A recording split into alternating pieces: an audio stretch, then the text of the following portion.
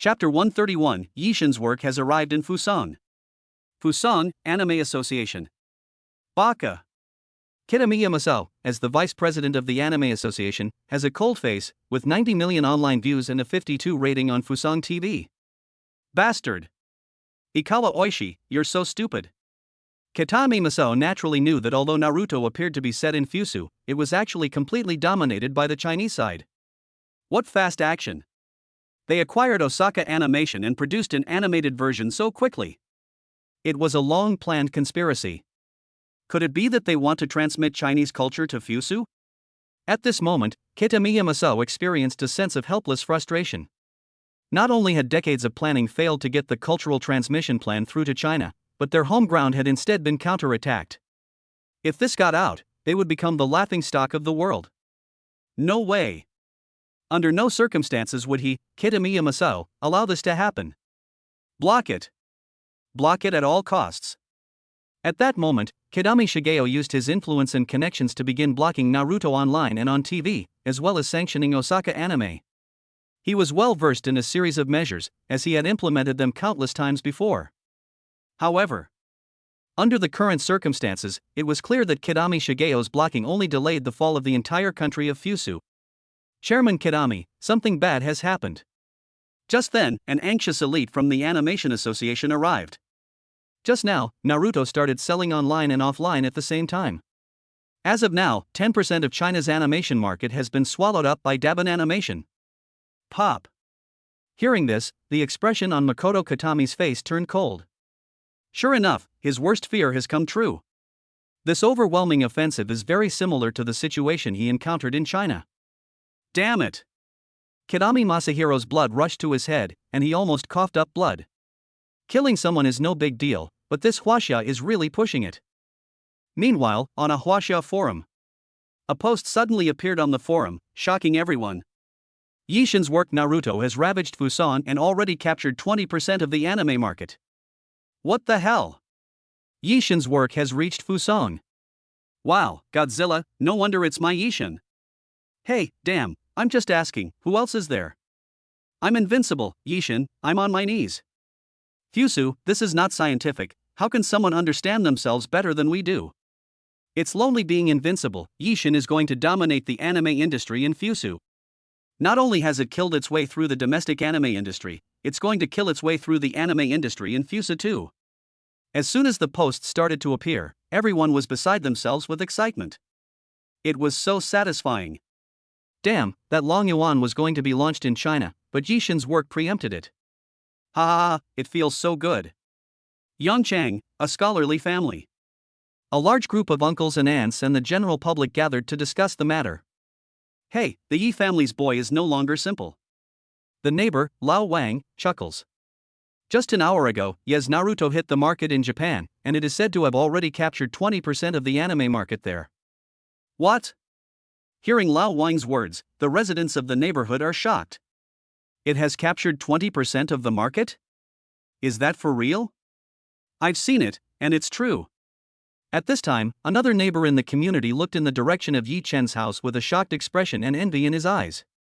The young man from the Yi family is undoubtedly the most promising young person in our scholarly family. The imperial capital, a villa. Ha, good. An old man stroked his beard, his face full of excitement as he looked at the online reviews, his satisfaction undisguised. This Yi little guy, well done. Looking back, that guy fought with me in the literary world, and then he released 2 songs to expose the current distortion of values. With his efforts alone, he has cleansed the music world. That Yi Chen really has given people a lot of surprises. The anime market in Japan has already taken 20%, and according to this momentum, this Naruto will surely sweep the entire country of Japan with a prairie fire. Subsequently, in his excitement, he posted a Weibo message to congratulate Yi Chen on his book Naruto, which is currently a hit in Japan. Wow, Wei Laogong personally congratulated him, that's awesome. Honorary President of the Writers Association, that's quite a title, Yixin is awesome. Hey, it is said that Yixin has killed the Japanese anime industry with his novel Naruto and it is losing ground. Although I don't like novels, with this track record, I'm hooked on this Naruto. Yixin is awesome, well done. Let the storm rage on. All kinds of comments soared, and Wei Lao's tweet was pushed to the top of the search by his fans. Everyone who had wanted to take advantage of the opportunity to get famous had one after another dismissed the idea.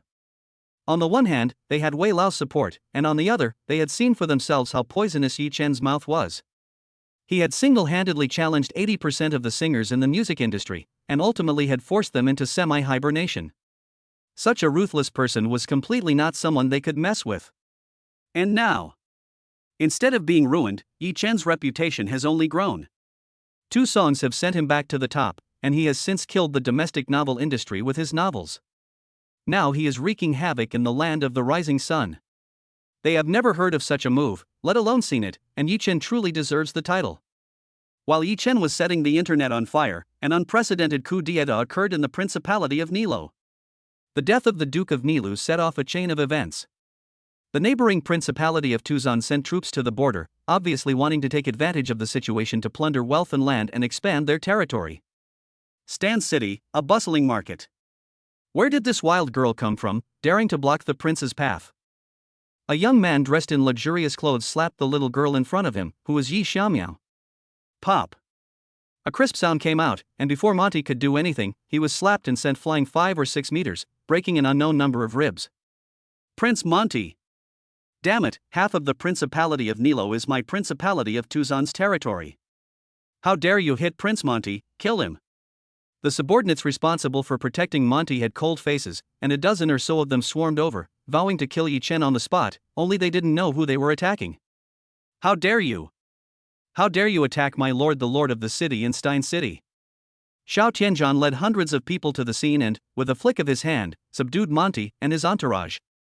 The count will go first, I'll take care of the aftermath. As he spoke, a murderous gleam appeared in Xiao Tianzhan's eyes, and the Principality of Tuzan also went towards its demise as a result. Of course, this is all a later story.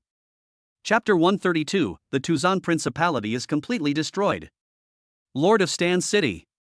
Upon hearing Xiao Tianzhan's words, the prince of the Tuzan Principality was taken aback, and then sneered, "Dare you move me, and all of you from Stan City will be slaves forever." A flash of blade light, and the head of the prince of the Tuzan Principality flew up, his face still frozen in shock and disbelief before his death. Yes. He didn't believe that after he had revealed his identity and threatened him, the other party would still dare to kill him. Who is he? The son of the Duke of Tuzan, the future Duke of Tuzan. Killing him will definitely lead to the entire Tuzan army razing Stan City to the ground. Nilo City, Duke's Mansion. Report. The Duke of Tuzan, who had just captured the Duke's Mansion in Nilo City, had not yet had time to revel in his joy when one of his subordinates rushed up to him with a grave face, kneeling on one knee. "My Lord Duke, something has happened to Prince Monty. He was killed by the Lord of Stein City in Stein City." Boom! Upon hearing this, the Duke of Tuzan's face changed drastically. He sprang up from his seat and exclaimed, "What are you saying?" His knees trembled, and Duke Tuzan's face turned pale. As the only child of Duke Tuzan, and the result of his late-in-life love, he had doted on him since childhood. Now that he had died in a foreign land, how could he remain calm? He had thought that the Principality of Nilo was determined to win, but had never expected that something would go wrong in Stanum City, which had been reduced to an auction. Damn the Lord of Stan! Duke Tuzan glared with hatred. He had recently heard that the mysterious Lord of Stan, who had purchased the city, had arrived and carried out a series of reforms in Stan, which had attracted many refugees from the Principality of Nilu. He had originally planned to attack Stan last, and now that he had killed his son, he could die. Duke Tuzan took a deep breath and said, "Go and inform the army to rush to Stan. I will personally lead the army and massacre the entire city of Stein to avenge my son Monty." "Yes, my Lord Duke." The subordinate who received the order had a fierce gleam in his eyes. To openly kill the prince of the Principality of Tuzan was to court death. With a single order, the garrison troops from all sides set off together and surrounded Stein City. A crisis was about to engulf Stein City, and the remaining army and noblemen of the Principality of Nilo were at a loss for a while. They couldn't believe that the guy who had captured the footage of Stan City was so crazy as to dare to kill the son of Duke Tuzan. However, this would be a good thing for them. After all, for the next period of time, the Principality of Tuzan should not make trouble for them. The next morning, 300,000 troops gathered 10 li away from Stan City, with fluttering banners and an unprecedentedly powerful lineup. On the walls of Stan City, many soldiers looked normal and none of them were stage fright. "Master, all parties are in position." Xiao Tianzhan looked into the distance. As the commander of the Green Dragon Legion, he didn't give the 300,000 riffraff a second thought. Proceed as planned. Yi Chen gave a slight smile. Originally, he only wanted to reform Stan City properly and guard his own territory, but some people just wouldn't let him have his way. If that's the case, then so be it. He doesn't have much time to waste on such things. He has been in Stan City for some time, and has seen everything there is to see. It's time to end the trip and return to China. Yes, my lord. Xiao Tianjing solemnly responded, and then issued an order, pass the word down, do it. At the same time, around the Tuzong Principality garrison. Kill. Enemy suddenly appeared in all 8 directions, with 10,000 troops in each formation, totaling 80,000 troops in all 8 directions. As for the current defenders of Stan City, even if you add the original garrison, there are no more than 50,000 at most, and there are only about 20,000 elite troops. The art of war is full of tricks, and it is clear that Xiao Tianzhan's move is to end the battle with a blitzkrieg. The army of 10,000 troops from all directions, like 8 sharp daggers, charged towards the Tuzan garrison, and the sight stunned everyone watching. What? Stan City has actually taken the initiative to attack, how dare they? However, these troops seem to be extraordinary. Hey, these are the troops that initially suppressed Stan City with great strength. I wonder who it was that captured Stan City. While all sides were discussing this, the troops of the Tuzan Principality were in an uproar. Pop. Duke Tuzan's face turned red with anger. The Lord of Stan City is so arrogant. There are only 80,000 troops from all sides, and they want to devour my Tuzan Principality's 300,000 troops. Come here, prepare to fight the enemy for me. I want every last one of them dead. At this moment, Duke Tuzan was clearly furious. The other party's actions were completely provocative. Report. However, before Duke Tuzan could finish speaking, a disheveled figure appeared outside, and he fell to one knee. Duke, things are not looking good. The 80,000 people from Stan City have split up and surrounded our 300,000 troops. We were caught off guard and suffered heavy losses. What? Duke Tuzan's face changed drastically, and he got up to look into the distance at the sounds of shouting and killing. The surrounding group of henchmen were even more incredulous.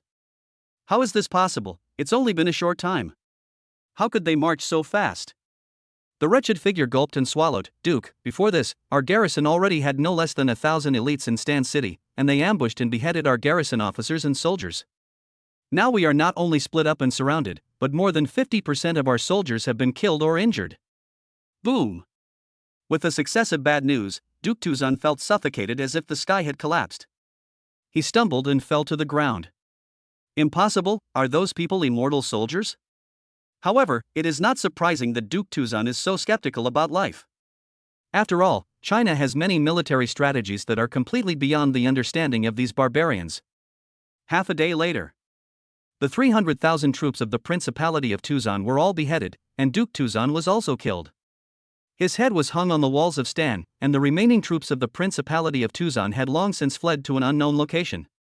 Many earls and nobles in the Principality of Nilo could not believe it. They had originally thought it would be a seesaw battle, but they never expected that in just half a day, the 300,000 troops of the Principality of Tuzan were all annihilated, including Duke Tuzan, who was killed on the spot. Such a feat far exceeded everyone's expectations. It was devastating and couldn't be beaten. It was clear that the Principality of Tuzan was no match for Stan City. For a while, the way everyone looked at Stan City changed. If they couldn't defeat the 300,000-strong army of the Principality of Tuzan, they certainly couldn't defeat Stan City. But this wasn't a bad thing for them. What? Stan City defeated the Principality of Tuzan. My God, is the Lord Mayor of Stan City the savior? Hurry! Enter Stan City immediately, and there will definitely be no more war there. Hurry to Stan City, the Principality of Nilo is the only pure land. In a flash, countless refugees poured into Stan City even more frantically, as if Stan City was undergoing a prosperous transformation. The earls and nobles from all sides sighed. Stan City's rising trend was unstoppable, and it seemed that they could only worship it as a duke. Chapter 133, 8 National Languages, Pushing All Countries Aside? Stan City, Earl's Mansion. Ding! Congratulations to the host for completing the task of hanging up Jiujing Novel Network and pushing Fusang's anime industry aside, and you are rewarded with a mysterious blind box X1 and a bonus of 100 billion renminbi. The Principality of Nilu submitted to the host, and the people submitted to the host. At the same time, Yi Chen heard the voice of the system reward. It has been detected that the host possesses a mysterious blind box. Do you wish to open it? Open. Yi Chen didn't think much about it and controlled the system with his mind. Ding. Congratulations to the host for obtaining X-3 aircraft carrier battle groups. Ding. Congratulations to the host for obtaining X-3000 main battle tanks. Two sounds rang in his ears in quick succession. Yi Chen was taken aback. Aircraft carrier battle groups and 3,000 main battle tanks? The system is really, as if it fears that his own level of coolness is not enough. To bring up the attribute panel. Name, Yi Chen. Age, 21. Skills, God-level cooking, God-level music, God-level martial arts, God-level bone-setting massage, God-level chess, God-level calligraphy, God-level medical skills, God-level treasure appraisal. Items, Apollo Helios, Ferrari LaFerrari, Lamborghini Venom, Villa Dragon No. 1, 100% of the shares of Kunping Security, 100% of the shares of Mirage Entertainment, 3 Lucky Cards, 100% of the shares of K-Song Music, 49% of the shares of Lin's Group, 100% of the shares of Dosha Live, the plot of MODU No. 1, 3 aircraft carrier battle groups, 3,000 main battle tanks.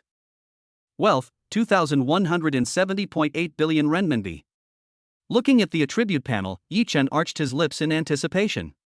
Moreover, with the aircraft carrier battle group and main battle tanks, even if a strong enemy invades, there is a countermeasure. Coupled with Xiao Tian's 100,000 strong Green Dragon army, no one in Stan City can defeat them. It seems like it's time to return to China. Looking out the window in the direction of China, Yi Chen sighed, not knowing what the current situation in the country is like. But at this moment, Naruto has killed its way through the anime industry in Fusu, truly stunning everyone. Fusu, Anime Association. Snap. Kidami Masao's face is grim and terrifying, with veins bulging on his forehead and anger all over his face. Impossible. Our entire anime industry has fallen. China, how ruthless. Without a doubt, at this moment, it is a foregone conclusion that the anime industry in Fusu has become the laughingstock of all countries. Yi Chen, this whole thing started because of him, that person must die. Furious, his anger is soaring. The entire anime association is incredulous, at this moment the anime market within the borders of Fusang. How could this be? The entire anime market has been lost, and that Chinese kid actually used my Fusang anime to defeat us? Shame, great shame. In this state, how can the Fusang anime industry stand? Bastard, if we don't avenge this, Fusang will become a laughingstock of the world. Seconded. The Fusang Animation Association was full of cursing, but it still couldn't change the outcome of their defeat. On the other side, in China. Good guy. It's only been a short time, but Yi Chen's work has already killed its way through the anime industry in Japan. Did it all fall? Ha ha ha ha, well done. Awesome, so awesome. Damn, for all these years, Japanese anime has been running wild in China, but now it's time to show them who's boss. Japan, no way, this script is wrong. Yi Chen is still the same Yi Chen, and he's directly taken down the Japanese anime industry. The comments are like snowflakes, and many netizens are expressing their excitement and exhilaration. Now, Yi Chen has finally helped them let off some steam. Jiangnan University, dormitory. Ding dong. The sound of a push notification came, and Li Bin clicked to open the message. Upon seeing it, his pupils suddenly widened.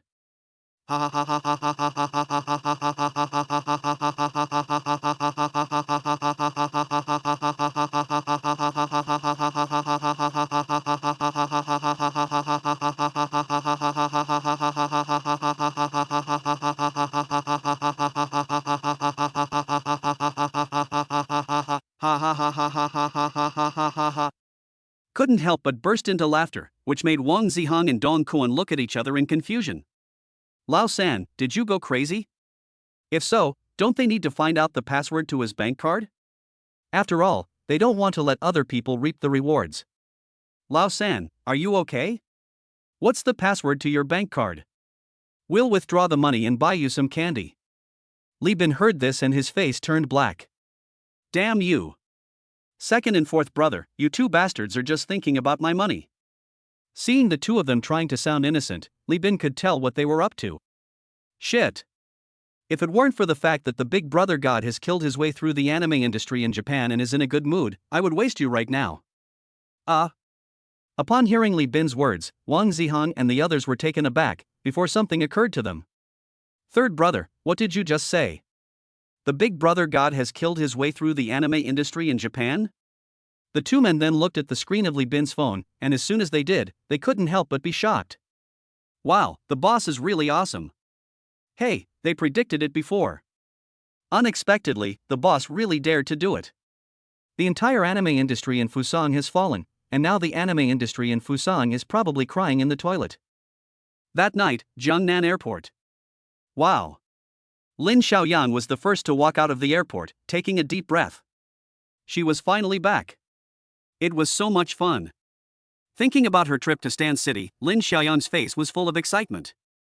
She was sure to brag about it when she got back, that her brother-in-law was a nobleman in the principality. Taking out her phone, Lin Xiaoyang was about to take a selfie to remember the moment, but she saw a message. Her eyes widened in surprise. What? It's sister, brother-in-law, something big has happened. Gulping and swallowing, Lin Xiaoyang exclaimed, "Brother-in-law, that Naruto series of yours has killed its way through the anime industry in Japan and has even been translated into the mainstream languages of 8 countries, dominating them all." Air. Upon hearing her brother's words, Lin Shireen came up and, unable to bear it, couldn't help but give her man, Yi Chen, an incredulous look. It's fine to kill your way through the country, and it's understandable to sweep through Fusang, but how can you understand the havoc wreaked in the 8 countries right now? Are you crazy? Seeing this, Yi Chen was a little stunned. Good guy, Menjiying is really a godsend. Ding dong. Just then, a phone call came in, and the caller ID was exactly Lu Menjiying. Hello, Yi Xiao. When the call was connected, the voice of Lu Menjiying came from the other end. I am now in the United States, preparing to operate the anime industry in the countries of the Naruto world. I have heard that many domestic online novel groups are trying to take advantage of the market stability of Kunping novel to make a comeback. Lu Menjiying immediately described the domestic situation. Yi Chen was stunned when he heard it. Domestic online novel groups trying to take advantage of the market stability of Kunping novel to make a comeback? This is a simple answer. Upon hearing this, Yi Chen's lips curved up. So far, only Naruto has been released. After all, it is a Japanese product. If we want to make a blockbuster, we still have to make a Chinese animation. But before that, we should just take over the domestic novel market. I will send a few novels over later, and you can let your people operate them. The craze for Chinese animation is about to come out. Chapter 134, 3 Masterpieces, Another Explosion Across the Entire Network. United States, Hill Hotel. Doo-doo. Listening to the sound of the phone hanging up across the street, Lu Menjiying was stunned. A few novels, could it be? Yi Xiao, there's a backhand. Thinking about this, Lu Menjiying became even more excited. One Naruto novel allowed Kunping novel to dominate the domestic and Japanese markets, and now it's even pushing its way into various countries. It's hard to imagine what it would be like if Yi Xiao wrote a few more novels. Ding dong. Dressed in a thin nightgown, her slender figure is faintly visible.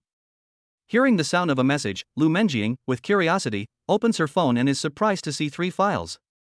And the names of the 3 files are Battle Through the Heavens, Perfect World, and Dolua Dalu. Yes. They are the 3 masterpieces that have reached the ceiling of fantasy comics in China. Emperor Yan of the Flame, Xiangling. Emperor of the Wasteland, Shi Hao. God of the Sea, Tang San. Looking at the 3 dramas, no matter the writing, worldview, or level of imagination, they are leagues ahead of Naruto. This is it. Lu Menjiying was truly shocked. My goodness, any one of these is far superior to Naruto, and Yi Xiao actually gave me 3 of them. If these 3 masterpieces appeared in the Chinese novel world, they would probably be nightmares for other competitors. After letting out a sigh of relief, she then called the temporary person in charge of Kunping novel website, promoting the 3 novels simultaneously with sealed recommendations. Yes, at all costs. Lu Menjiying gazed at the night view in the distance in the United States, narrowing her eyes. This time, she would definitely dominate the domestic novel market. Yes, President Lu. Lu Menjiying's right-hand man across the street respectfully responded, impressed by his CEO's vision and tactics. Soon, the Kunpeng literature website refreshed. The eye-catching headline appeared at the top of the homepage, exactly as it had before, shocking everyone. Yishin is back with 3 masterpieces, so stay tuned, fans. Puff. Holy shit, Yishin is back. My goodness, Naruto is killing it in every country, and Yishin is stirring up trouble in China again. Ha ha ha, no wonder it's me, Yishin, I really don't play by the rules. Mom, yeah, Battle Through the Heavens, Perfect World, and Dolu Adalu, I'm screwed, I don't know which one to read. Haha, it's so good, I haven't had this much fun in a long time. All 3 novels are super exciting, Emochi Shanyan Xiong de Xian, Shihao, who was dug up the Supreme Bone, and Tang San, who was reborn with the secret weapons of the Tang sect. It's so exciting, I got goosebumps just watching it. Yishin, please accept our knees, we're kneeling down. Knees +1. Knees +1 6666666. Reviews came pouring in like crazy.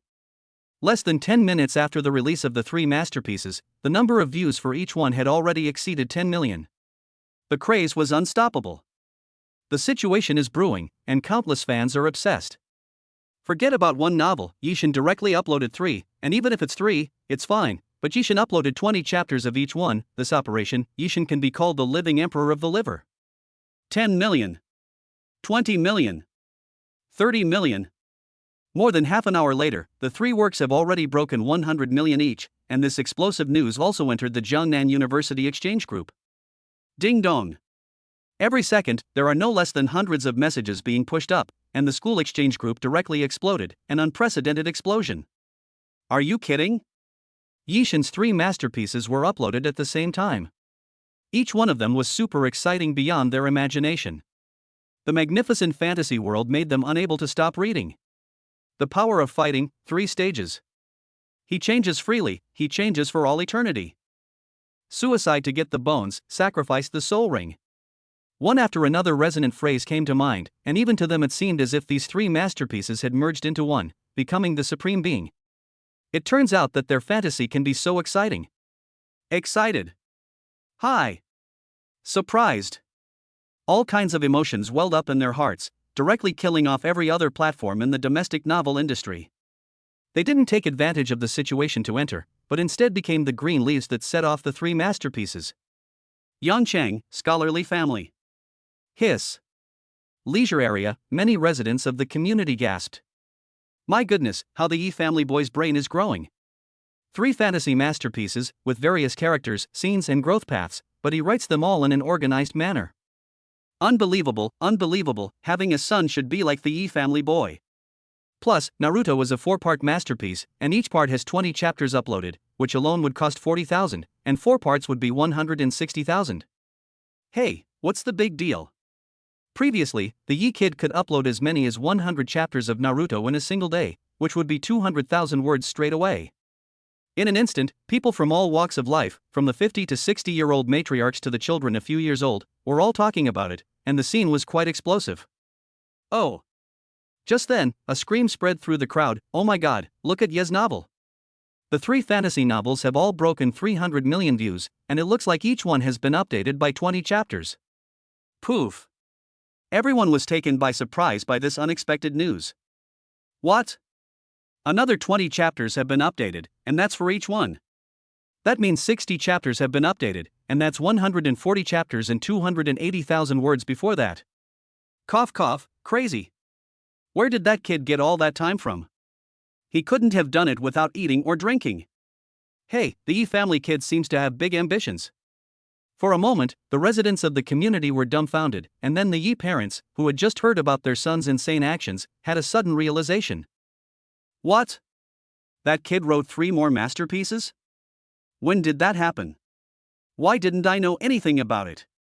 Then, they opened their son's work on their phones and realized why the whole neighborhood was blown away, and why they were so envious. Indeed, their son's actions were too shocking. They might not be able to believe that the child they had seen grow up next door could be so outstanding. Looking back at their own child, they really wanted to slap them to death. Yi Chen has obviously become the envy of the entire community, and even the children of other families in Huaxia. The imperial capital, Wei Lao's villa. Ah, this kid is great. Wei Lao was full of excitement. He hadn't been this happy in a long time. After so many years, the literary world has finally produced a genius. Although the flow is dominant, his talent is still visible. This move is feared to shake the literary world. Is the time for the literary world to break and then stand up coming? Wei Lao looked into the distance, his cloudy eyes flashing with a glimmer of brilliance. This was the day he had been waiting for. Little guy, let me see how big a sensation you can cause. Quite something to look forward to. Chapter 135 Brother-in-law, you've gone crazy. 3 masterpieces, blasting off. Kowloon Villa. Look, Master has released 3 more masterpieces. Don't make fun of the young because they are poor. I like Sunner so much. Well, I like Xiaowu better, the dancing kind, hee. Poor Xiaoshihao, he's been excommunicated, I want to hug him so much, what should I do?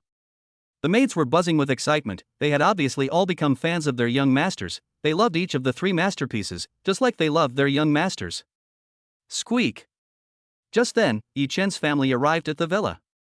Young master, young mistress. How are you, young miss? The bodyguards bowed, and Lin Xiaoyan was quite moved by this. Her brother-in-law is getting more and more powerful. Young master. Angel Yan saw her master come and bowed, her gentle manner arousing pity. Of course, no one knew that she was the #1 fighter under the Queen of Angels. Aunt Yan, what are you guys talking about? It looks like fun. The little guy tilted his head, looking curiously at the pretty maids. Oh, young lady, you don't know yet? Young master has uploaded 3 more fantastic masterpieces, they're super good to watch. One of the maids peeked at her young master, her face flushed, as if she was afraid of upsetting him. What? Before the little guy could say anything, Lin Xiaoyang beside him couldn't hold back any longer. Uploaded 3 more masterpieces. Quickly taking out his phone, he then logged into Kunpeng Literature, and the next moment Lin Xiaoyan was dumbfounded. Battle through the heavens? Perfect world?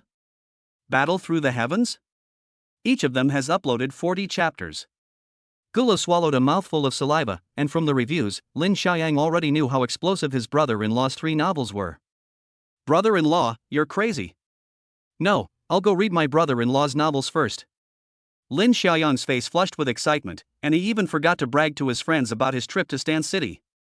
Are you kidding? Compared to my brother-in-law's novels, those bragging rights are completely unimportant. For a moment, Yi Chen, whose popularity had slightly waned, once again became popular all over the internet due to the 3 masterpieces. Lin Shireen couldn't help but be stunned when she saw her younger brother like this. You've caused trouble again. Although I don't know what the situation is like now, I can guess from the excitement on the internet. This guy just got back from Stan City and he's already not calm. Wouldn't it be better to keep a low profile? Ding dong dong. Just then, a phone rang. Seeing that the caller was the Imperial Capital TV station, he recalled that when more than 70% of the singers were exposed online, he had openly supported Naruto. Hello, is this Mr. Yi Chen? A sweet voice came from the other end. Although they had never met, she was definitely a beauty. Are you Yi Chen? He was taken aback. Obviously, he was a little surprised that the Imperial Capital TV station would call him. Here's the thing, Mr. Yi Chen, we would like to invite you to participate in the Imperial Capital Spring Festival Gala. We're not sure if you have time to participate in the Spring Festival Gala. Hearing the caller on the other end of the line, Yi Chen was taken aback. It really was a bit beyond his expectations. Ding! The host triggered a random task: steal the show at the Imperial Capital Spring Festival Gala and be rewarded with 100,000 Juke mercenaries and an additional 200 billion renminbi. Yi Chen, who had wanted to refuse, suddenly heard the voice of the system in his ear. The sudden task made Yi Chen ponder. Okay. It is an honor to be able to participate in such a big stage as the Spring Festival Gala. Yi Chen smiled and agreed, but the maids were stunned. Big stage? Honor? When did young master become so easy to please? In their minds, the most important thing was for young master to be by young mistress and young miss's side. What they didn't know was that by participating in the Spring Festival Gala, their young master would receive benefits that they would never dare to dream of. Unsurprisingly, Ye's mother called soon after. Obviously, she came to give him a dressing down. He had caused a lot of trouble with his actions, which had a big impact on their daily lives. Her general intention was to tell him not to make such a big deal of himself, and even if he did, it didn't need to be known by everyone on the internet, as it was making it impossible for them to work normally. They had even been interviewed by various media outlets countless times, but they had refused all of them. Although they were humble, the old couple were really happy inside. After all, what parent doesn't want their child to be outstanding, except that their son is just too outstanding? However, with the three masterpieces boiling the entire network, naturally it has attracted the envy of many writers. Needless to say, those writers of online literature, their income has directly plummeted by 80%, which has undoubtedly cut off their financial road. Cutting off someone's financial road is like killing their parents, and Yi Chen's talent is like a tree in a forest, a hurricane is quietly brewing. Before, they thought that after the heat of Naruto passed, they could still recover, but now the three masterpieces have directly dashed all their hopes. In the twilight, driven by the same interests, these people reached some kind of agreement. Only, they knew very well that the three masterpieces were too popular nowadays, and it was not the right time to come forward, so they would definitely find the right time to make a decisive move and topple the mountain that was weighing on their heads in one fell swoop. Otherwise, they will never get a chance to shine. Just as things were heating up, the Imperial Capital TV station began making official announcements.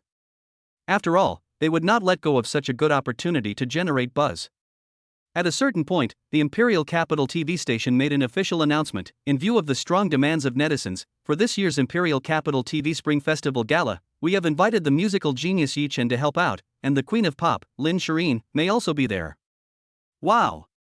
As soon as this official Weibo post was released, online fans went into a frenzy. What?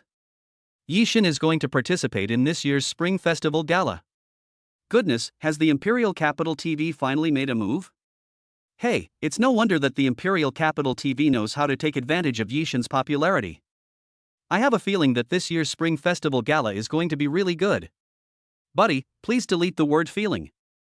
I haven't watched the Spring Festival Gala for a few years, but since Yi Chen is going to participate this year, I'll make an exception and watch it. The Beijing TV Weibo, which had been lukewarm, suddenly saw a surge in comments and views, as if it had been set to auto-reply, and the popularity soared. This phenomenal situation arose not because Yi Chen became popular because of the Spring Festival Gala, but because the Spring Festival Gala became popular because of Yi Chen. As for what kind of limelight Yi Chen will seek next, that is anyone's guess, but one thing is certain, this Spring Festival Gala will definitely be unforgettable.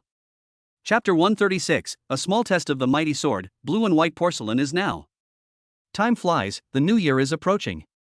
Until this day, the Imperial Capital Spring Festival Gala arrived as scheduled, and the audience members entered the venue one after the other. This year's Spring Festival Gala audience was generally younger, and the proportion of girls was significantly higher than that of boys.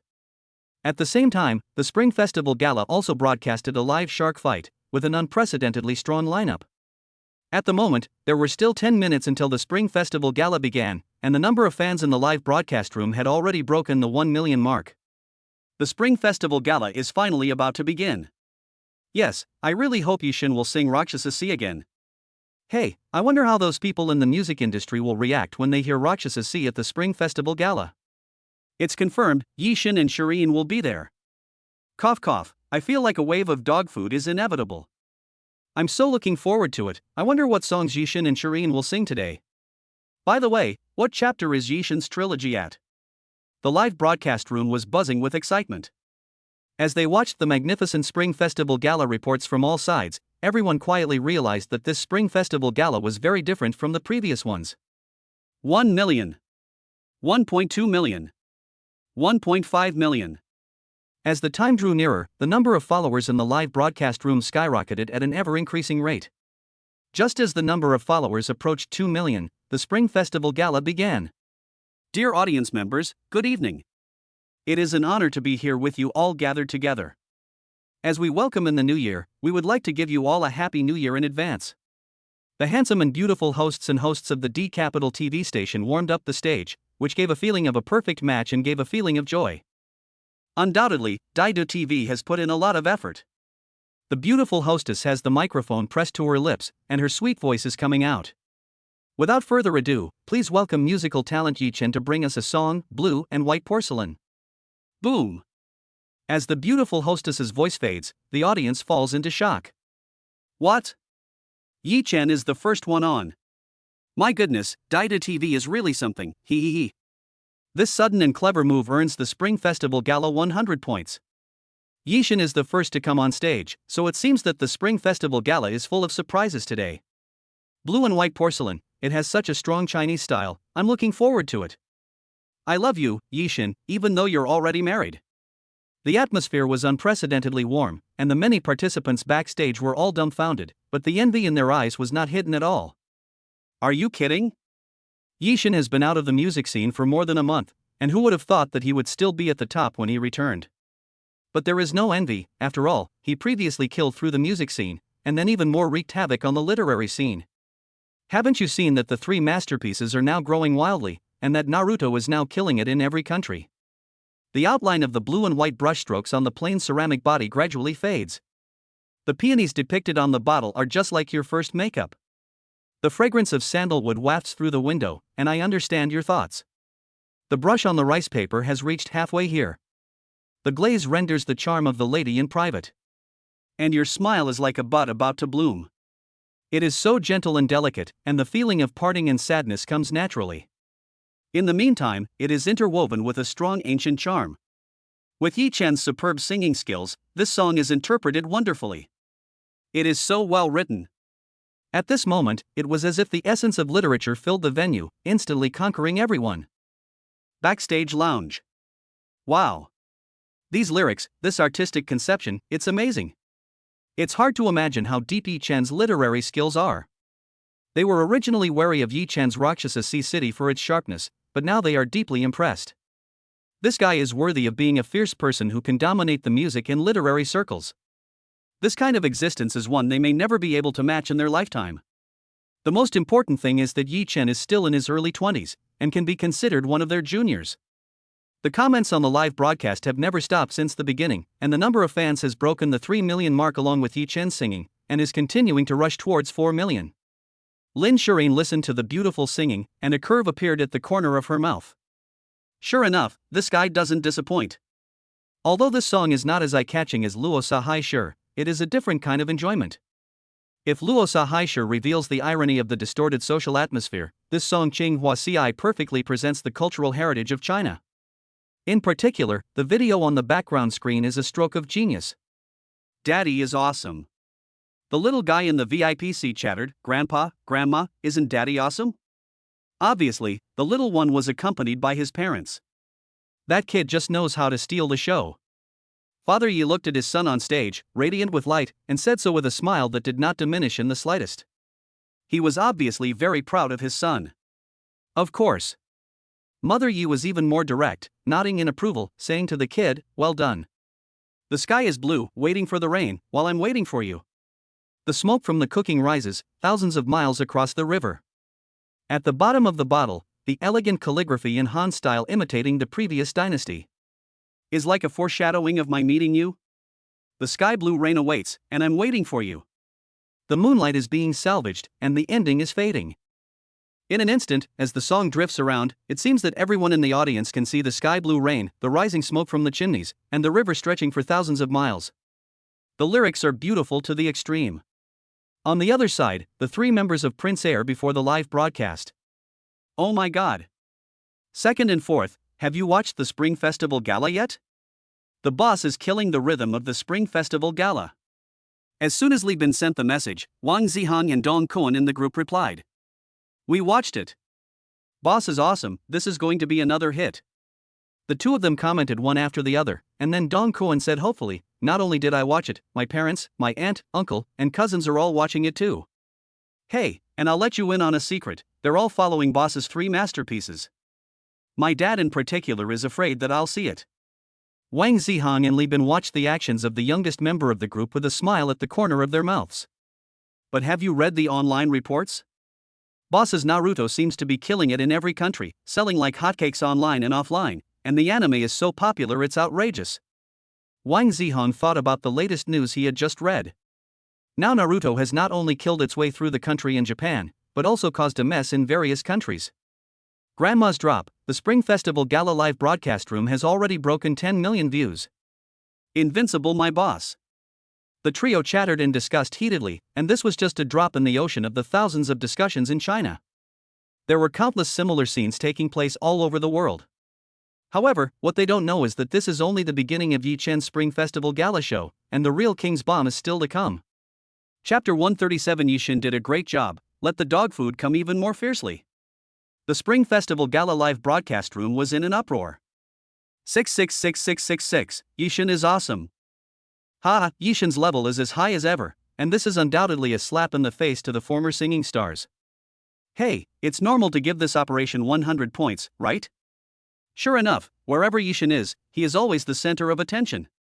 This literary talent is worthy of a man who has written 4 masterpieces. Yi Chen, there is no one in the music scene who can fight. It's so lonely to be invincible. Yi Chen has been immortalized, everyone feel free. The heated discussion brought the atmosphere of the Spring Festival Gala to the extreme, and at one point, it didn't seem like a Spring Festival Gala, but more like a personal concert by Yi Chen. The Imperial Capital, a hotel. That brat, he's going to steal the show again. Lin Ziming looked at the comments on the live broadcast of the Spring Festival Gala, which were all about his son-in-law. He felt like he was dreaming about what had happened in the past few days. He had thought that the boy would retire to the background with his daughter and lead a stable life, but who would have thought that it would be even more shocking than being active in the public eye? Hey! You, just be happy for yourself. Mu Yiling rolled her eyes at Lin Ziming. Xiao Ye is so outstanding, honestly. If he hadn't had a relationship with our daughter years ago, he wouldn't be our son-in-law now. Lin Ziming wanted to say something, but looking at the brat who was outstanding in every way and made him impeccable, he really couldn't find a reason to argue. Obviously, he knew that Lin's mother was right. Although his daughter is a little diva in the music world, in comparison, the boy's achievements today are much more impressive than his daughter's. In the beginning, why didn't I see that this kid had so much potential? But unfortunately we weren't able to go to the scene to watch Yi perform. Mu Yiling sighed slightly. Originally they were going to go with their future in-laws and take this opportunity to meet as well, but something came up at the last minute that delayed their trip, so they could only watch the live broadcast from the hotel. Oof. You still say that? I didn't even get to see my brother-in-law. What a great opportunity. Lin Xiaoan grunted beside him, looking very unhappy. He obviously cared a lot about not being at the Spring Festival Gala. Did my brother-in-law seem to have finished singing? Lin Xiaoan looked at the live broadcast room, then skillfully fiddled with his phone. I quickly checked out my brother-in-law's 3 masterpieces, hee. And there's the latest animated version of Naruto. I haven't watched it yet. Oops, so busy, what to do? Lin Xiaoyang muttered to himself, and Lin Ziming couldn't help but twitch at the corner of his mouth. The little brat is pretty good at everything except studying. Busy? What's so busy about reading novels and watching anime? Seriously, if this were any other day, he would really hang the little brat up and beat him, but when it comes to that rebellious son-in-law, it's a different story. Lin Ziming rolled his eyes and ignored it. The Spring Festival Gala continued as usual, and the number of followers quietly soared to 30 million. About half an hour later, another King Bomb appeared. The beautiful hostess came to the stage, looked at the cue card, and revealed a charming shallow curve. Okay, next, literary prodigy Yi Chen and singing diva Lin Shireen will perform a song for us called A Little Sweet. Pop. Wang Zihan, who was watching the Spring Festival Gala at home, heard a sudden noise and sputtered his drink. His eyes fixedly stared at the screen. What? The boss and his wife are singing together, and it's a little sweet? For a moment, Wang Zihan vaguely guessed what it was from the song title alone. My goodness, is it really okay for the boss to show his affection so openly? Zihan, your dormitory boss is really something. Look at him, and then look at you. The Queen Mother rolled her eyes at Wang Zihan. She hadn't expected such a big difference between her son and the handsome guy in the same dormitory. You're not even 1/10,000th of him, even though you both came from the same dormitory. Wang Zihan? Mom, Wang Zihan's first reaction upon hearing his mother's words was to refute, but he swallowed his saliva guiltily, secretly thinking to himself, damn, am I really not even 100,000th of boss? Shit. After mumbling for a while, Wang Zihan came to a conclusion that he was dumbfounded by. It was possible that he was not 100,000th as good as boss. Although he didn't know what the concept of 100,000th was, if he compared Boss's achievements to those of other people, Boss's Naruto series had been popular in many countries, and his 3 masterpieces had set the internet on fire. Before that, he had even broken through the music scene. If he scaled back these achievements by 100,000 times, they would still be an existence that was difficult for ordinary people to reach. Holy shit! Before, Wang Ziheng hadn't thought about these things in detail, but now that he thinks about it, your boss is the boss, and I'm not even 1/100th as good as you. Oh. Mom, this is so demoralizing. Coincidentally, Li Bin and Dong Kuan were also being scolded by their respective parents and relatives at home. Really? The three of them can be said to be the closest people to Yi Chen at Jiangnan University. With this relationship, no one would believe in the idea of no comparison. Immediately afterwards, the three of them chatted in a group. Wang Ziheng, wow, my mom gave me a dressing down. Li Bin, yeah, me too. She made me compare myself to the boss. Dong Kuan, yeah, the boss is a demon. Li Bin, I feel like taking over the boss's body. Wang Ziheng, I'm in. The three of them are always chatting, constantly expressing their resentment towards the boss.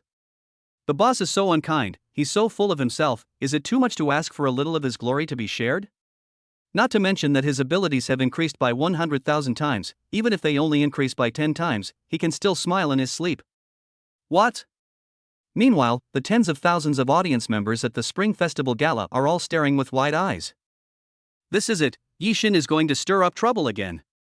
Ah, hurry up, my sword is already hungry and impatient. But this name is definitely going to be a huge wave of dog food. Oh no, is it really okay for Yi Xin and Shireen to be so generous with the dog food in front of the whole country? Mom, I told you there was someone else. Yi Xin did a great job, let the dog food come even more fiercely. The sound of heated discussion was followed by thunderous applause and howls. They didn't come to the Spring Festival Gala for nothing today.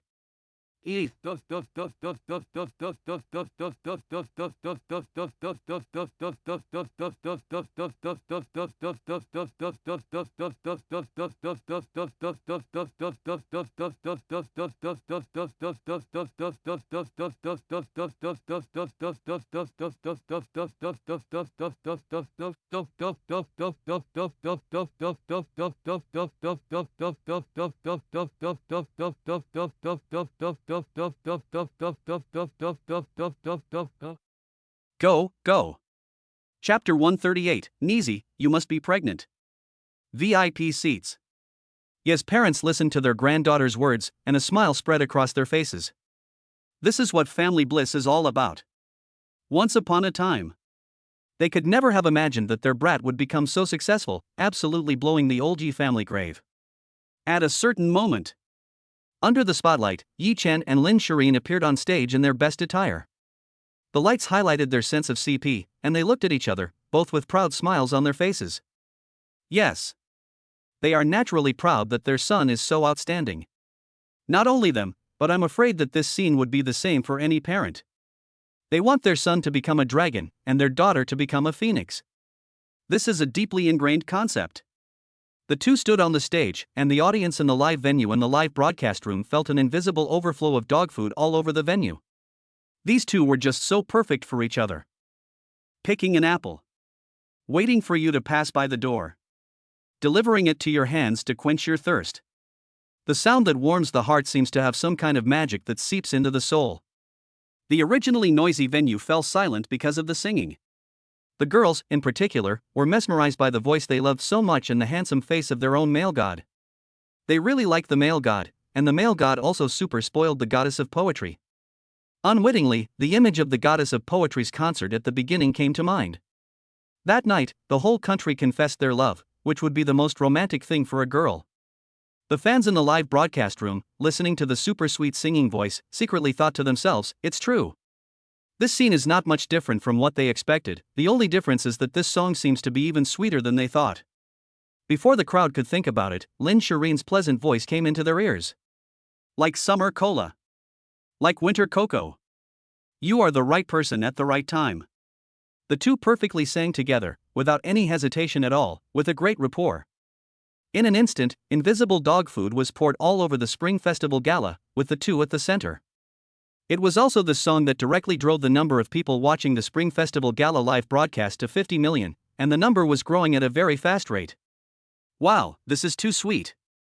Oh no, have they really considered the feelings of single people like us when they were handing out so much dog food? Damn, do I feel like believing in love again? It turns out that it is really possible to be this sweet with someone. Yi Xin, I love you, Shireen, I love you too. It's so cutesy, and the Imperial Capital TV station has finally done something. Hey, it was worth coming to the Spring Festival Gala today, but I don't think I'll need to eat for 3 days after eating all that dog food. The live broadcast room was boiling with pop-up comments, at least 1,000 every second. If you opened the pop-ups, you would definitely not be able to see a single second of the video. You can imagine how the internet exploded at this moment. What's more, while watching Yi Chen's 4 masterpieces, they were also watching the Spring Festival Gala. What a crazy thing to do. And amidst all the excitement and anticipation, the climax arrived. You made me see a flower bloom in the dry desert. You made me want to write a love song for you every day. With the most romantic chorus. You also softly echoed it. With eyes fixed on our choice. Oh.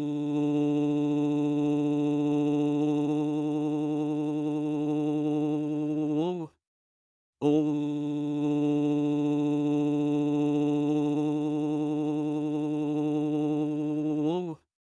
This kid is really capable.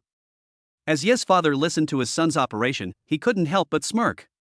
Not bad, quite a bit of the style of my old man back then. Ye's mother, cut it out.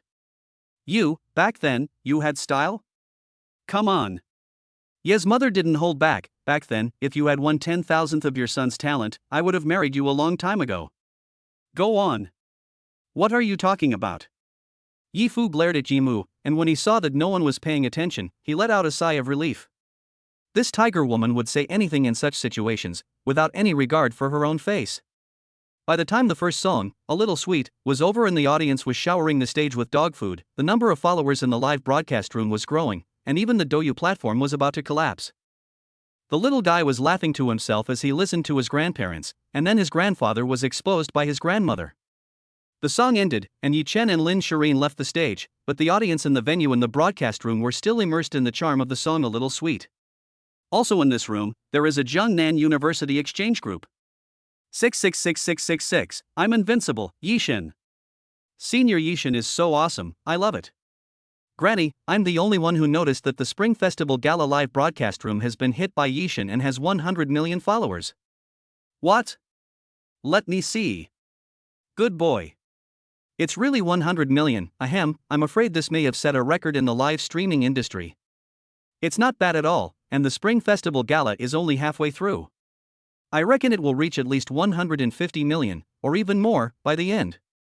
Yishin, together with the goddess Shireen, is killing the rhythm of the Spring Festival Gala.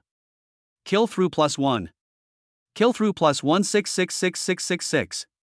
The exchange group is exploding, and the screen freezes from time to time. Obviously, the chat frequency is too high. The Jiangsu University exchange group is just a microcosm of the major exchange groups in China. At this moment, the Spring Festival Gala live broadcast room has over 100 million fans, spreading online at a pandemic-like speed, and the effect is unprecedented. Backstage lounge. Ugh. As soon as she returned to the backstage lounge, Lin Shireen had a dry retch, and then rinsed her mouth out in the sink. It took a while for her to recover. Why is this happening? Lin Shireen frowned, and Yi Chen helped her up and asked with concern, Nizi, are you okay? Yi Chen, who had felt Lin Shireen's pulse, froze in place, shocked. No, I'm fine. Lin Shireen let out a deep breath, feeling much better, and didn't care about the dry heaving just now, thinking that she had caught a cold. How could she be fine? Yi Chen looked at the girl in front of him, carefully helped her to a chair, and realized that something was seriously wrong. Girl, just now I felt your pulse, and there were 2 heartbeats, one strong and one weak. If there are no unexpected circumstances, you should be pregnant. Pa. At this unexpected statement, Lin Shireen's mouthful of tea spurted out, and then her beautiful eyes widened in disbelief as she stared at a certain guy. Yi Chen, what did you say? Pregnant. Lin Shireen subconsciously stroked her belly with her delicate hands, and her heart felt strange. No way, you got it wrong, try again. Obviously, Lin Shireen, who was very uncertain, said with a slightly jumpy gaze. That's fine. Although it's more or less correct, Yi Chen nodded seriously, and Lin Shireen's face turned red. It's all your fault for not using safety measures, so you got it now. Chapter 139, Auntie, Mom, the truth is, Shireen is pregnant. Pregnant? Lin Shireen gave someone a dirty look. Although it was unexpected, it was reasonable. After discussing the water bill so many times, it would be strange if it wasn't. But Lin Shireen didn't have much of a reaction nowadays. After all, she has now retired from the music scene, and naturally, she will focus on her family next. She usually manages the Lin group on the side, and when her younger brother Lin Xiaoang grows up, she will hand it over to him. At that time, she can rest assured at home, raise a family, and then kiss some guy, and just thinking about that kind of life makes people happy.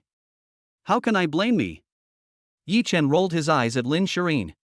He's not taking the blame for this. You're the one who said the safety measures weren't good. Shut up. Hearing what some guy said, Lin Shireen's pretty face flushed. This jerk is crazy, saying everything out loud. Humph. Glaring at a certain guy, Lin Shireen let out a soft grunt. So what do we do now? Having another child, Lin Shireen felt completely different from before, because she knew that this time she would no longer be facing this alone. What else could she do? Of course she gave birth to it. Yi Chen spoiled Lin Shireen by pinching her cheeks, like he was spoiling a little child.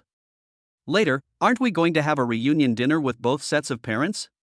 We can just tell them the good news and confirm the wedding date. Lin Shireen leaned gently into her man's arms as she heard his plans. If the outside world knew about this scene, it would probably make many people die of envy. Ding! Congratulations to the host for completing the task of stealing the show at the Imperial Capital Spring Festival Gala. Reward 100,000 UK mercenaries and a bonus of 200 billion renminbi.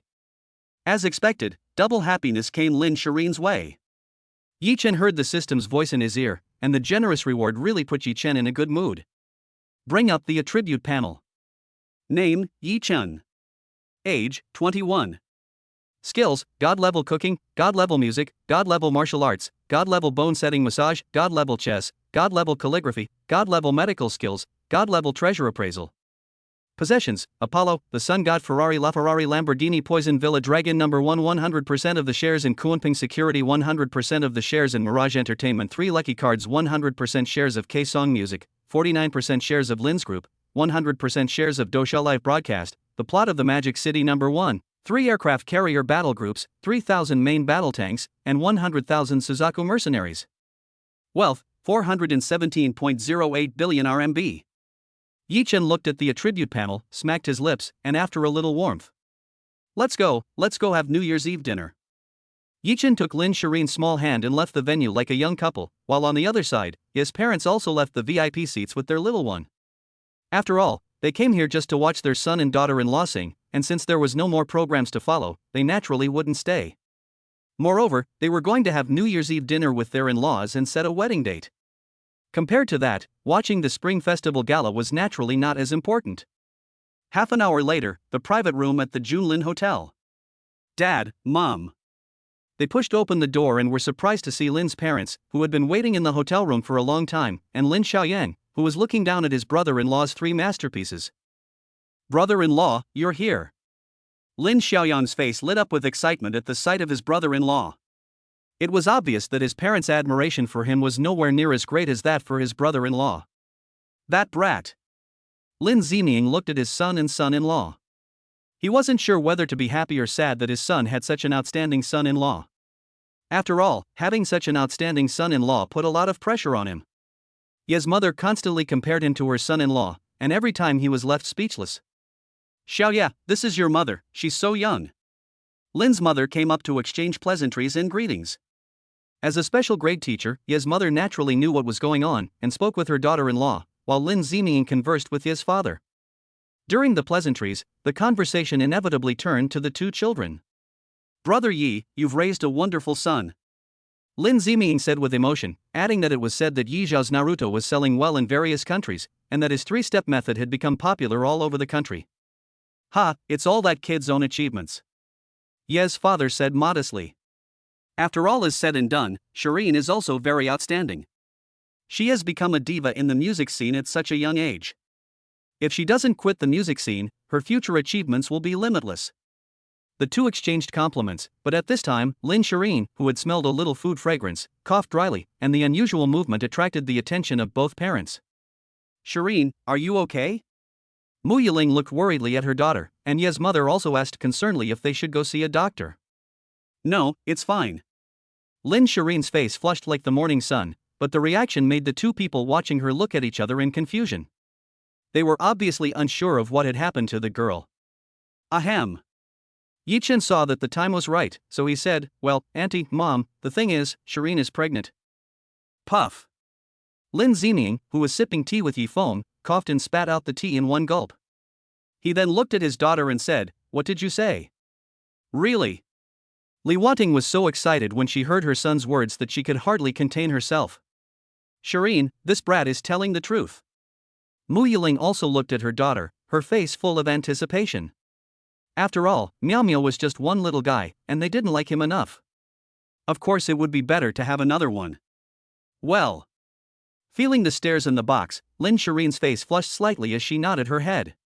She had been wondering about this for a while, but now when she thought about it, it was just like when she was pregnant with Miao Miao. That's great. After hearing this, Yifu looked at Lin Zining and said, "Brother Lin, since Shireen is pregnant, let's just set the wedding date as soon as possible. If we wait any longer, she won't look as pretty in her wedding dress." "I think that's a good idea." Lin Zining pondered for a moment, nodded and agreed. Lin Xiaoyang only reacted after hearing this, and then he said, "Mom and Dad, I'm going to have another nephew." "Brother-in-law, you're amazing." Dong. Lin Xiaoyang hadn't finished speaking when he was suddenly hit on the head by Lin Shireen. "The brat, what are you talking about? You want a beating?" Her face flushed, and she looked at Yi Chen with an electric shock-like expression. This feeling was quite wonderful. Since Shireen is pregnant, the wedding date cannot be delayed for too long. How about setting it a month from now? Mu Yiling thought for a moment and said, "If it's too long, it will affect the beauty of the occasion, and if it's too close, it will be a bit rushed. A month is just right." Then it's settled. Li Wanting made the decision with a clap of her hands. This wedding must be held with great fanfare, and it cannot be sloppy. Yes. The little one jumped up happily at this time. His father and mother were going to get married, and Miao Miao was going to have a brother soon, hee. Chapter 140. The clown is rushing to his death, so let's just kill the traditional literary world. Yichen petted the little one's head, and was quite anxious about the two having another child, to be honest. Come on, today is a double celebration. Cheers! The parents of both sides met, raised their glasses and spent the spring festival together. The atmosphere was very pleasant. Lin's father and Ye's father were very happy and drank a lot. They talked to each other, and the mother-in-law and the mother were like best friends. Ha ha ha, it was so exciting. The only fly in the ointment was that little brother-in-law kept smirking while watching the three masterpieces. Fortunately, no one paid any attention to him today. After all, he wasn't the protagonist. By the way, mother-in-law. Mu Yiling thought about the wedding date a month later and pondered for a moment. How about we set the wedding banquet at the Jiangnan City Junlin Hotel? After all, it is their couple's property, and it will be much more convenient then. I think it's fine. Li Wanting nodded in agreement. Although both families are not short of money, it is better to let the benefits stay within the family. Grandma? The little guy looked suspiciously at the two people who were making preparations at this time, wondering why they were not abroad. You don't know yet, but Daddy is the Count of the Principality of Nilo. Ha! Upon hearing the little one's words, Mu Yiling and Li Wanting looked at Miao Miao. Count? Obviously, they didn't know about this. Hey, I know this. Lin Xiaoyong heard mention of his brother-in-law and relished it. Mom, my brother-in-law previously spent 100 billion to buy the second most prosperous city in the Principality of Nilo, Stan City. Now, my brother-in-law is a proper nobleman.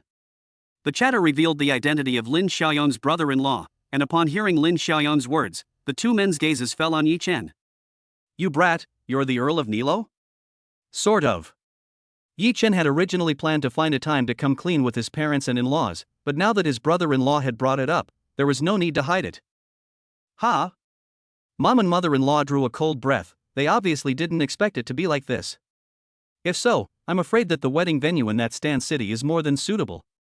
After all, that is the title of the Earl, and holding a wedding as a nobleman would naturally be the best wedding for Lin Shireen. As for the two men on the side, Lin's father and Ye's father, they paid no attention to this and pretended they hadn't heard. They both thought that they had drunk too much and were lucky not to have collapsed on the table, which was the last of their dignity. As the parents of both sides met, the spring festival approached, and the two were dog food all over the internet. A conspiracy quietly began. Zhang Tianqi, a literary master, posted on Weibo that recently he had seen some people who thought they had written a few good works, so they were arrogant and ambitious, dabbling in various fields. This is irresponsible to the audience and irresponsible to netizens. Such people will definitely hinder the development of the Chinese literary world. I call on all parties to block such people. I agree with Professor Zhang's views. Yes, what is Yi Chen? I've read his so-called works, and they are completely devoid of any substance. The music scene and the literary scene are two different fields, so it's no wonder that he can't write anything profound. Those works poison young people, so they should be banned. Ban them. Get out of the literary world. Not only did the traditional literary world resist, but people from the novel and anime worlds, who had originally been suppressed, also fueled the flames. For a time, experts and professors from all walks of life began a wave of slander. Obviously, they want to bring Yi Chen down, otherwise the traditional literary world will never get ahead. Zhang Tianqi is just one of the many experts and professors in China who have criticized him.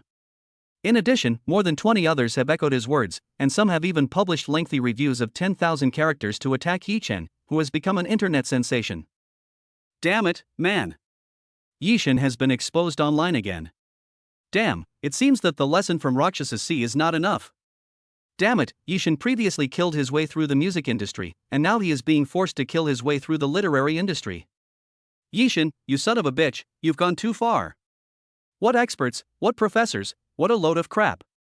Damn it, you've offended me, Yi Chen, these experts and professors are dead. The small bench has been moved, waiting for Yi Chen to slap their faces. The verbal war between the two sides has heated up the internet. No one expected the sudden turn of events. Even the Spring Festival Gala's popularity has not yet subsided, but it has been overwhelmed by this wave of verbal and written attacks.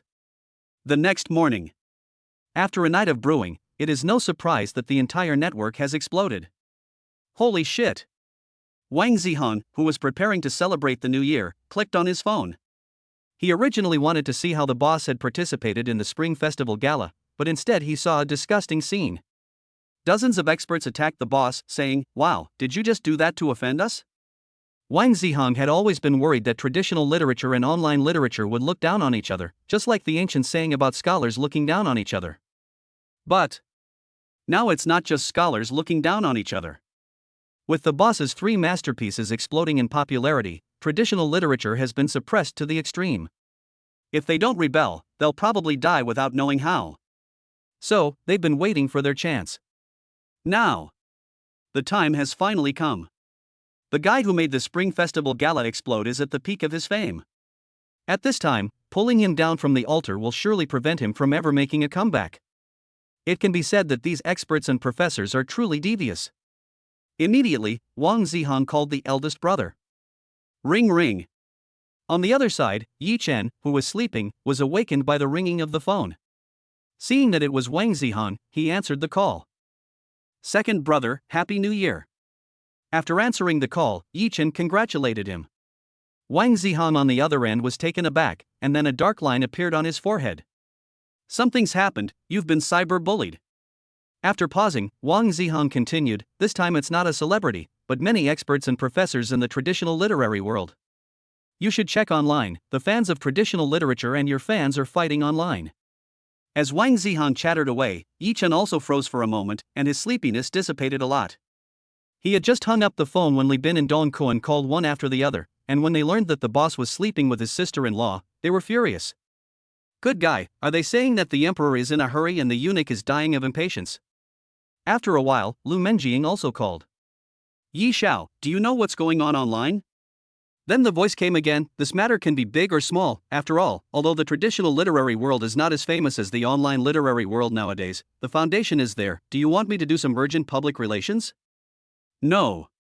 Yi Chen looked at the online scolding war and didn't care, it was just a bunch of clowns, it was just me offending their interests in the name of defending traditional literature. Since these clowns are rushing to their deaths, then let's kill the traditional literary world. I muttered, and then said, Menjing, I'll send you a traditional literature novel later, help me operate and hit these people in the face hard. Chapter 141, A Dream of Red Mansions That Has Killed Its Way Through the Traditional Literary World? Jiangnan City, Kunpeng Group President's Office. Ding dong. Not long after arriving at the group, Lu Menjing received a message from Yi Chen. Although it was the first day of the new year, she still dared not slack off in the slightest. Because she knows very well that everything she has now is thanks to Yi Chen. Dream of the Red Chamber? Seeing the file name sent by Yi Xiao, Lu Menjing paused for a moment and was taken aback. This seems to be a completely different feeling from the previous Naruto or Perfect World. Clicking on the file, she was captivated by what she saw. Ha! After a little while, Lu Menjing, who had come back to her senses, realized that half an hour had passed. My goodness, no wonder Yi Xiao said to slap those people in the face, and even threatened to kill the traditional literary world. After a quick look, Lu Menjing was absolutely certain that Yi Xiao had not exaggerated at all. This is incredible, is Yi Xiao a god? She let out a deep breath of relief. She didn't want to see the online bickering start up again, and some people really needed to shut up. She gave a cold smile. Her intuition told her that if this Dream of Red Mansions was published, it would definitely not just kill off traditional literature. After a few familiar clicks, the homepage of Kunpun literature soon saw changes. The literary prodigy Yi Chen, together with classical literature, encouraged everyone with a dream of red mansions, half of which was a history of vicissitudes. Nowadays, online name-calling wars continue, but they still cannot stop the fans' craze for the book. Immediately, a considerable number of fans entered the interface to read the latest chapter. Half of the vicissitudes of life is in Dream of Red Mansions, and Yi Chen has released a new work. Yes, and this time it's traditional literature. I feel that Yi Chen is going to strike back. Sure enough, just like Naruto before, he's going to treat his enemy with his own methods. The familiar smell, a different enemy. Holy cow, Yi Chen has actually published the entire book with nearly 1 million words. This is crazy. Although I don't know how the book is, I feel that some people are in trouble. Before even starting to read it, the comments section exploded, with the number of views directly soaring past 100,000, and the number of reposts breaking 3 million. It was crazy. But soon, everyone read it with patience. They knew exactly what it meant to have a traditional work with nearly 1 million words. Chapter 1, Jin Shirin's dream reveals a psychic, Jia Yutsuan's travels reveal a young lady. It turned out that when Nuwa was refining stones to mend the sky, she created 36,501 pieces of stubborn stone at the Wuchi cliff of the Dahuang Mountain, each measuring 12 zhang high and 24 zhang wide. Nuwa only used 36,500 pieces, leaving only one unused piece, which she discarded at the foot of the Qingying peak of this mountain. Who knew that after being tempered, this stone had become enlightened? Seeing that all the other stones had been chosen to mend the sky, it felt that it was unqualified and not worthy. Many netizens were immediately dumbfounded when they read this lofty traditional literature. Holy shit, can someone tell me what Yi Chen is writing about? It feels so awesome. You're right, the opening alone dazzled my eyes. What a poignant love story, this writing is so awesome. Hey, I feel like this is going to hang up and slap the faces of countless people in the traditional literary world. Look at the diction, the conversation, worthy of a cultured person. Ahem, everyone, did you notice that the number of comments has already broken 1 million? As the heat builds, the road to counterattack opens up for a while. The imperial capital, Wei Lao's villa. Pop. Without warning, Wei Lao slapped his thigh, his expression incredibly agitated. Ha ha ha, good. What a dream of red mansions. What a book full of absurdity and tears of sorrow. The little guy finally exploded. Well done, someone should have long since cleaned up these vermin of traditional literature. Wei Lao was full of admiration. Indeed, the artistic conception of this Dream of Red Mansions was too high, reflecting various characters and satirizing real life, to the extreme. This work is incomparably better than Luo Su's The Sea of Dreams. Immediately, I wrote a rousing comment on Weibo to support it. There is no incorrect stroke, no dull stroke, no repeated stroke, and no idle stroke in the book.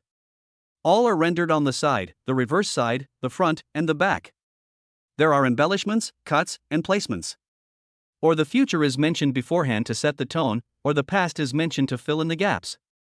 The brushwork is so ingenious that it is unfathomable. The author knows everything, from poetry and prose, the theory of the piano and the fun of painting, to medicine, divination, astrology, playing chess, singing, acrobatics, juggling and other performances. The 10,000-character long review immediately became the most favorable support for Yi Chan's masterpiece Dream of the Red Chamber. Who is Wei Lao? He is the honorary president of the Capital Writers Association and has a resounding reputation even internationally.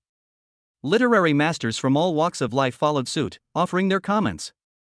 Lin Changqing, president of the Capital Writers Association, said, "A Dream of Red Mansions is philosophical, cosmological, and literary.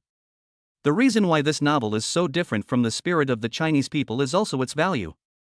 Zhong Tianan, a literary leader, said, "A Dream of Red Mansions is the first great novel from ancient times to the present day, one that will compete with the sun and the moon for glory and never fade with the passage of time."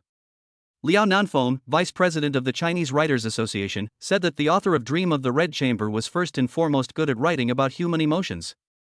If you look closely, none of the characters in the book are out of place, none of them overdo it. The same goes for the writing of events and scenery.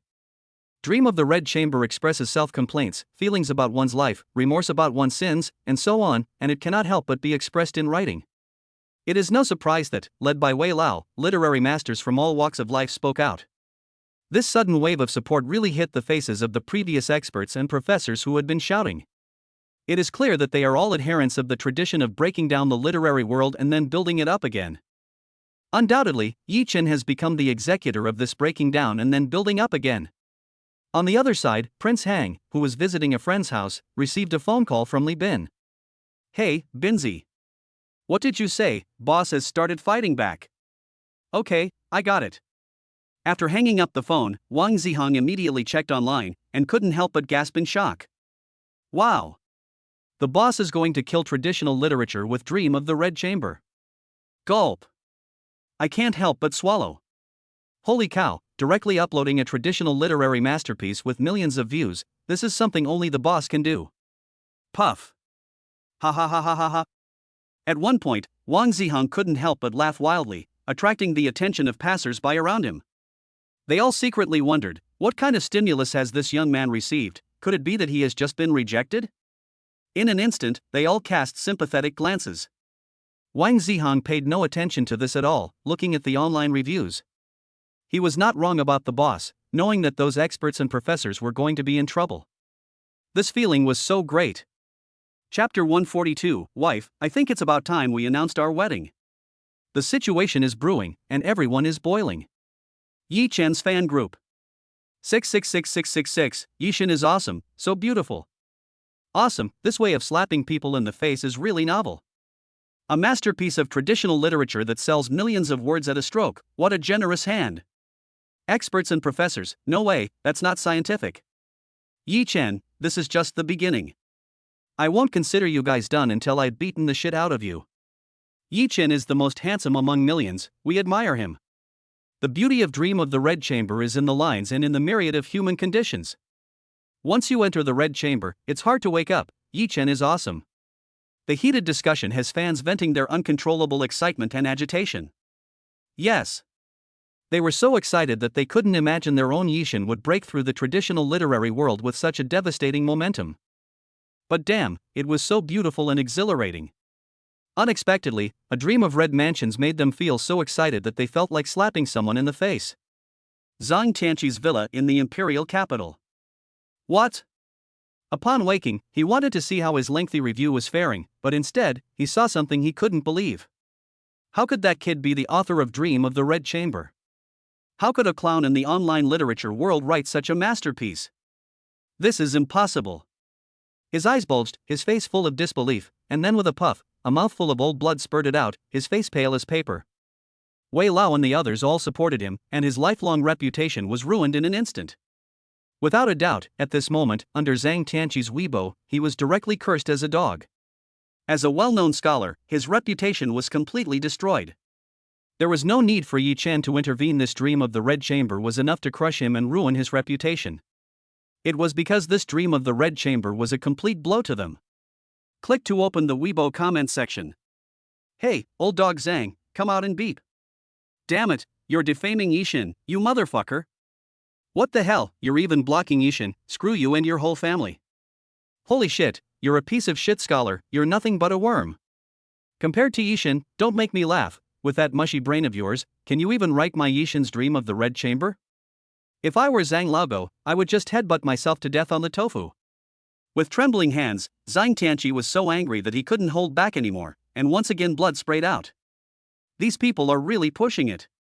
With a loud noise, her mind went blank and she fainted on the spot, truly enraged. Zhang Tianqi was like this, and all the experts and professors who had previously slandered Yi Chen became a bunch of cowards. Are you kidding? It's completely suicidal to stick your head up at this time. They're not stupid. If they keep their heads down, they might still have a chance to get ahead, but if they stick their heads up now, they'll definitely ruin their prospects. For a moment, the remorse in my heart was unprecedented. Well. As the golden sun rose, it shone on her pretty face. Lin Shireen, who had slept soundly, opened her sleepy eyes. You're awake, my wife. Looking at the beauty in his arms, Lin Shireen's relationship with her has obviously warmed up a lot since she became pregnant again. MMM. A sweet voice sounded, leaning lazily against her man, feeling that the quiet moment was the best gift from heaven, and if time could always stop at this moment, how good it would be. Ding dong. Just then, the sound of a push message came from Lin Shireen's phone. MMM. She took out her phone, opened the message, and her beautiful eyes suddenly lit up, followed by disbelief. What? The traditional literary masterpiece Dream of the Red Chamber? Reading the online reviews, Lin Shireen's eyes fell on her man. Yi Chen, when did you do this? You wrote another book, and it's traditional literature? Obviously, Lin Shireen didn't expect her man to be capable of this, but it seemed like this guy was making a big splash again. Is he alive? Looking at the comments online, Yi Chen was not surprised. Unless everyone was blind, it was impossible not to see what the Red Mansion represented. Tell me. How much are you still hiding from me, and you even write traditional literature? Even she, who knew this guy the best, felt like she was dreaming. She could not imagine how much energy and time he had to create so many things. From the perspective of outsiders, including her, it is completely impossible. How much is being hidden? It depends on how our baby behaves. After saying that, some flirtatious banter was inevitable. If the outside world knew that their Yi Chen had reacted to the explosive internet with such a comment, I wonder how they would feel. I'm afraid they would capture the hearts of many girls again. Oof. Show off, big head ghost, love to say or not.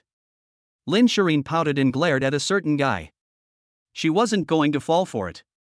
Even if she performed well, this guy would still talk nonsense, and whether it was good or not would be up to him to say. She had worked so hard for so long, and it was not even certain that she would succeed. She was not stupid. However, after a pause, Lin Shireen looked at her man and asked, "Are you sure about this? The truth is that if your talent is too prominent, the wind will surely destroy it." She didn't believe that Yi Chen didn't know this. I know what I'm doing. Yi Chen naturally knew what Lin Shireen was worried about, and this little wind could not make a ripple. Compared to this, I'm more looking forward to discussing water bills and life issues with our baby. Laughter teased the beauty in his arms, but it attracted a white eye from the beauty. Go away. You're not being serious, I'm ignoring you. Lin Shireen pretended to turn her head to the side, showing a playful side that outsiders had never seen before, because she would only show this side to people she liked. By the way, Yi Chen thought of something and held his wife's delicate hand. Wife, I think it's about time we announced the wedding news. In a month's time, sooner or later people will find out. This. Upon hearing Yi Chen's words, Lin Shireen thought about it without much consideration and nodded, "That's good." Then she opened her phone and sent out a tweet, thanking all the fans for their support along the way. "This coming month, on this day, my husband Yi Chen and I will get married, and it's official. Also, we're having a baby, hey playful JPG." Looking at his wife's tweet, and she even took a photo of the two of them and sent it out, but this wave of tweets directly set off the already boiling internet. Chapter 143, an emergency meeting of the Imperial Capital Writers Association to establish the Red Society? Once the official announcement was made, the entire network exploded. What? The goddess Shireen and Yi Chen are getting married in a month. My god, this is a big deal. But are they pregnant again? Do they have to show off their love like this? Goddess Lin Shireen, no. Are you just going to let Yi Chen manipulate you like this? You've just broken through the traditional literary world, and now you're announcing your wedding? Yi Chen, can't you just keep a low profile for a while? Ah, well done, Yi Chen, you're amazing. Lin Shireen's Weibo post received a flood of comments, pushing the post to the top of the trending list. Even the fact that a film adaptation of Dream of the Red Chamber had broken through the traditional literary world was overshadowed. In contrast, Zhang Tianqi, who had fainted, and the others were ignored like clowns. This dramatic scene was only possible thanks to Yi Chen and Lin Shirin's official announcement of their marriage. Otherwise, no one would have cared what happened to the group. On the other side, the brother-in-law's family returned to their villa in Jiangnan City. Wow! Lin Xiaoyang stared at the screen of her phone with her eyes wide open, slammed the door, and shouted, "Dad, Mom, come quickly. Something big has happened to my sister and brother-in-law." She gulped and looked at the exploding internet. Her sister had announced their wedding news on Weibo, which had immediately caused a sensation across the entire network. Even the negative reviews of her brother-in-law, who had broken through the traditional literary world, had been drowned out. Ha! Upon hearing their son's words, Lin Ziming and his mother, who were having breakfast, looked at each other and both saw surprise in the other's eyes. But what was the meaning of killing through the traditional literary world? Moreover, they didn't think it was necessary to announce their wedding on the internet. Soon they came closer, and when they looked at the comments online, they immediately became agitated. What is this? The father-in-law's pupils dilated, and he looked at his son's phone in shock. A dream of red mansions and a history of vicissitudes of life. Goodness, even Wei Lao, the president of the association, and everyone else have spoken out in support. What on earth did that kid do? Lin Ziming pursed his lips. He didn't realize that the kid could actually write traditional literature, and it seems that the entire traditional literary world has been turned upside down. This wave has directly led to a major purge of the traditional literary world. Ha, no wonder he is my daughter Mu Yiling's son-in-law. Lin's mother, the mother-in-law, is becoming more and more satisfied with her son-in-law. She is afraid that there is only one son-in-law like this in the world, and she reckons that in the future, her own daughter will definitely be the happiest woman in the world. Thinking about this, Lin's mother's smile at the corner of her mouth became even brighter. Having such a son-in-law will be a source of pride in the future. Just thinking about being the envy of everyone, Lin's mother's mouth could not help but curve up. First, he killed the Spring Festival Gala, and then he blew up the traditional literary world by messing with Dream of the Red Chamber. Now, he has officially announced his wedding news. Lin Ziming, who was organizing his thoughts, couldn't help but feel emotional. He really didn't know what the brat would pull next. But why did this feeling seem quite good? It was strange. Lin Ziming thought so, suddenly realizing that he had been impressed by his son-in-law's literary talent and achievements without even realizing it. Meanwhile, on the other side, at the headquarters of the Imperial Capital Writers Association. Everyone, what are your opinions on Yi Chen's dream of red mansions? Lin Changqing, the president of the Writers Association, was beaming from ear to ear. This work had helped him enormously, solving the most thorny problem in the literary world. The crowd exchanged glances, and then their eyes fell on Teacher Wei. Obviously, they didn't think they were qualified to judge the work too much, because this work was beyond their understanding. Teacher Wei, what do you think? Lin Changqing felt the gaze of everyone in the room and finally asked Wei Lao with a slight show of respect. Wei Lao pondered for a moment. This Dream of the Red Chamber can be considered a timeless masterpiece that spans multiple disciplines such as literature, philosophy, history, economics, psychology, traditional Chinese medicine, etc. It can even be called a literary encyclopedia. Listening to Wei Lao's incisive comments, many of the literary elites in the conference room nodded in silence, which was undeniable. Yi Chen's work definitely has a milestone influence on our Chinese literary world, so. Pausing, Wei continued, I propose that a group be formed to study the Dream of Red Mansions, led by President Lin. As for the name, let's call it Hong Shui. If we thoroughly study this Dream of Red Mansions, it will be an unparalleled treasure of Chinese literature. Wei spoke eloquently, and Lin Changqing and the others' eyes sparkled with excitement, as if they suddenly saw the picture of a golden age of Chinese literature in the near future. As for the basis, they have no doubt about the qualifications of a Dream of Red Mansions. After all, this is a masterpiece that they could never write even if they devoted their entire lives to it. In a sense, it is close to the existence of a god. Agreed. Lin Changqing thought for a moment and then nodded, agreeing. He then looked at the meeting room and said to Wei Laosher, I think that if it is just a small group, it is not worthy of the status of a Dream of Red Mansions. How about researching this work and calling it the Red Society? Excellent. One of the vice president's eyes sparkled. I think this name is fine. Why don't we use it, Mr. Wei? It's fine. As he watched everyone express their opinions, all for the better research and development of Dream of the Red Chamber, Mr. Wei felt a sense of relief. This was what he had hoped for, a flourishing society. Agreed. Agreed. Hearing the word society, many of the senior members of the Writers' Association nodded, and the society was thus established. That's right. Liao Nanfeng, vice president of the Writers' Association, thought of something at this time and smiled slightly. I heard that Yi Chen and Lin Shireen just announced their wedding news. Why don't we issue an official announcement of the establishment of the Redology Society in the name of the Imperial Capital Writers' Association, which is also a gift for their wedding news? Isn't it even better with double happiness? I think it's fine. Lin Chongqing smiled slightly, and I can let someone announce it online, and at that time, I will also recommend the newly formed Redology Society. Good. Everyone nodded, secretly thinking that this was a pretty good idea. Not only would it show respect for the author of Dream of the Red Chamber, it would also help publicize the Red Society. Of course, they had all read Yi Chen's Dream of the Red Chamber, and after careful consideration, they had discovered that Yi Chen's literary depth was simply terrifying. It was as if he knew everything, as the ancients had said. They even have an urge to learn from the hundreds of families and explore the truth of a dream of red mansions. In the near future, the Redology Association will definitely flourish all over China and even in other countries. Chapter 144 Junyu Pavilion, you wanna bet on stone appraisal with international gem appraisal masters. Redology Association. Yes, the study of a dream of red mansions. They know too well the literature in various fields contained in A Dream of Red Mansions. Even. They feel that reading in Dream of Red Mansions is like reading about themselves. The 12 beauties of Jinling have very different personalities.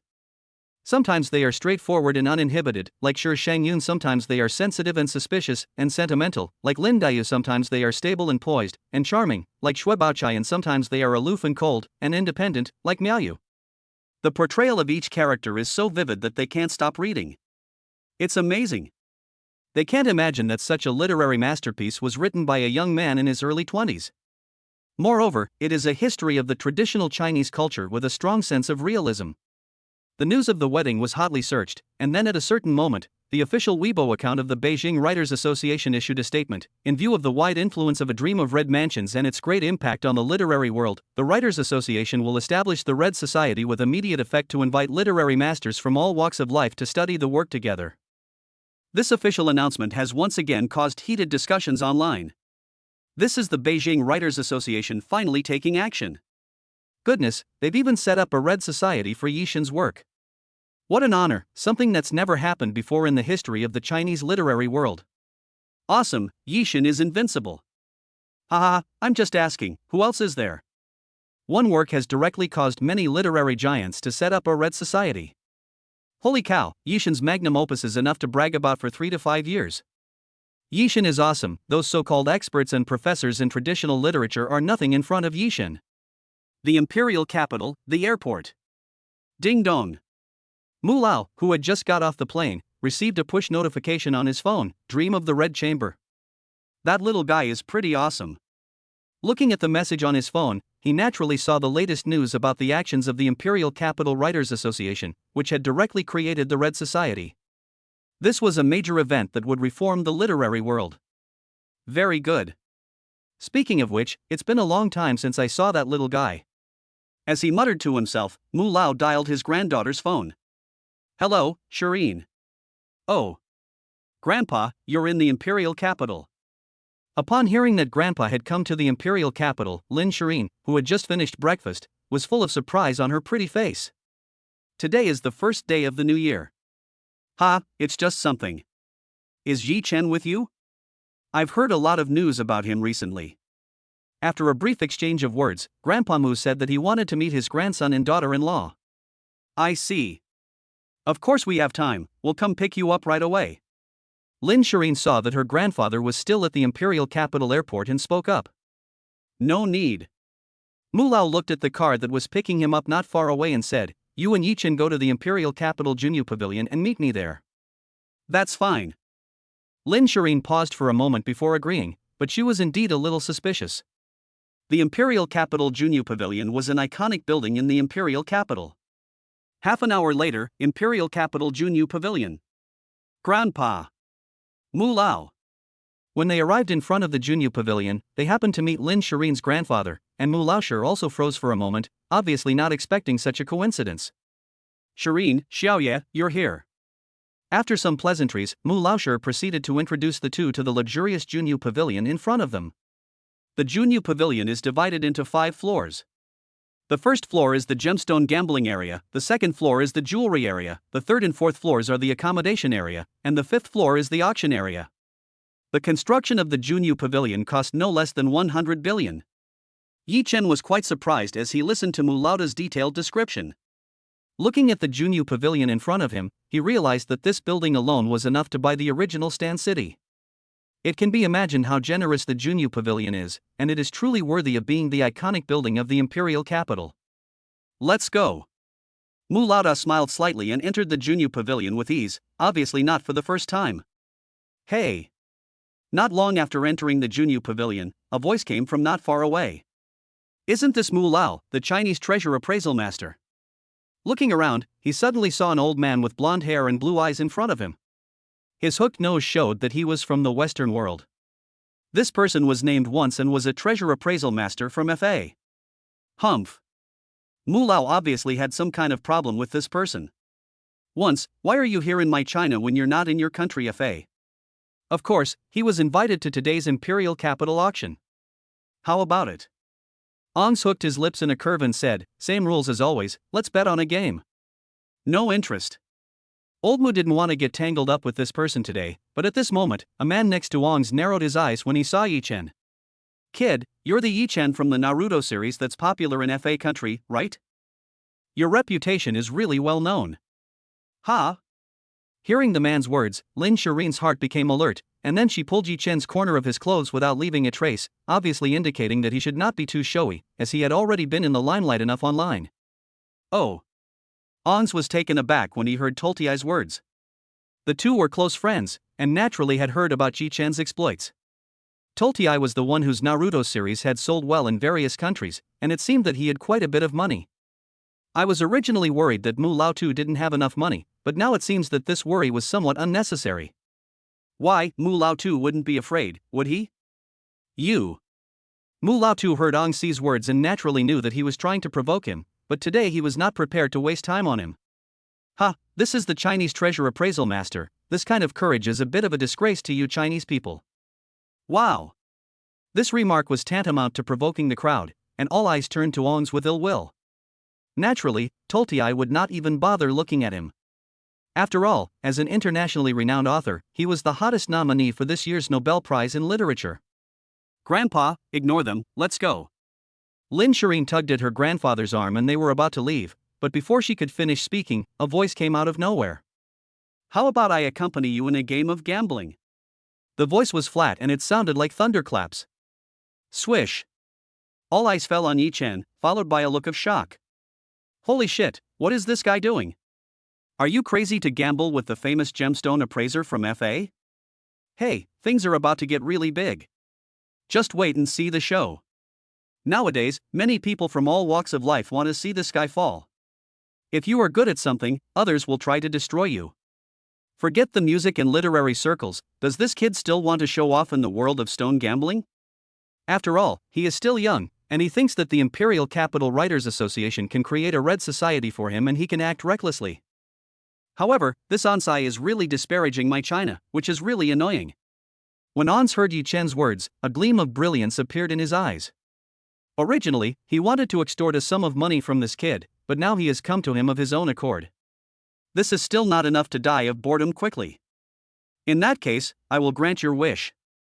Upon hearing this, Toltiai looked at his best friend with a knowing glance. Ongs understood that he was obviously going to be embarrassed. However, they didn't know that their opponent was a man with god-level appraisal skills. After sleeping for so long, it was time for appraisal skills to come out and get some fresh air.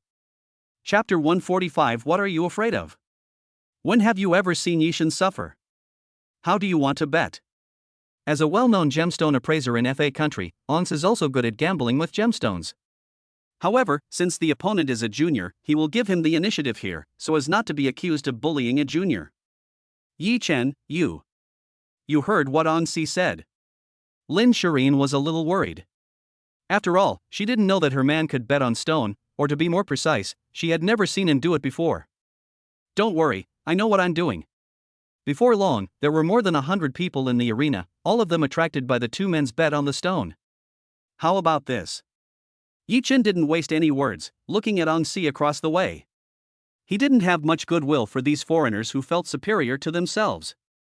One game determines the winner. How about a bet of 1 billion? A flat voice came out, but there was an uproar around him, and they looked at Yi Chen in disbelief. What? A bet of 1 billion? My God. This is definitely a world-shaking gamble. I've never seen anyone gamble with stones like this before. Hey, it's true that wherever Yi Chen is, there's bound to be a stir. This attitude seems to indicate that Yi Chen is very confident in his ability to gamble with stones. Who knows, but 10 billion is no small sum. Listening to the heated discussion of the crowd around him, Ong Zi narrowed his eyes. Obviously, he was hesitant at the moment. After all, he didn't expect the guy across from him to directly challenge him to a bet of 10 billion. Good. I thought 10 billion would scare me off. Ong Zi took a deep breath. He didn't believe it yet.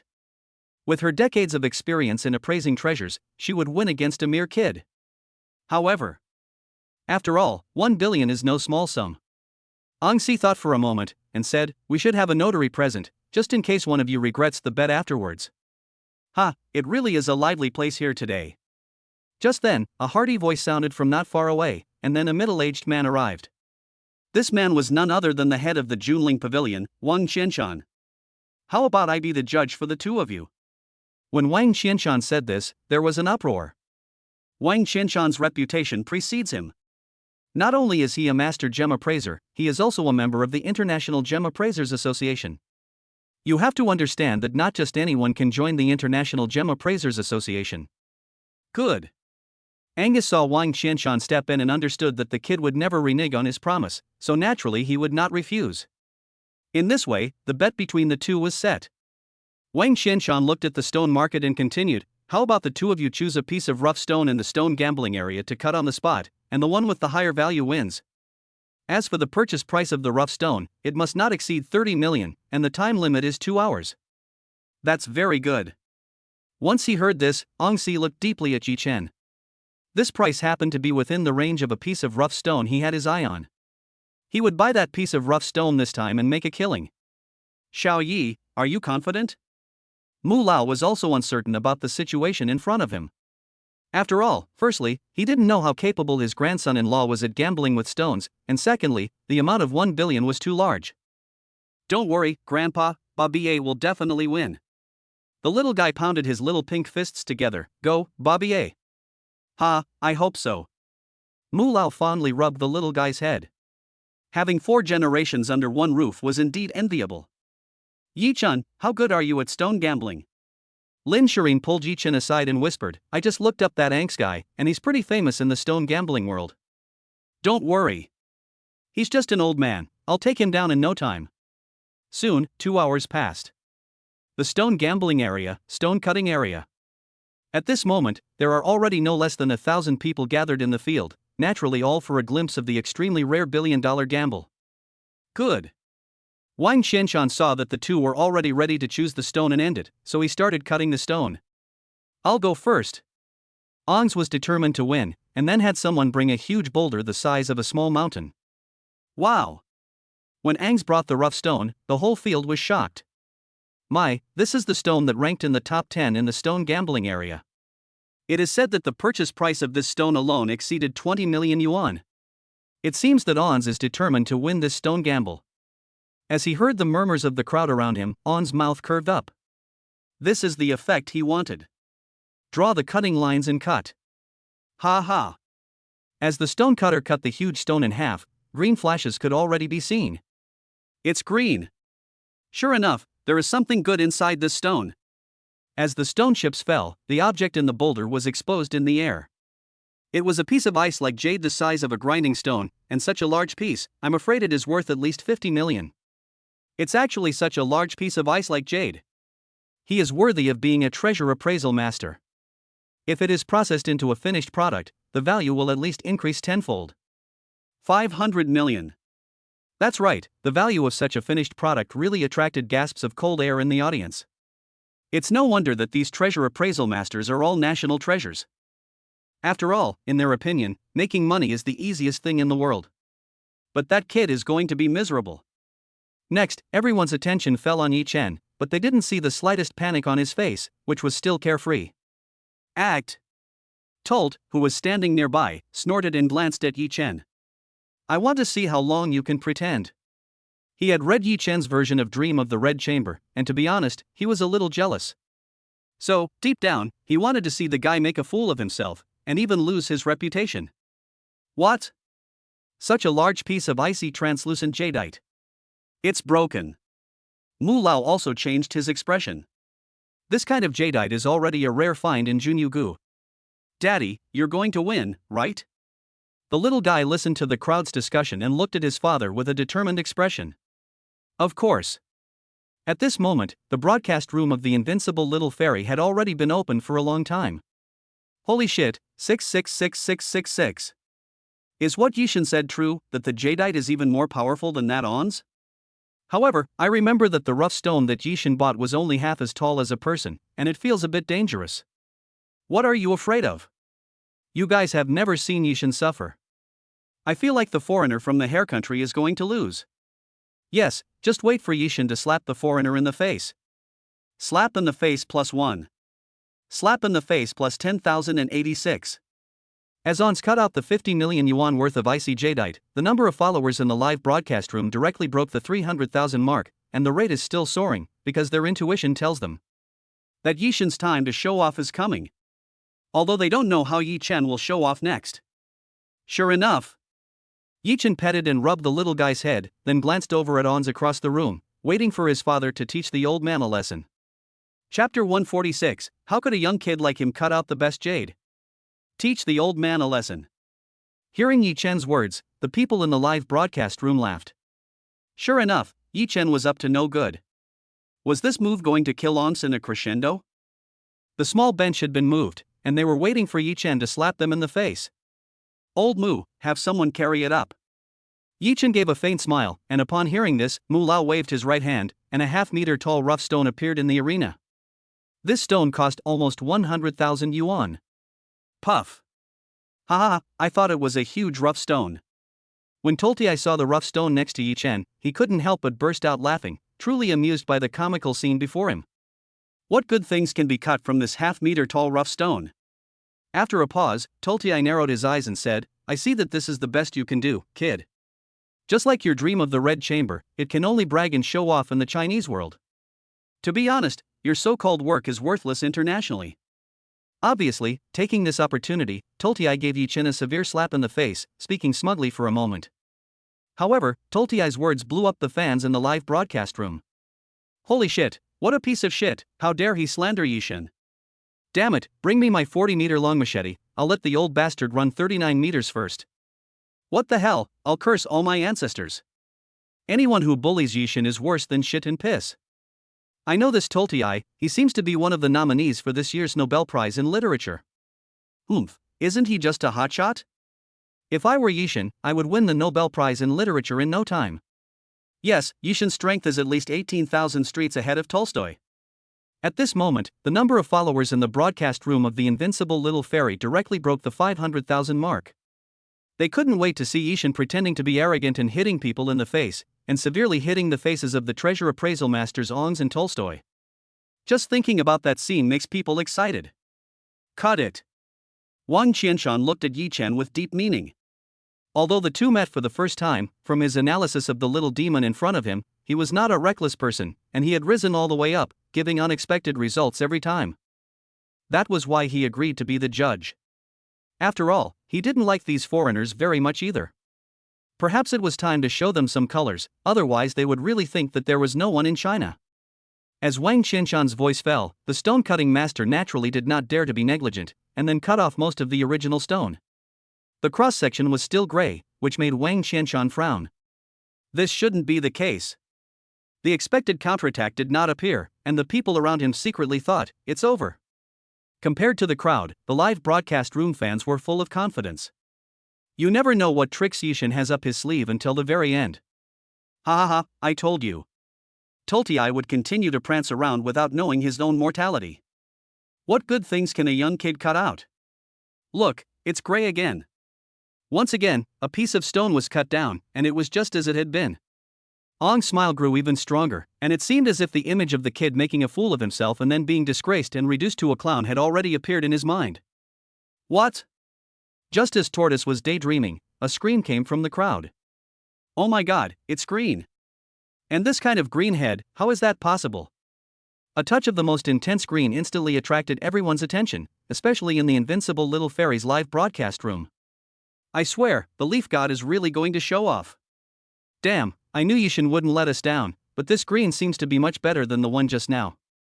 That's right, and I've seen this green before. It seems to be related to the emperor among Jadeites? The person upstairs is talking about Imperial Jadeite, which is very similar to the one Yishin is cutting out right now. Ha! Jadeite Emperor, Imperial Jadeite, this.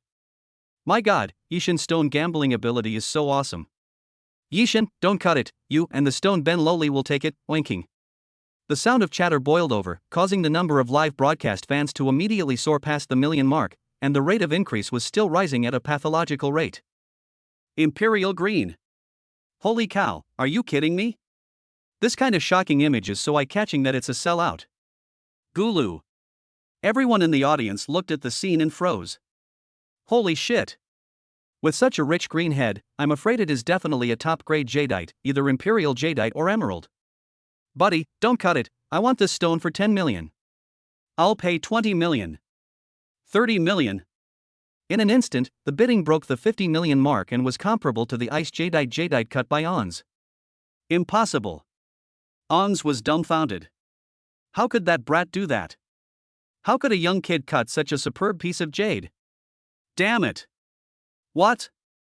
Tortoise's smiling face turned pale instantly. The bidding alone had already exceeded 50 million. This was truly a scene that had happened right in front of his eyes, far beyond his understanding. It was just a piece of stone, and the bidding had already reached 50 million before it was even cut. He could imagine its value with his toes. This. Grandpa Mu looked at his grandson-in-law and was also shocked. Good boy, I didn't expect him to be such a good stone better. This is unbelievable. Just from the exposed part, I'm afraid the value has already exceeded 50 million. Grandpa, this. Lin Shireen was stunned and looked at the green part of the stone in disbelief. The value of such a small piece exceeds 50 million? Obviously, this kind of thing is more precious than Lin Shireen expected, but how did that guy do it? Such a small piece? Grandpa Mu listened to his granddaughter's words and explained in detail that this is Imperial Jadeite, the existence of the Emperor among greens, and its value is immeasurable. Xiaoye's level of Jadeite appraisal far exceeds my imagination, and I'm afraid only the vice president of the International Treasure Appraisal Association has such strength. Xian Xinshan was speechless with emotion. The little guy listened to the conversation between his grandfather and mother, and although he didn't know what it was exactly, he felt that his father must be super great. At this moment, stone chips fell with a rustling sound.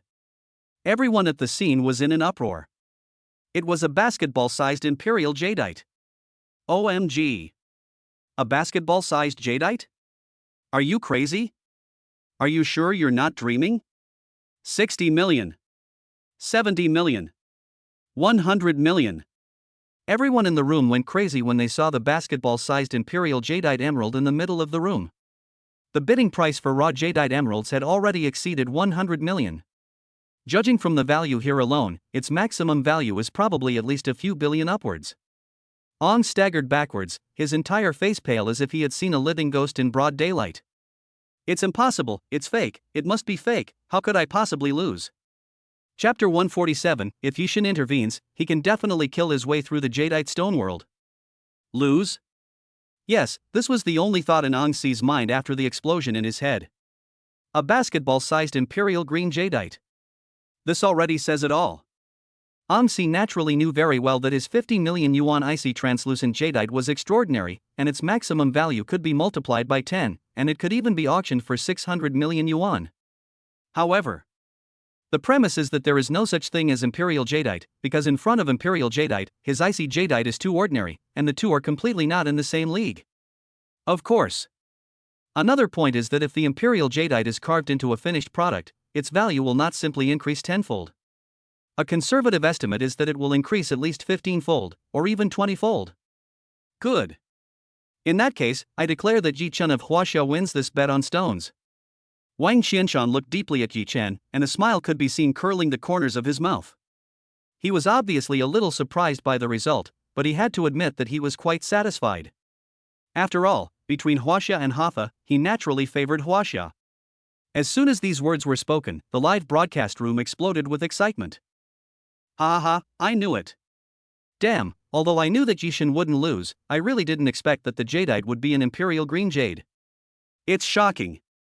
He, such a stroke of genius is worthy of Yishan. He's extraordinary from the very beginning. Amazing, Yishan is so skilled at gambling on stones. I feel that if Yishan makes a move, he will be able to kill the gambling stone world in one fell swoop. Be more confident, please remove the word feel. If heaven hadn't given birth to me, Yishan, gambling on stones would be like a long night. Snowflakes of barrage whizzing past, the scene is extremely spectacular. As for the number of fans in the live broadcast room at this moment, it has already broken the 2 million mark. It is hard to imagine that this is just an outdoor live broadcast. Lin Shireen, this guy, he really won. Lin Shireen was dumbfounded, and Ang's even spat out a mouthful of blood. He never expected that instead of making money, he had instead lost $1 billion, and his reputation would also take a big hit. Even the invitation from the International Gemstone Association is probably dead in the water. Losing his wife and losing face, Ang's move is far more serious than that saying. Let's go. Seeing his grandson and son-in-law in such a storm, after the $1 billion were credited to his account, Mu Laoshi hurriedly led the three of them away. Yes. Daddy, you're amazing. Leaving the stone market, the little guy was excited, and indeed his father was omnipotent. Yi, I didn't realize that your stone gambling level was so high. A basketball-sized imperial green jade is really a first. Looking at the imperial green jade in Yi Chen's hands, Mu Lao curiously asked, "This is a good thing, I wonder how you plan to dispose of it." "I plan to hand this over to a master carver and have them make various pieces of jewelry to maximize the profit." While they were talking, a group of people entered outside Junyugu, led by Lei Bao. Upon learning that the boss had won a basketball-sized piece of imperial green jadeite, he was the first to personally take charge of the transport. The dozen or so people accompanying him were all key Kunping security personnel.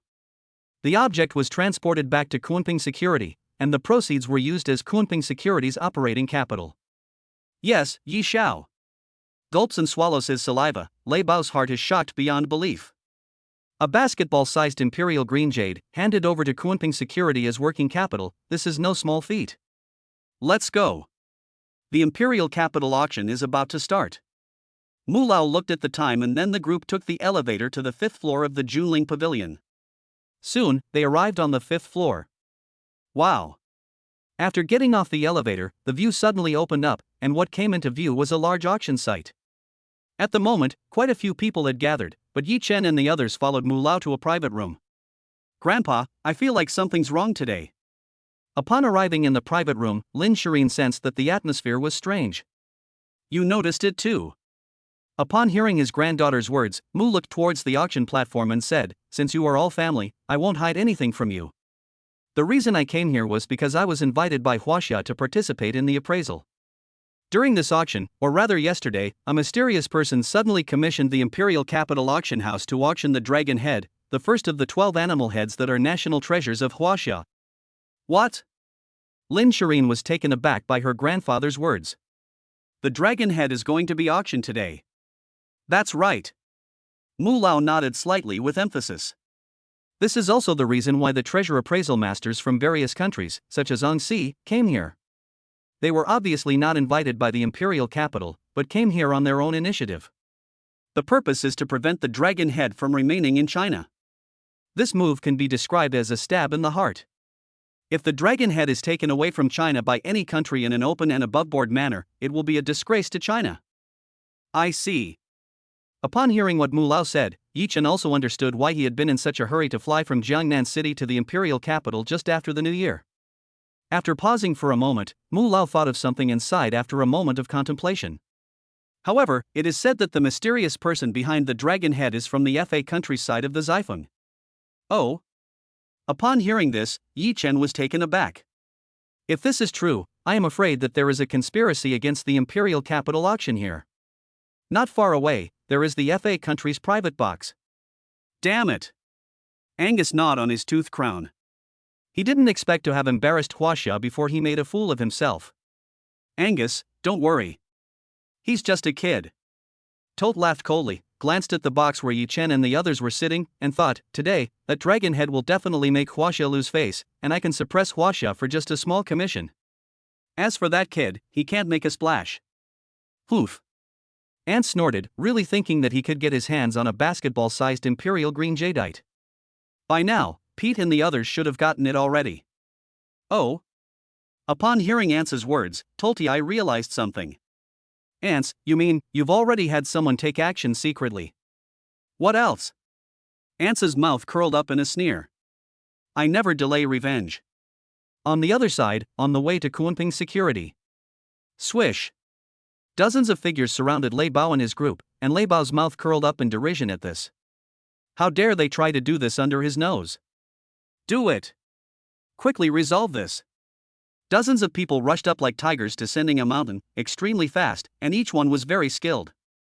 You want to die? Send the signal. Lei Bao narrowed his eyes and said to the person next to him, and then the signal went up into the sky. Pop. A gorgeous fireworks display blossomed, and it was suddenly a Kunping. The next moment, no fewer than 1,000 people poured out from all directions, immediately surrounding the person who had made the move. The man leading the group had a shocked expression on his face. This is bad, retreat. Retreat? It's too late. Lei Bao narrowed his eyes and dodged, flashing out to make his move. I want to see what kind of devils and snakes you are, daring to hit the boss with the idea of selling the Imperial Green Jade.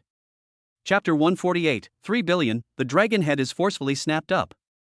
Junyu Pavilion, the private room. Ding dong. While waiting for the auction to begin, Yi Chen's phone rang with a message. Yi Xiao, all the hidden robbers were captured alive, all of them were hired killers from FA country, sent by someone named Ong Si. Well done. Yi Chen smiled slightly, then typed an order, telling them to keep an eye on those people, I have big plans for them. It's the FA country again, and it looks like Ons and his group are going to have some fun next. Welcome to this year's Imperial Capital Auction. Without further ado, I present the first auction item, the Warring States glass bottle. The starting price is 5 million renminbi, and bids must be at least 100,000 renminbi. The auction begins. As the hammer came down, bids began to come in from all sides. Of course, the atmosphere wasn't very intense, after all, the auction item here wasn't even considered an appetizer. In the end, the Warring States glass bottle was auctioned off to a wealthy man from the Kimchi country. Many people from various countries came to the auction in the imperial capital, but no one knows the purpose. As each item was successfully auctioned off, until one item appeared. Everyone, this item, a piece of high-quality golden phoebe wood, the starting price is 10 million RMB, and the bid will not be less than 1 million RMB each time. 20 million RMB. 30 million RMB. As the auction began, Yi Chen became interested, and it was getting interesting. 100 million, I'll take it. Without thinking, Yi Chen directly and extravagantly bid 100 million. This wave of operations directly stunned the entire audience, and even the Ons from the FA country delegation and Tolti were dumbfounded. Isn't that kid's voice? What a narrow escape. 100 million for a piece of golden phoebe wood, what a fool. The corners of their mouths were full of sarcasm, thinking that Yi Chen had suffered a great loss. However, the next scene that happened was an incredibly real confirmation of their stupidity. The real clowns are actually them. 100 million for a piece of wood? Lin Shirin was stunned. Although this golden phoebe wood is very precious, such a piece shouldn't be worth this price. Mu Laoran did not say anything when he heard his granddaughter's words. Obviously, he also thought it was not worth it. According to his estimate, the most expensive price for this piece of golden phoebe would not exceed 50 million. If it is 100 million, it is indeed a big loss. Loss? Not really. Yi Chen smiled slightly. This piece of golden phoebe wood is not simple. Its appearance is indeed golden phoebe wood, but there is a world within it. Really? When Mu Lao heard this, his heart trembled. If there is another world inside the golden Nanmu wood, it is definitely priceless. Daddy is super awesome. The little guy looked at his father in admiration, but it attracted Lin Shirin's glare. He didn't see how awesome it was, but he saw that guy show off at every opportunity. Great.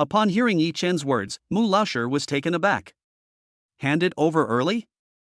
Yi, are you going to take out the contents of the golden Nanmu? That's right. Yi Chen smiled slightly, and then said, not only do I want to take out the contents of the golden Nanmu, but I also want to entrust the auction to the Imperial Capital Auction House. Good. Mu Laoshi vaguely sensed something, although he didn't know what exactly it was, but he still made a phone call. It's okay. We'll go to the auction house's backstage now. Then, Mu Lao took Yi Chen to the backstage of the auction house, while Lin Shireen and her daughter stayed in the box.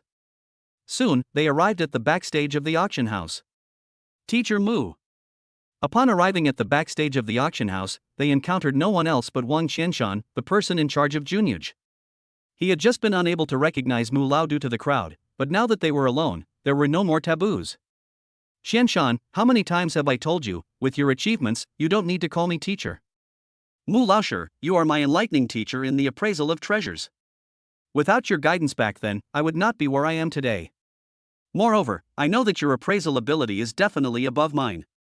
After a while of small talk, Wang Qianshan's gaze fell on Yi Chen. Mu Laoshi, this is your grandson-in-law Yi Chen, right? He has successively broken through the music scene, the online literature world, and the traditional literary world. He is truly a hero born in his youth. It seems that I'm getting old too. Wang Qianshan looked at Yi Chen. Most importantly, this little guy's ability to bet on stones is extraordinarily extraordinary. Are you kidding? The existence of a basketball-sized imperial green can't be simple. Right. Mu Lao thought about the purpose of his visit and looked at his former disciple. He came here to hand over the golden Phoebe wood in advance. He guessed that there was another world inside this golden Phoebe wood. Mu Lao went straight to the point, but Wang Qianshan was taken aback by his words. Another world? If it is hidden in the golden Phoebe wood, the existence inside can be imagined. Good. Although Wang Qianshan did not know Yi Chen's ability to appraise treasures, from his level of gambling on stones, he definitely was not bad, and without hesitation, he immediately agreed.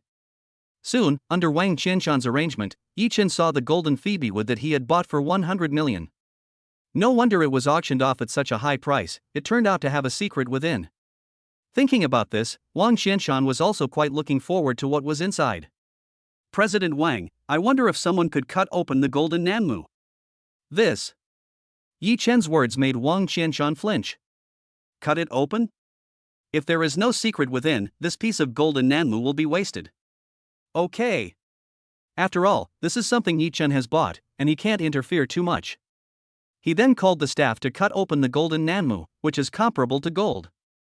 As hundreds of millions of pieces of golden Nanmu were cut, the secrets within were revealed to everyone. It was a staff-like object hidden somewhere in the golden Nanmu. Sure enough. Mu Lao couldn't help narrowing his eyes at this sight, while Wang Qianshan gasped in awe. This guy could tell at a glance. Yi Chen's ability to appraise treasures was not inferior to that of a stone gambler. If so, perhaps if he can go on a trip to Ruegua, it should increase his chances quite a bit. Of course, this still requires his opinion. This is it. The staff member took off the staff, and Mu Lao Wang Qianshan looked at the 7-foot-long golden staff in front of them. It looked quite majestic, especially the night pearl on top. The scepter of the Fa Kingdom. Yi Chen's voice came from afar, but Mu Lao Wang Qianshan's pupils suddenly shrank, and then they looked at it carefully, and then a lot of information about the scepter of the Fa Kingdom appeared in their minds. In particular, the scepter's body was engraved with the ancient characters of the Fa Kingdom, exuding a sense of history. This was completely impossible to fake, and the more they looked at it, the more shocked they became. This is actually real. Qian Wanshan's eyes widened, and Mu's face was also shocked beyond words.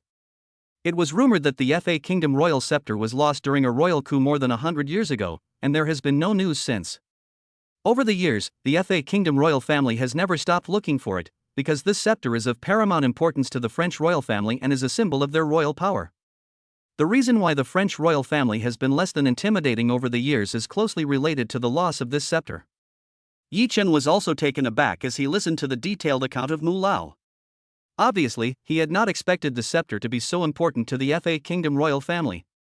However, isn't it more interesting this way? Yi Chen thought about the actions of Ans and Tortai. The usefulness of the royal scepter here was undoubtedly far beyond his imagination. King always. I plan to entrust the scepter to the Imperial Capital Auction House for auction. Thinking about the plan in advance, Yi Chen smiled faintly, and Mu Lao's mouth twitched. Good guy, the French royal scepter is up for auction. If this appears at the auction, it will explode with a magnitude that is many times greater than the dragon head. His intuition told him that Ongs and the others were in for big trouble this time, and they would have to pay an extremely painful price. This object may be a collectible for other people, but for FA country, it is not just a matter of face, it is a matter of dignity. What? As expected, when he heard Yi Chen's words, Wang Qianshan was taken aback. Yi Chen, you want to auction off this scepter? Are you sure? Even Wang Qianshan, who was used to seeing storms, took a cold breath. Indeed, the significance of the royal scepter of the FA kingdom was too great.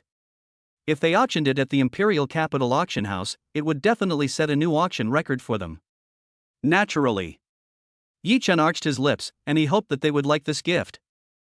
Wang Qianshan. Good guy, this is a ruthless move. However, this trick of using their own methods against them is really well done. Good.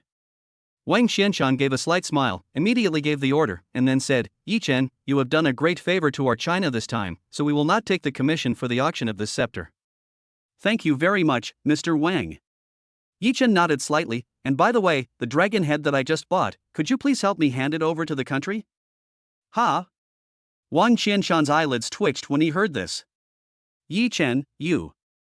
I won't be polite then. Taking a deep breath, Wang Qianshan calmed his mind.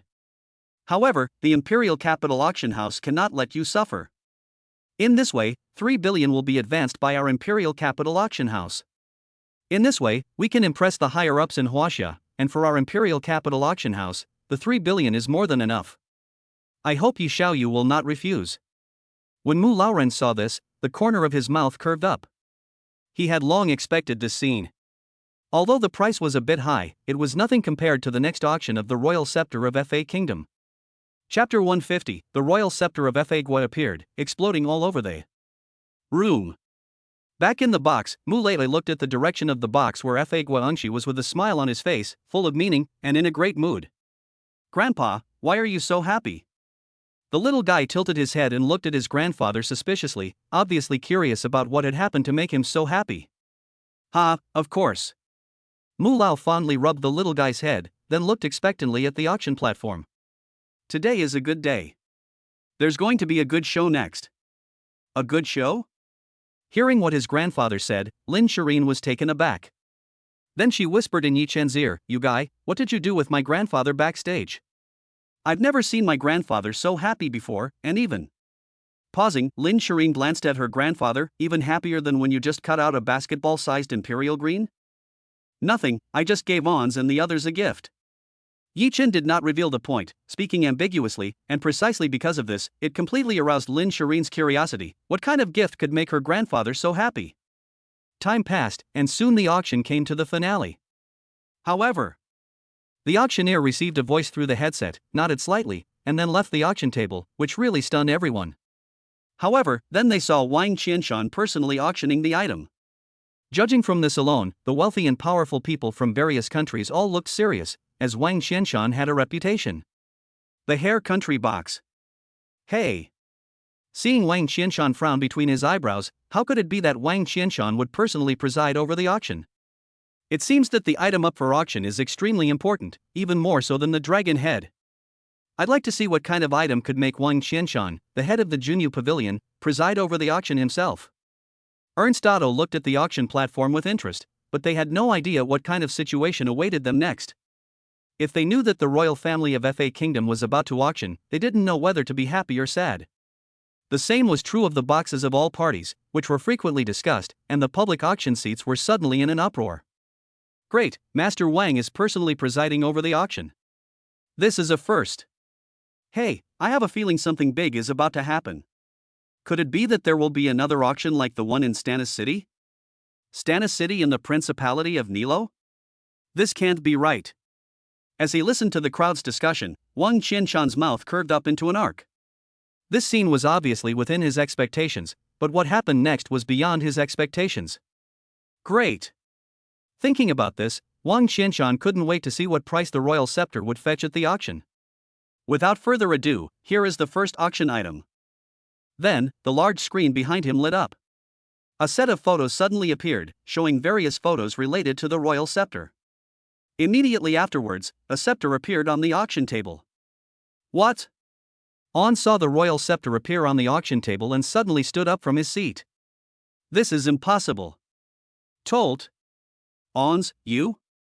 Tolt knew his old friend too well. This scepter is. Before he could finish speaking, Tortai saw the introduction on the big screen, and the large font read issuing the royal scepter. His mind immediately exploded. How could the royal scepter of our country?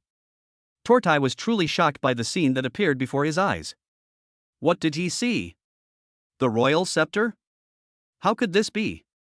The scepter that had been lost for more than 100 years had suddenly appeared at an auction in the imperial capital. Unbelievable. He simply couldn't believe it. Oh my God. Are you kidding me? How could something so extremely valuable appear in such a small place? You have to know that their country has never stopped searching for it, and they haven't found the slightest clue after 100 years. Holy shit. Holy shit. Holy shit. Many wealthy people in the audience and the various international tycoons in the boxes all exploded with expletives in their hearts. Holy shit, the imperial capital auction has actually received such an existence. Cough cough. Wang Qianshan felt the hostility from the foreign country's box and coughed dryly. This object was entrusted to me for auction by a foreign friend who was also not convenient to disclose his identity. Angus? Upon hearing Wang Qianshan's words, Angus narrowed his eyes. Foreign friends, that means they are not Chinese? He still believed Wang Qianshan's words. After all, he was from the International Treasure Appraisal Association. He had to admit that Wang Qianshan's tactic of diverting attention had successfully avoided On's hostility from Yi Chen in China. As you can see, this object is indeed the royal scepter of the Kingdom of Fa. More than 100 years ago, the royal scepter, a symbol of royal power, was lost in the chaos of war. The foreign friend who entrusted us with the auction also obtained it by chance. Now that he is in a financial crisis, he has entrusted us with the auction. The detailed explanation also dispelled the last shred of doubt in On's mind. Next, the client requested that the starting price for the auction of the royal scepter of Fa be 1 billion renminbi, with each bid not less than 500 million renminbi. The auction begins. Snap. Upon hearing Wang Qianshan's words, On's teacup shattered in his hands. Bastard, that damned guy, actually put our royal scepter up for auction. If I find out who it is, I will make sure they are destroyed. 1 billion. The royal scepter is being auctioned off, it would be a good collectible, ha. This is, a wealthy Chinese man in the public gallery spoke up. Damn, the royal scepter being auctioned off is a source of pride. As for the country that is auctioning it? What a joke, this is China, and they can become a wealthy man naturally not afraid of the faraway Fa Gua. Of course, if the auction will be in Fa Gua territory then it is a different matter. 1.5 billion. The Chinese tycoon just finished speaking when he was outbid by another Chinese tycoon, who also obviously intended to collect it. Hey, 2 billion. At this time, a member of the Baixiangguo faction also spoke up. After all, the Fa Gua royal scepter is an excellent thing to brag about. Bastard. Angus's face turned green. Just then, a subordinate came up behind him and said, Mr. Angus, orders have come from the country that the royal scepter must be obtained. At all costs. This. Angus's face darkened and changed, and after struggling for a while, he said, Okay, I got it. At this moment, Ons was filled with anger. He never expected that not only had he not embarrassed Huaxia this time, but he had instead found himself in a dilemma. However, their nightmare had only just begun.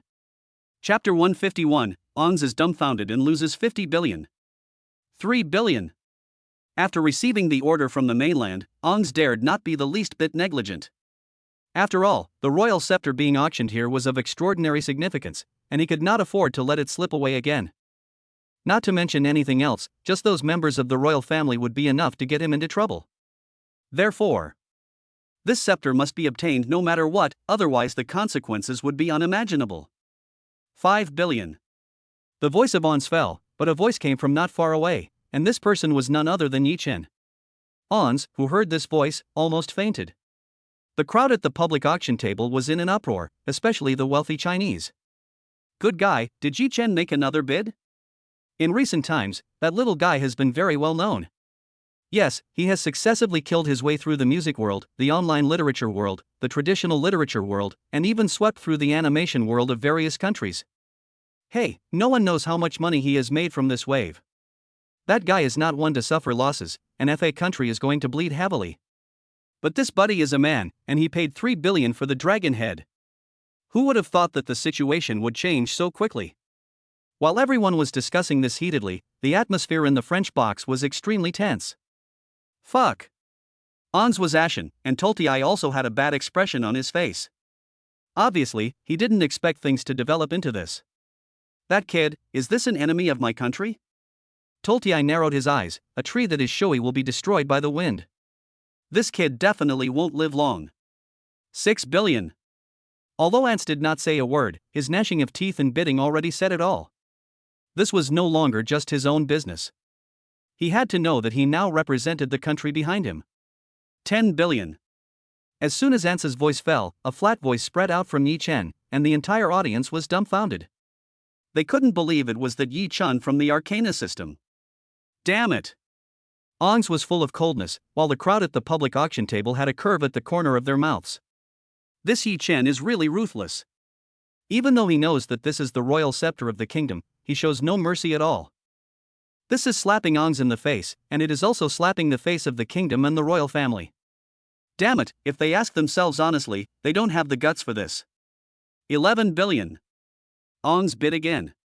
Although he knew that the country would reimburse him, if he let him get this angry here, it would be unbearable. 15 billion. Yi Chen still didn't budge, clearly showing that he wanted Ongs and his group to pay a price. Wang Xianshan on the auction platform also twitched the corners of his mouth. Good guy, it seems like something big is going to happen today. 16 billion. 20 billion. As the two sides continued bidding, in the end, Ong Si and his group won the auction for 50 billion. This result really shocked everyone. Hiss.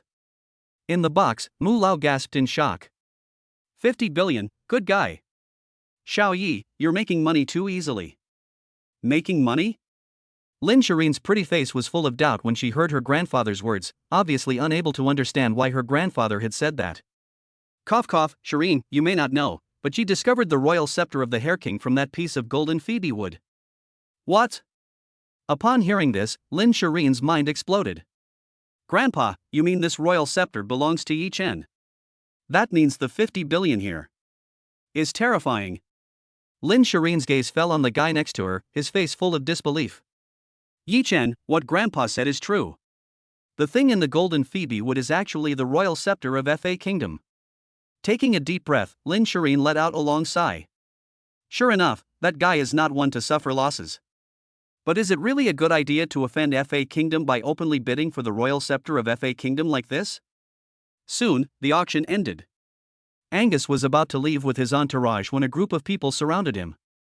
Mr. Angus, we have just received a report that you are suspected of involvement in a robbery. Please come back with us for investigation.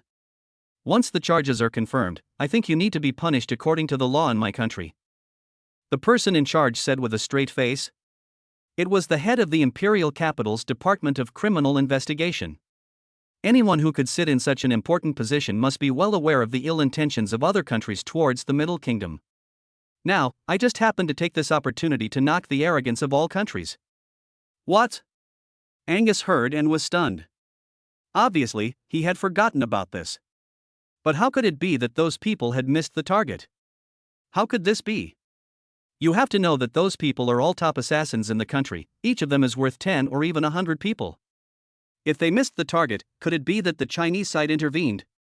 Thinking about this, Ong's heart gave a start, and he secretly exclaimed, "This is bad." If this is true, I'm afraid things are even more serious than he imagined. Tolti, you go back to the country first with the royal scepter. Taking a deep breath, Ong said this, because he knew very well that only by getting the country to intervene could he get out of this matter as soon as possible. Good. Tolite obviously knew the gravity of the situation and glared fiercely at Yi Chen. That bastard boy not only failed to suppress him, but got himself into trouble instead. Ons, take care. Without further delay, for fear of other changes, Tolt, with some people, headed towards the Imperial Capital Airport, while Ons was taken back to the Department of Justice. As for what would happen next, that was not something Yi Chen had to consider. Old Mu, Mr. Yi. Just then, a staff member from the Junyu Pavilion came forward. At the invitation of President Wang, there was something he wanted to discuss with the two of you. Oh? Upon hearing this, Yi Chen and Old Mu glanced at each other, and Wang Qianshan invited. Soon, Yi Chen and Yi Xiaoyu were led by the staff to Wang Qianshan's office, while Lin Shireen and her daughter were arranged to wait in the rest area. Teacher, Yi Xiaoyu. In the office, Wang Qianshan hurriedly got up to welcome the two after seeing them. Needless to say, that was his mentor, and Yi Chen's ability to appraise treasures and gamble with stones was extraordinary, so naturally he was qualified. Since we are all family, I won't beat around the bush. With a small sigh of relief, Wang Qianshan, who was rarely solemn, said, Teacher Yi Xiaoyu, I will be honest with you. In a while, there will be a world-renowned auction in Ruegwa, where no less than 10 national treasures from my country will appear. Therefore, the country is already preparing to build an auction team to go to the Ruegwa auction. I will lead this auction, and I would like to invite Mu Laoshi and Yi Xiaoyu to go to Ruegwa together. I wonder. Oh? Upon hearing Wang Qianshan's words, Mu Laoshi was taken aback. I have no problem with it, but I'm not sure if Yi Xiaoyu can go. Ding. The host has triggered a random task: go to Switzerland and acquire national treasures. The reward is God-level object control, and a bonus of 300 billion renminbi. Yi Chen couldn't help squinting his eyes at the sound he heard. God-level object control is kind of interesting. What is the system trying to do, make him a god? Chapter 152, an honorary title that I didn't want to hold, but my strength doesn't allow it. A god-level control technique? With a bonus of 300 billion? This is a good deal no matter how you look at it, and if it's Ruegwa, it seems that the mother and daughter haven't been there yet. It would be a good idea to take a trip there while you're there. That's good. Upon thinking of this, Yi Chen arched his lips, just taking the opportunity to take Shireen and the mother and daughter on a trip to Ruegwa. Really? Seeing Yi Chen agree, Wang Qianshan's face lit up with joy. That's great. I'll make the arrangements immediately. How about setting a date for tomorrow to go to Switzerland? That's fine. Yi Chen nodded slightly, and Mu Laoshi also nodded in agreement. After some discussion, Wang Qianshan couldn't wait to report this matter. Of course, before parting, he had embezzled 50 billion from FA country, and naturally, he had transferred it all to Yi Chen. In the extended supercar. Daddy, what did you say? We're going to Switzerland for a vacation, that's great. As soon as the little guy heard that they were going to Switzerland, he was instantly excited. You know, she didn't have enough fun in the Principality of Nilu's city of Stans last time. Well. Go back and pack, we'll leave tomorrow. Yi Chen petted the little guy's head and said, after all, this trip to Switzerland, the auction will only last one day, and it would be a pity not to travel for the rest of the time. Yes. That's great, we can travel abroad again, hooray. The little one could tell that she was now particularly fond of traveling, but that was not surprising. After all, after Lin Shireen retired from the entertainment industry, she had plenty of time to spend with the little one, and with her parents taking her on trips, how would she not be happy? After all, it is her nature to play at her age. However, at the same time, it was the imperial capital airport. Damn it! Tolti led everyone out of the imperial capital airport, and recalling the scenes of this trip, he could not swallow this grudge without taking revenge. But he has only written a few trashy works. In that case, the literary world will see the real chapter. Thinking of this, Tolti was mysteriously confident. After all, she is your biggest favorite for this year's Nobel Prize in Literature. There is no surprise that she will be this year's Nobel Prize in Literature winner. With her reputation, she may be able to crush that young Chinese kid with her fame. Tolti then posted a tweet: a young kid from a small country dares to sweep across the world, but he is ultimately a frog at the bottom of the well. I don't know how good Yi Chen's literature is, but someone who hasn't even been nominated for the Nobel Prize in Literature is someone whose credentials need to be verified. The innuendo-laden remarks immediately drew support from countless Tolti fans, especially those in China whose interests Yi Chen had previously offended. I agree with Mr. Tolti's comments. Yes, that Yi Chen is indeed arrogant. Only the Nobel Prize in Literature can affirm the best quality. What kind of person is that Yi Chen? How can he compare to Mr. Tolti? Yes, if I were him, I would quit the literary world. He is completely a literary worm. What literary society? After all, they can only show off in this part of the country. His sarcastic remarks were like a jumping clown, and in no time, the storm of online criticism was overwhelming. Of course, Yi Chen's fan support would not tolerate it, and they immediately started a wave of name-calling. They could tolerate anything, but this matter concerned the reputation of their idol, and they would not give an inch. However, obviously, under the impact of the resurgence of the dead and the online army of water soldiers with a fluke mentality, it still had an extremely bad impact. Imperial Capital Writers Association. What? Tolt has openly criticized Yi Chen. Wei Lao's face sank as he looked at the online comments. This matter could be serious. What does President Lin think? This. Lin Changqing heard Wei Lao's words. This person's words were extremely vicious, and he was also the biggest favorite for this year's Nobel Prize in Literature. He was sure that Yi Chen did not have a literary masterpiece that was renowned at home and abroad. The situation here is quite unfavorable for us. In recent years, the literary circles of various countries have been blocking the Chinese literary circles, resulting in few nominations of masterpieces for the Nobel Prize in Literature from our country, let alone winning the Nobel Prize in Literature. With all parties moving in different directions, this tweet immediately triggered a wave of retaliation. Ding dong.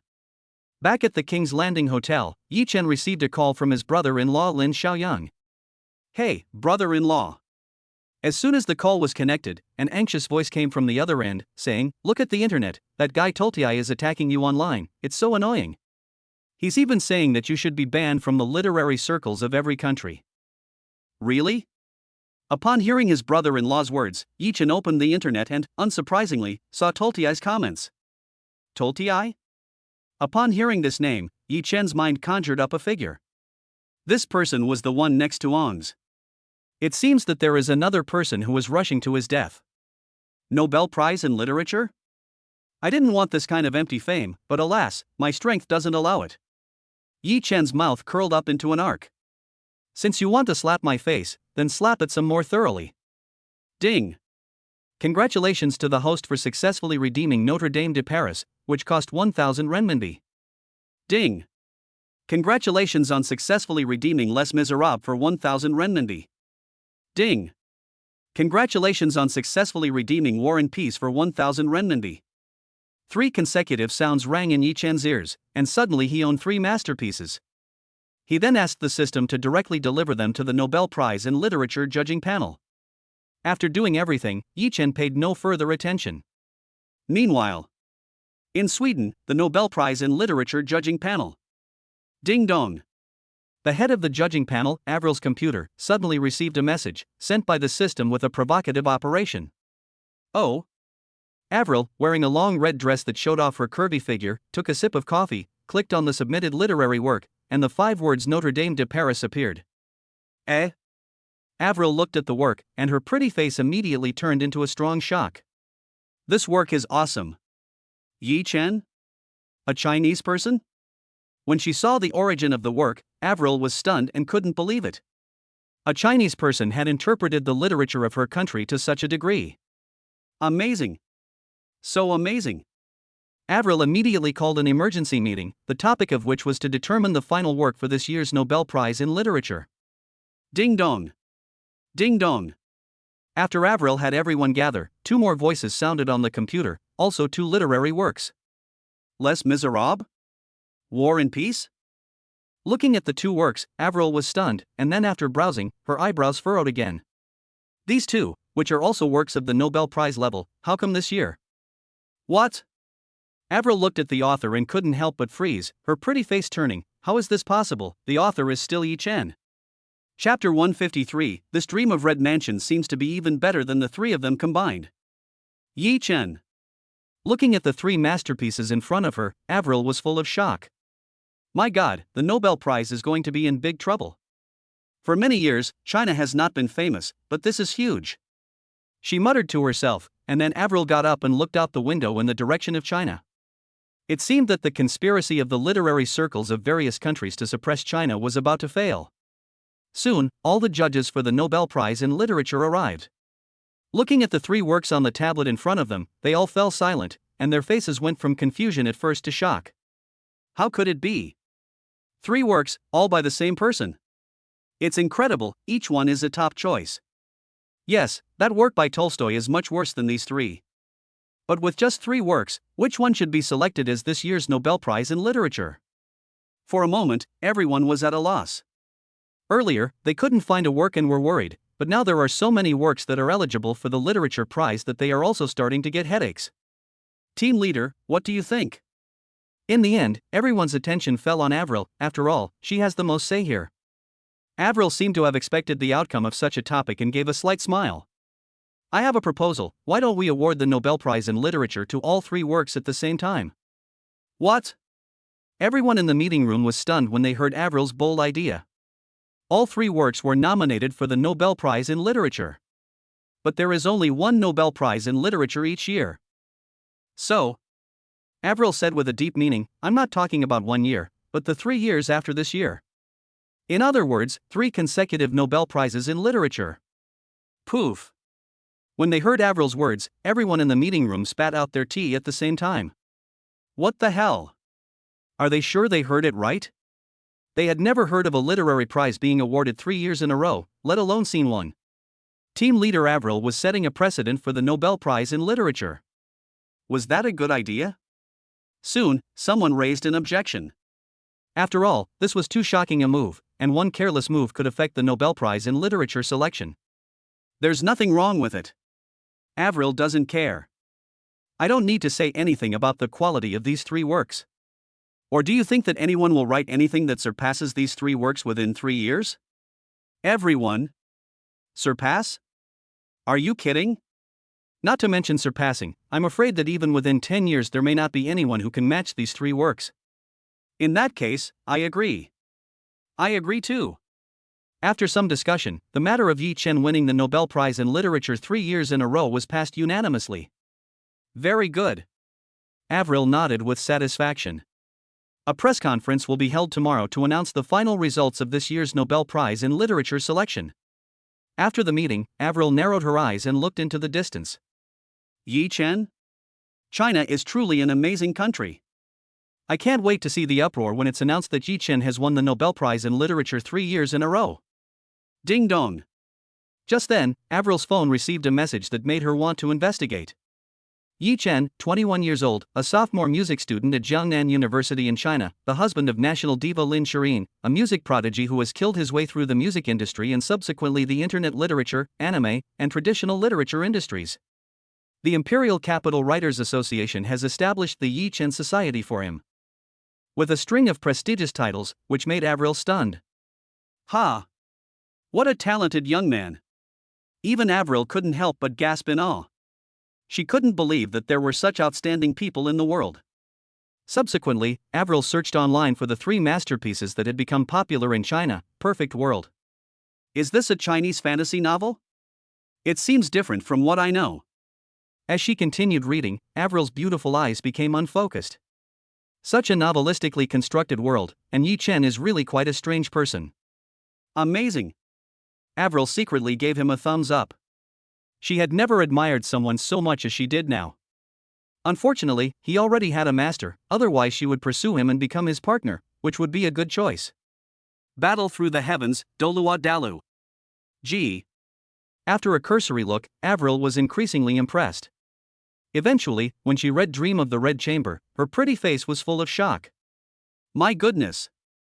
This Dream of the Red Chamber seems to be even better than the 3 of them combined. After learning about Dream of the Red Chamber, at one point Avril wanted to upgrade the 3 consecutive championships to 4 consecutive championships.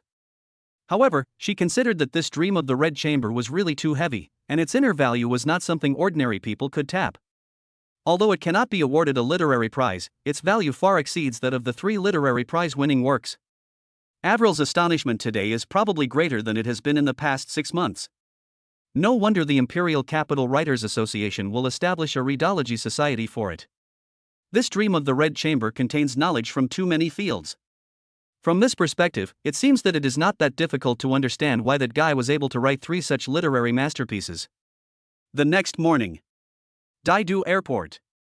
In the waiting lounge, everyone is waiting. At a certain moment, the large screen hanging in the air is successfully linked, and it is the live broadcast of the Nobel Prize in Literature press conference, with simultaneous translation on international channels. That beauty is so pretty.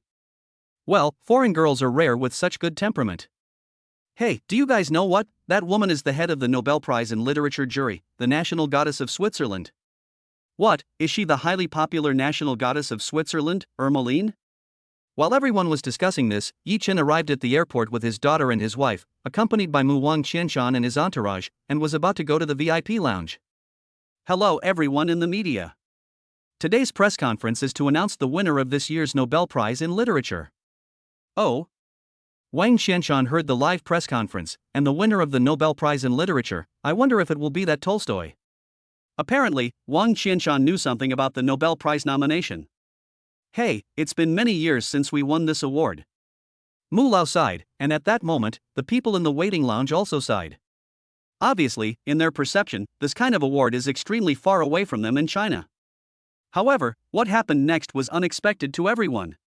Chapter 154, that year, I, Yi Chen, had my hands in my pockets, not knowing what an opponent was. A cocktail party in a foreign country. Tolti, congratulations. At the high-class cocktail party, glasses were clinked, but it seemed that Tolti was the focus of attention. This was because the announcement of the winner of the Nobel Prize in Literature had been made that day, and Tolti, as the favorite, would, unsurprisingly, be the winner of this year's Nobel Prize in Literature. If he becomes the Nobel laureate, his status and position will change completely. A reception is more like an early celebration of Tolstoy's award. Without further ado, after being unanimously approved by the Nobel Prize in Literature jury, this year's Nobel Prize in Literature winner is. Tolite was overjoyed, a smile appeared at the corner of his mouth. Everyone, there's no need to be like this, it's just an award, I will definitely work harder in the future. Yi Chen's work Notre Dame de Paris from Jiangnan University in Jiangnan City, China. Boom. As soon as these words were spoken, Tolt, who had been smiling, immediately had a sudden flash in his head, and then stared at the screen in shock. What? I'm not the winner of the Nobel Prize in Literature, but China, Yi Chen. This is impossible. Obviously, at this moment, Tolti was struck by lightning, and a figure appeared in his mind, the same figure he saw at the auction in the imperial capital yesterday. How could this be?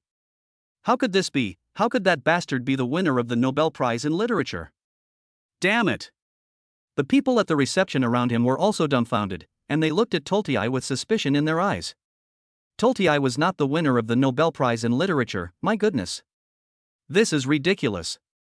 And who is this Yi Chen from China? Why have I never heard of this person? Meanwhile, at the airport in the imperial capital, everyone is dumbfounded, and then an uproar breaks out. Holy shit, the Nobel Prize in Literature is not going to Tolstoy. Cough, Mom, Yi Chen from Jiangnan in China, could it be that ruthless person who has killed his way through the music and literary circles? Ha, Yi Chen, my goodness, Yi Chen is the winner of this year's Nobel Prize in Literature. Yi Chen is invincible, awesome. Tolstoy, this is not scientific, how come the Nobel Prize in Literature is not mine? Yi Chen, normal operation, no need to be surprised. My god, Yi Chen has even killed his way into the Nobel Prize. Lin Shireen watched the live broadcast on the big screen, her whole heart trembled, and she looked incredulously at the guy next to her. Yi Chen, when did this happen to you? Poke hey. Mu Lao almost choked on his own spit. What the hell, his grandson-in-law has become the winner of the Nobel Prize in Literature. The impact of this information cannot be underestimated. This.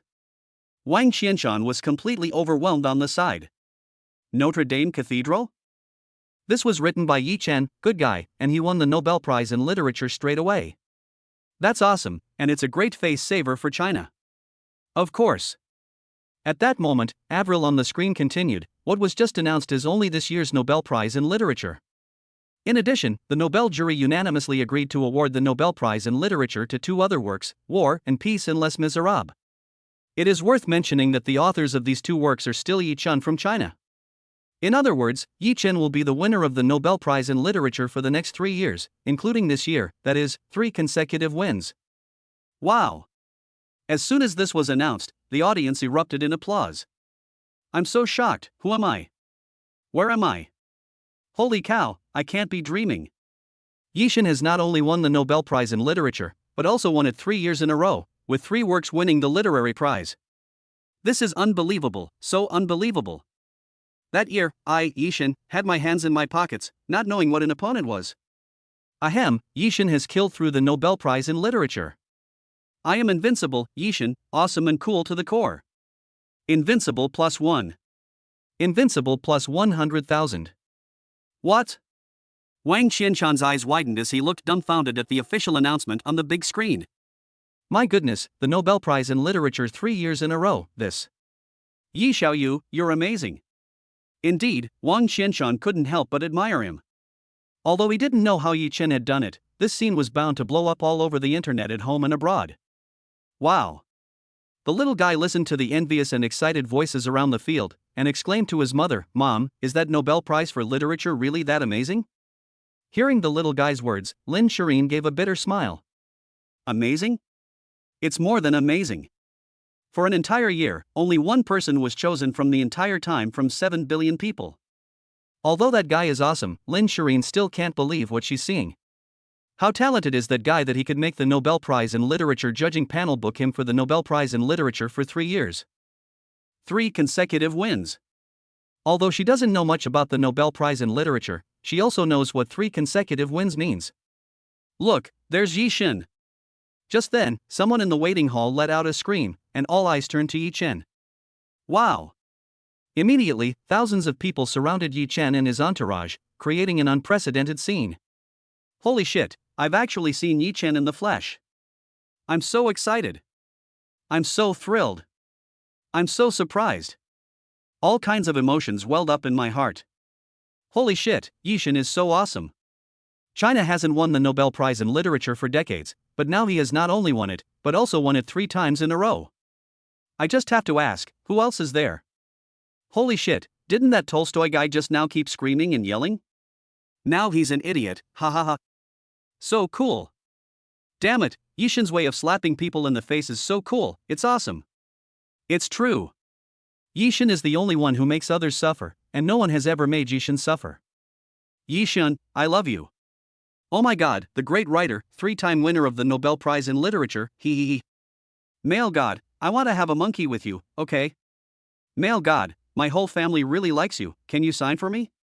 Me too, male god, if I were a woman, I would definitely marry you. Yi Shen, I'll be your mistress, or at least your 8th or 9th wife. Yi Shen, please accept our worship. The scene was in an uproar. Everyone was staring at their idol, madly. This is the idol they want to chase after, handsome, talented, and killing it in every field. Ah, invincible. Chapter 155 Invincible, Lao Yi, what did you eat to grow up like this? The waiting lounge was in an uproar. Facing such treatment, Yi Chen gave a small smile, a trivial matter, not worth mentioning. He who humiliates others will always be humiliated. I just can't stand the way some people do things. Damn it. Such a full of himself remark immediately drew praise from the audience. However, before the crowd could say anything, Avril's voice continued to come from the big screen, and there's one more thing. Although the 3 literary masterpieces of Mr. Yi Chen of Huaxia are extremely good, they are not the most amazing. I only learned yesterday that Yi Chen of Huaxia has actually written another masterpiece called Dream of the Red Chamber.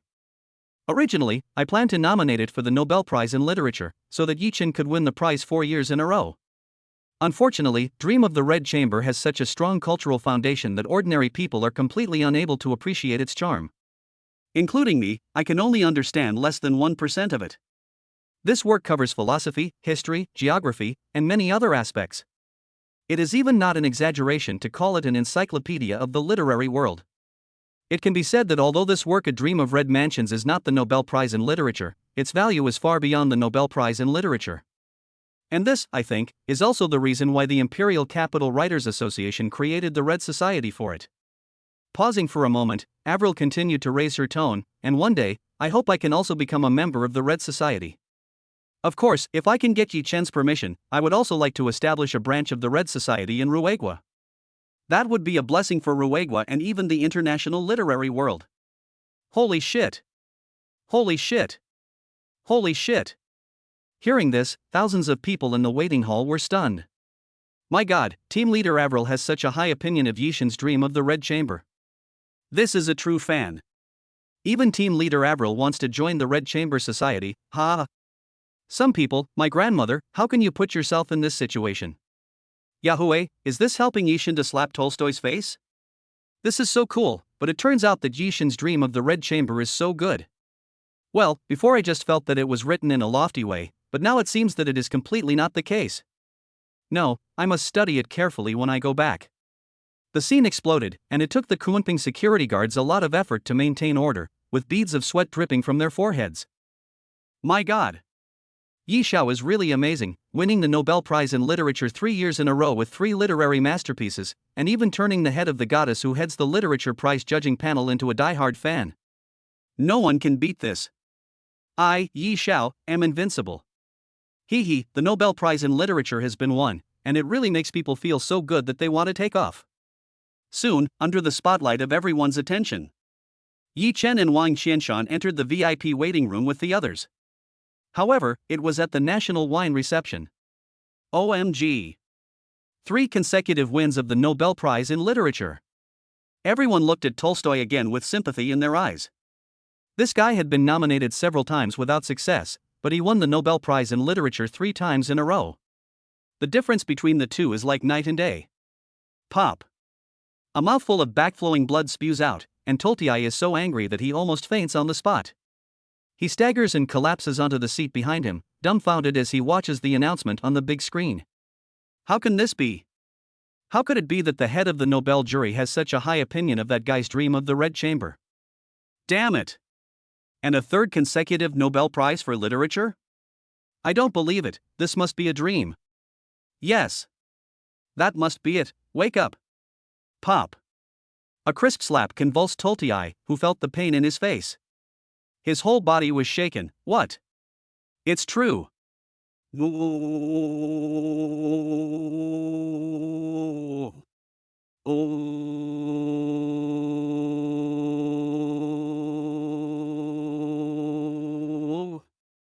Looked at the unconscious Tolstoy, feeling that they had just thrown their congratulations to the dogs. Some people who had wanted to celebrate were secretly glad that they had done the same thing. Coincidentally, on the other side, Yangchang, a scholarly family. Oh my God. In the rest area, Lao Wang next door was staring at the video he was watching with wide eyes. Lao Yi, you better hurry. Your son has won this year's Nobel Prize in Literature. Boom. As soon as he said this, everyone in the rest area immediately gathered around. Wow. The Nobel Prize in Literature, is that for real? Holy cow, although they weren't familiar with this award, they knew that it was the highest literary prize. What? Old Wang, show us. Yes. The chatter started, and Yi Pengfei also gathered around. His son won the Nobel Prize in Literature? Don't make me laugh. Obviously, he thinks it's the world's funniest joke. Holy cow. It's true, and he's won it 3 times in a row, that's awesome. Winning the Nobel Prize in Literature 3 times in a row, this operation is worthy of the youngest son of my scholarly family. Invincible, Lao Yi, what did your son eat to grow up like this? Lao Yi, come clean, what did you teach your son when he was young to be so successful? Yes, if my kid could be 1/10,000th of Xiaoya, not 100,000th, I would be so happy. Having a son like Ye's boy is so enviable. Hey, Yi, this is enviable. I don't know what to say. I'll definitely beat up my kid to vent my anger later. Yi Pengfei also had a smile on his face as he listened to the envy of his neighbors. Although it was a bit hard to believe, he was still very proud. It's all because the kid is self-motivated. After finally getting away, Yi Pengfei was then called by Ye's mother. Hello, Wenting. Hurry up and watch the news, our son has won the Nobel Prize in Literature. What? Hearing Yi Pengfei's words, Li Wenting's pupils suddenly shrunk, and she let out a sound that was almost 120 decibels, which really startled her colleagues in the office. You said that Brat won the Nobel Prize in Literature. How is that possible? When did that brat do it, and why was there no sign at all? All the teachers and colleagues. That brat? Nobel Prize in Literature? And signs? Could it be that Mr. Li's son has won the Nobel Prize? Under the keywords, many teachers realized a shocking thing. Then they opened their phones to browse the web. Their pupils shrank, and they said, holy cow, it's true. But, your sister, how is it 3 consecutive championships? Chapter 156. Don't worry, we'll be quick. 3 consecutive wins of the Nobel Prize in Literature. This news resounded like a cannonball in everyone's mind, and it was truly unbelievable. You have to know. Winning the Nobel Prize in Literature just once is already a cause for celebration throughout the land. Now, what does 3 consecutive wins mean? You can figure it out with your toes. The imperial capital, Wei Lao's villa. Ha ha ha, good. As he watched the announcement of the Nobel Prize in Literature being broadcast live, Wei Lao was full of excitement. Obviously, watching the Nobel Prize in Literature go to China, and then sweeping the 3 years, this time they have made a big splash in China. Notre Dame Cathedral, War and Peace, Les Miserables. Being awarded the Nobel Prize in Literature in its entirety is extraordinary enough, and it seems that there is a need to study it in some time. Meanwhile, in the VIP waiting room in the imperial capital. Mom, is winning the Nobel Prize in Literature 3 years in a row really that impressive? The little guy asked Lin Shireen with wide, curious eyes, but she could only give him a bitter smile. She really wanted to say that it didn't matter at all. It's just that she was a little dazed right now. No matter what, she never would have thought that that guy could win the Nobel Prize in Literature 3 years in a row. It was fine, Lin Shireen said against her will, admitting that it was quite difficult for her to admit that the guy was good. Really? The little guy obviously questioned what his mother said, but if so, why were those people so surprised? Oof. It must be that his mother is lying again. He is not a 2-year-old child. As Lin Shireen lied to the little guy, Mu Wang Qianshan smiled without saying a word. He couldn't help but feel that it was good to be young. Watching the scene in front of them, they also thought of their own youth. As for the little guy's fans who have already started live streaming, they are boiling with excitement. 66666, the little fairy has been fooled by the goddess again. It's okay to win the Nobel Prize in Literature 3 years in a row, it's an eye-opener. Cough cough, if this is okay, then I'm afraid all the other awards are useless. Yixin is invincible, winning the Nobel Prize in Literature 3 years in a row. But that's not all, and there's also Yixin's dream of the Red Chamber, which seems to transcend the literary award in terms of status. No wonder the Imperial Capital Writers Association specifically established the Readology Society for this purpose. It seems that there is a reason for this now. The fans were buzzing with excitement, but the little guy didn't care at all. However, as the conversation progressed, the fans in the live broadcast room learned that Yi Chen's trip was to recover the lost national treasures of Huaxia, and they immediately praised him for it. For a time, Yi Chen's image in everyone's hearts grew even taller. Soon, the group arrived at the Wilson Hotel in Ruegua. Yi Chen, you guys rest up, and we'll go out for a stroll in the afternoon. Wang Xianshan said to Yi Chen, and then arranged for the other treasure appraisers. After all, this trip was not just for them. After closing the door, the fans in the live broadcast room once again set off a heated discussion. Exclamations of admiration arose one after the other. The Wilson Hotel is the only 8-star hotel in Switzerland, with unimaginably luxurious decorations, and even the interior decorations are all fine antiques. In the room, Yi Chen, Lin Shireen was taken aback. Looking at the door that had been locked from the inside by someone, she obviously anticipated what would happen next. Her face flushed, and she thought, Meow Meow is still outside. It's fine, the door is locked, isn't it? Don't worry, we'll be quick. Well. Before Lin Shireen could say anything, she was overpowered by someone, and a silent battle for the field began. If this scene were seen by the fans of the little guy's live broadcast, I wonder what kind of storm it would set off. In the afternoon, the sun was shining pleasantly. Wang Xianshan led Yi Chen and the others to the antique market near the Swiss auction house. Wow! As soon as they arrived at the antique market, the little guy looked around at the endless rows of stalls and let out an exclamation, truly shocked by the spectacular scene before him. Not only the little guy, but also Lin Shireen was stunned. Obviously, they had never seen such a large antique market before. Good guy. How many antique stalls does it take to be grand? Unbelievable, it's terrifying. Countries gathered together, what do you think? Hey, don't think about it. I'm afraid that more than 90% of these are fake. No way, there are so many stalls, you can always find a bargain. The live broadcast fans have already started to discuss it frequently. Indeed, they are also quite looking forward to what will happen next. Let's go and have a look. Wang Xianshan took the lead and entered the antique area. Yi Chen and the others followed behind him, occasionally surveying the surrounding stalls. Of course, while others were surveying, Yi Chen knew the authenticity of the antiques at a glance. Boss, how much is this crown? Yi Chen casually picked up the rusted crown next to him. At first glance, it gave a feeling of being unremarkable, but he knew that it was the crown of the royal family of the Eagle Kingdom. Although its significance was somewhat inferior to the scepter of the previous Hair Country, it was not that bad. This owner is obviously an expert. This crown is no simple matter. Look at the shape and the lines. Although it is a bit shabby, you definitely get what you pay for. How about an outright price of $10,000? Okay. Yi Chen did not bargain with him. After all, $10,000 was really not expensive. What's more, nowadays he was not short of money. In his opinion, arguing over such a small amount of money was a waste of time, at least in his opinion at the time. The payment was settled, and the elite of the Huaxiao War Department responsible for security on the side put the crown away and moved on to the next place. Boss, how much is this mask? $30,000. Bought. Boss, there's also this rusty sword. And that was it. Yi Chen had already gained a lot, at least more than 90% of the items were bought by Yi Chen. The elites of the War Department were all dumbfounded by this scene. What the hell is this? You can't be such a spendthrift even if you have money.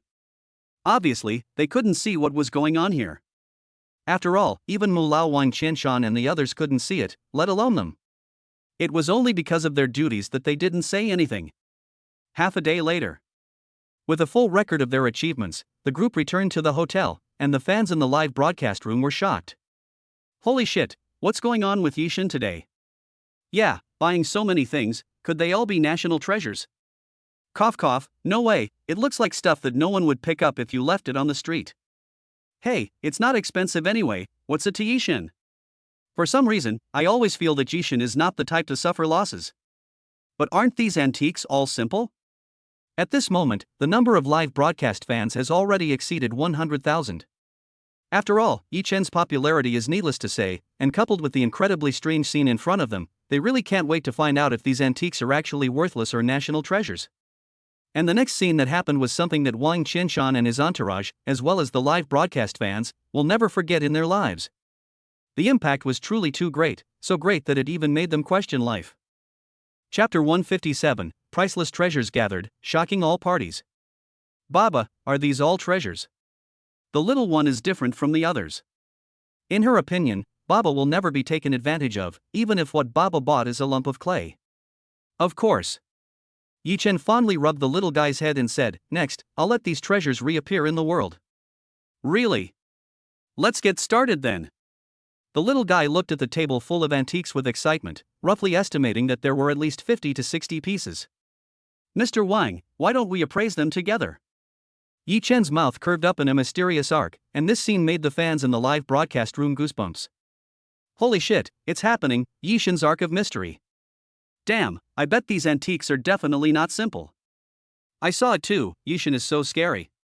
Hey, it feels like there's going to be some good drama to watch next. I always feel like something big is about to happen. The small bench has been moved, waiting for Yi Chen to show off. As the barrage of comments flew up like bamboo shoots after rain, the number of followers also started to soar. First, Wang Qianshan and Mulao, who were just trying it out, placed the rusted crown on the appraisal table and then began to remove the external rust using various methods. Then a magnificent crown appeared before everyone's eyes. When Wang Qianshan saw the crown on the appraisal table, his pupils suddenly contracted. This is the crown of the royal family of Eagle Kingdom. Its value is comparable to the national treasure of the Eagle Kingdom. Hiss. Everyone in the room, their eyes wide open, all gasped in shock. Goodness, that crown that was previously unimpressive actually had such a big story. Now, just the first item was like this, so what about the antiques that follow? Thinking about this, everyone's eyes fell on the table full of antiques, and when they looked at Yi Chen again, their expressions changed. Holy cow, the first one opened the Eagle King's crown, it's hard to imagine what will happen next. Pop. Holy cow, what the hell, the Eagle King's crown, OMG. Awesome Yi Chen, this treasure appraisal ability is simply invincible. Sure enough, Yi Chen succeeded in bluffing again, I'm so jealous. Damn, if I had this ability, I would be unstoppable. Holy cow, this operation is definitely a magical artifact for picking up girls. Hey, I'm looking forward to what's going to happen next.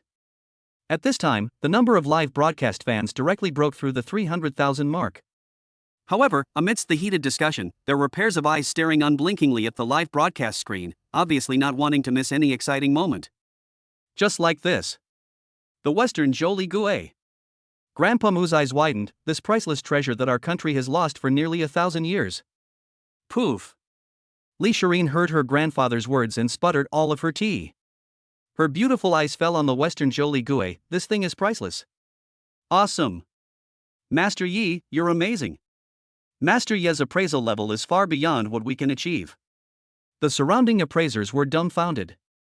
If the first one was a coincidence, then this second one is different. Tutankhamun's golden mask. Eastern Han Dynasty bronze galloping horse. Faberge egg. Tay sword. Then, one after another, antiques that shocked everyone's eyes were displayed like family treasures. Everyone in the room was shocked, and Lin Shireen's expression was full of amazement. Daddy, that's amazing. The little girl watched as one antique after another appeared, and although she didn't know what it was exactly, from the reaction of her grandparents, it must be extremely precious. However, the live broadcast room exploded instantly.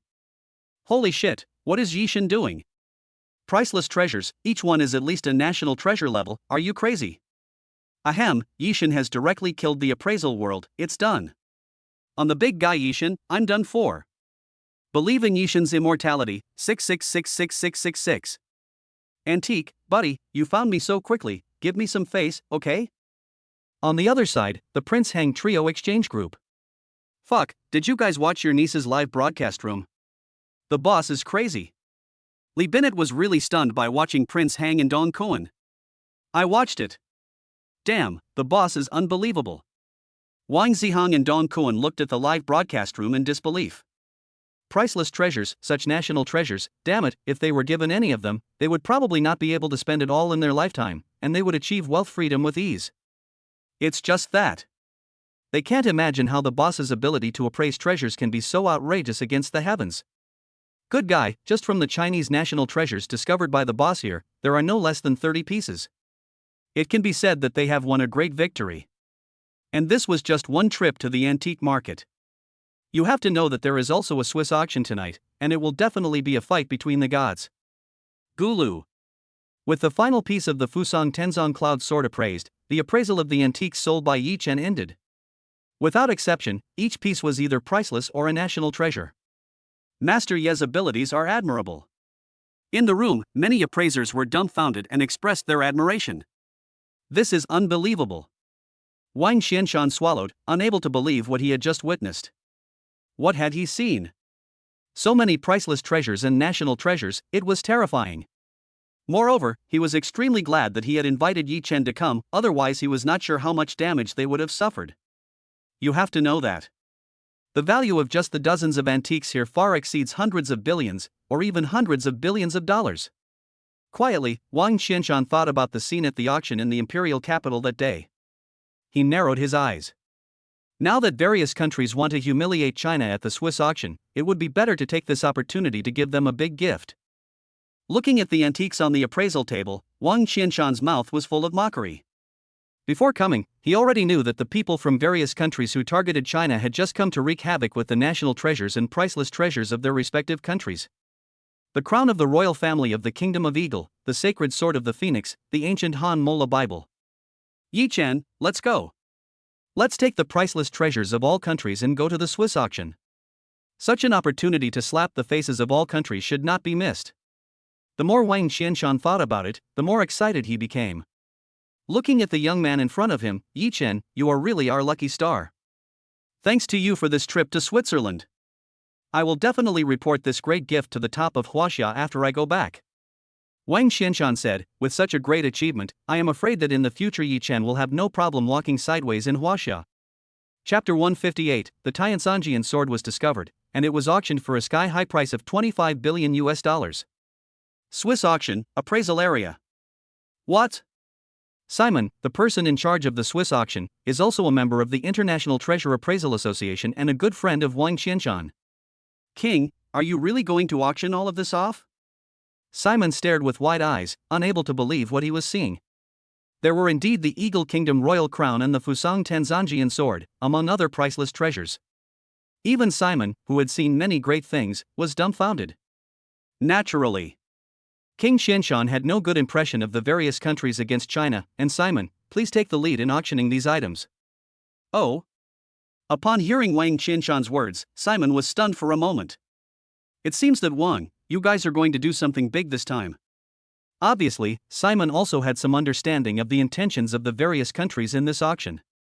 After all, more than 80% of the many auction items from China were provided by various countries. That's right. Wang Qianshan thought of something and then took out a spherical object with a cross on it. This is Simon. When he saw the object in Wang Qianshan's hand, his pupils suddenly contracted and his heart pounded. The Orb of Kings. It's the Orb of Kings that was stolen from my country 10 years ago. Wang Qianshan nodded slightly, yes. We obtained it by chance and gave it to your country as a gift. Hiss. Simon let out a gasp of disbelief when he heard this. Such an invaluable treasure? Giving it to your country? This gift is too valuable. King, thank you so much. Simon was full of excitement, carefully holding the Orb of Power in his hands. If the royal family knew, the benefits he would receive would be absolutely unprecedented. However, I also cannot let you suffer. Taking a deep breath, Simon then clapped his hands, and 2 staff members came onto the field, each holding a gift box in their hands. Simon then opened the gift box, and inside were the ram's head and the snake's head. These are the 2 bronze heads of the 12 animals that Switzerland spent some money to buy from your country. I had planned to auction them off, but now that King Wang is so generous, I will trade them with you. Wow! Looking at the 2 bronze heads, Wang Qianshan's heart trembled. He had originally planned to sell them to Switzerland, but had never expected to encounter such a happy accident. The 12 bronze heads are a cultural relic to other countries, but to the Chinese, it's a matter of face. Simon, thank you. Wang Qianshan gave a slight smile. This time, the gift was not to be underestimated. Wang, you're too kind. Simon's mouth curved up in an arc. Don't you Chinese have a saying, return the favor? However, compared to this, I'm more looking forward to the expressions of the delegations from the various countries next. As he spoke, Simon looked at the auction area and said, see you at the auction later. After saying this, the 2 parties parted. Wang Qianshan's smile was undisguised. Yi Chen, you've got some talent. You deserve the credit for these 2 bronze heads. Wang Qianshan naturally knew very well that if it weren't for the Swiss royal orb, who knows how much they would have paid for the next 2 animal heads to be auctioned. After all, this is a Swiss auction house, not their home court in China. Soon, the auction began. Simon even took charge of the auction himself, clearly wanting to witness this precious moment. He was very happy that everyone could come to the Swiss auction, and this auction would not disappoint. First, the first lot of this auction, the sacred weapon of the land of the rising sun, the 10 Sun Cloud Sword. As soon as the words fell, a long sword suddenly appeared on the big screen behind him. All the treasure appraisers in the Fuso box stood up from their seats, staring at the big screen on the auction platform in disbelief. How is this possible? Fuso treasure appraisal master Ichiro Egawa was shocked, and his good friend Masao Hokusho was also dumbfounded. This is actually one of the 3 lost sacred treasures of our country, the 10 Sun Cloud Sword. Damn it! No way, how could the lost 10 Sun Cloud Sword of our country appear here? Baka, who the hell put our country's sacred weapon up for auction here? In an instant, the faces of the treasure appraisers in the Japanese box turned cold. Kadami Shigeo looked intentionally or unintentionally in the direction of the Chinese box. Could it be the work of China? It just can't be. This 10 Sun Cloud Sword has been lost for decades, and now it suddenly appears? Could it really just be a coincidence? Thinking of this, Kadami Shigeo muttered, of course, apart from huaxia and coincidence, it is also possible that other countries are behind this. Okay, the auction starting price for the Japanese artifact 10 Sun Cloud Sword is $5 billion, and the bidding will start at no less than $500 million. The auction starts now. Simon's voice had just finished, and the major tycoons and wealthy people in the room had already started bidding. $5 billion, I'll take it. A wealthy party from Switzerland shouted out, but he was not allowed to finish speaking. 5.5 billion. 6 billion. The bidding quickly reached the astronomical price of 10 billion, which is equivalent to more than 72 billion renminbi. This price is absolutely astronomical, and most importantly, the 10 Sun Cloud Sword is actually a symbol for Fusang, and it is not at all practical. It is just a matter of status, and it is one of the 3 sacred treasures of Fusang. If they fail to bid on something like this, I'm afraid the people of Fusang will be spitting on them. 11 billion. Ichiro Uegawa's face turned ashen. Although he didn't know who had commissioned Swiss auction house to auction it, he knew for sure that if they failed to bid on the Tensun Cloud sword today, he would definitely die a very embarrassing death. 12 billion. Although the economy of the Fuso is quite strong, everyone present is either a representative of a country or a wealthy family. Who would buy his face? At that moment, someone else bid again, and Ikawa Kazuo's face turned green with anger. 20 billion. Then, Ikawa Kazuo called another price, and the price soared directly to 20 billion. This price can be said to have deterred many wealthy families and representatives. After all, it is equivalent to more than 140 billion yuan. 21 billion. Just then, Wang Qianshan began to make his move, and all eyes fell on the huaxia box. For a moment, the crowd of people around Ikawa Kazuo clenched their teeth. 25 billion. Ikawa Kazuo gritted his teeth and broke out a price, his heart wishing he could tear Wang Qianshan apart. You have to know that this price, converted to RMB, is as much as 180 billion. It can be seen how insane he is. Seriously, Ichiro Uegawa was thinking of killing a group of Chinese people. Simon heard Wang Qianshan's bid and his mouth twitched. Good guy, it seems that China is determined to fight against all countries on its own this time. But what will happen next is really something to look forward to. After all, the situation is that the Chinese side has a crushing advantage. Chapter 159, Invaluable Treasure, Beating All Countries. Simon smiled, shaking the whole room. Good guy. It's rare to see China so tough, and now Fusang is going to lose big time. 26 billion. But at this moment, someone suddenly barged in, and it was none other than the representative of the North Bear Kingdom.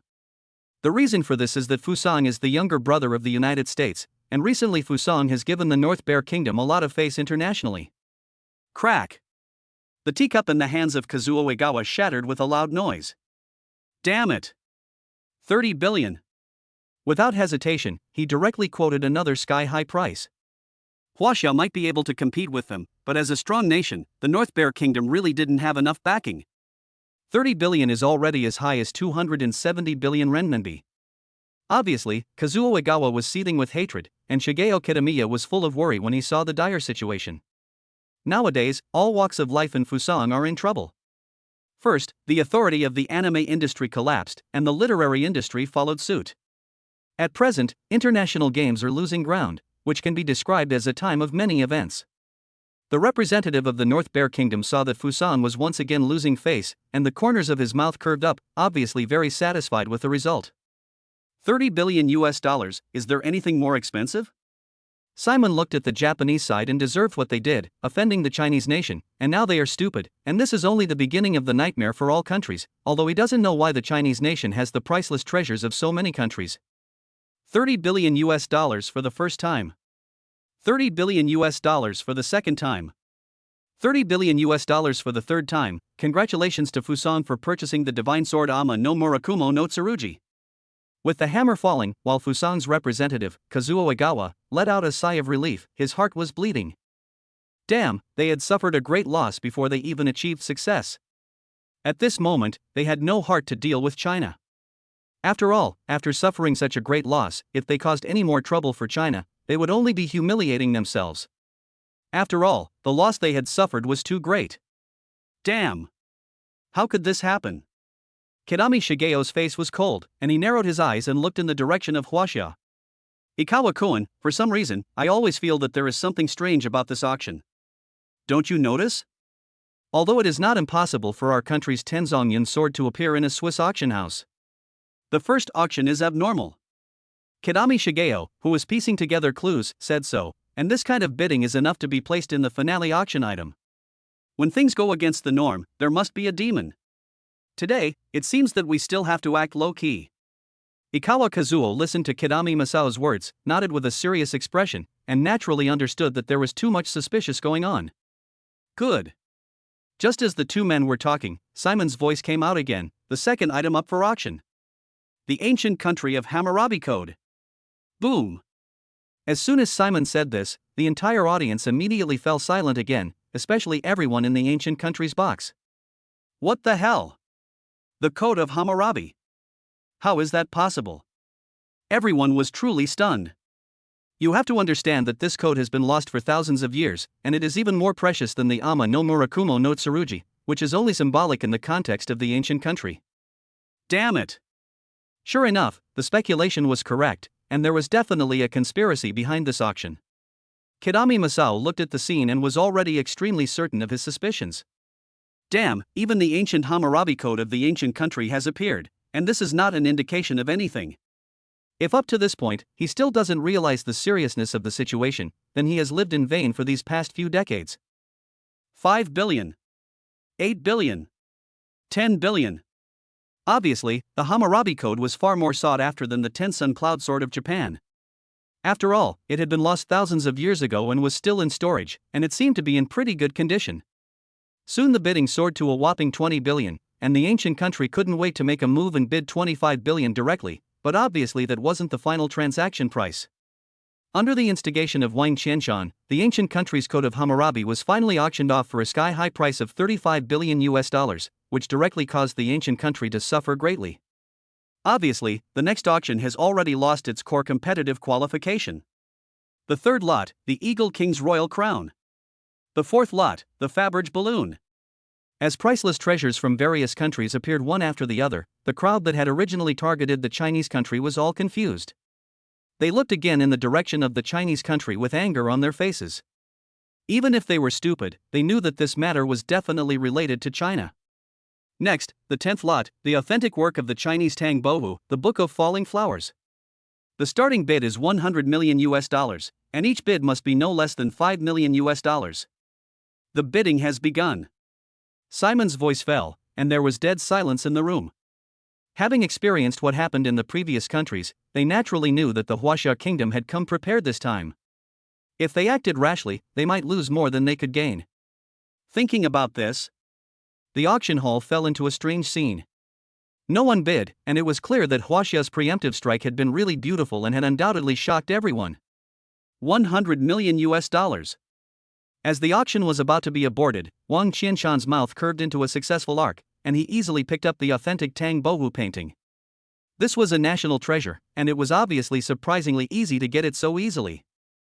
If other countries participated, I'm afraid it would be difficult to get it for even 100 million, let alone 3 or 5 billion. Simon is not surprised by this. After all countries are scared out of their wits. The various plutocrats clearly understand that it is unwise to offend the Chinese nation because of this trivial thing. After all, their respective plutocrats all have considerable business in China. $100 million. Is there anyone who will bid more? If not, then this authentic work of Tang Bohu, the Book of Falling Flowers, will go to China. I wonder if Simon is deliberately trying to make the countries feel sick by delaying the auction. Seeing that no one is participating in the auction, Simon also knows the determination of all countries. It seems that they are afraid of the Chinese country. $100 million for the first time. $100 million for the second time. $100 million for the third time. Congratulations to the Chinese country for purchasing the authentic work of Tang Bohu, the Book of Falling Flowers. Simon made the final decision with one hammer blow, and the transaction was completed. Wang Qianshan, Mu Lao, and the others all had a smile curve at the corner of their mouths. This can be said to be the easiest auction they have ever participated in. This time, thanks to Master Yi. Indeed, if not for Master Yi's priceless treasures from various countries, this situation would not have been created. Master Yi has made an invaluable contribution to this trip. The Chinese appraisers were dumbfounded and emotional. Today, they really stole the show. After today, no other country will be able to hold their heads up in front of their country, China, and they will be completely crushed. It feels great. Mu Lao's mouth curved up in an arc. He hadn't been this happy in a long time. Lin Shireen gave her man a wide-eyed look.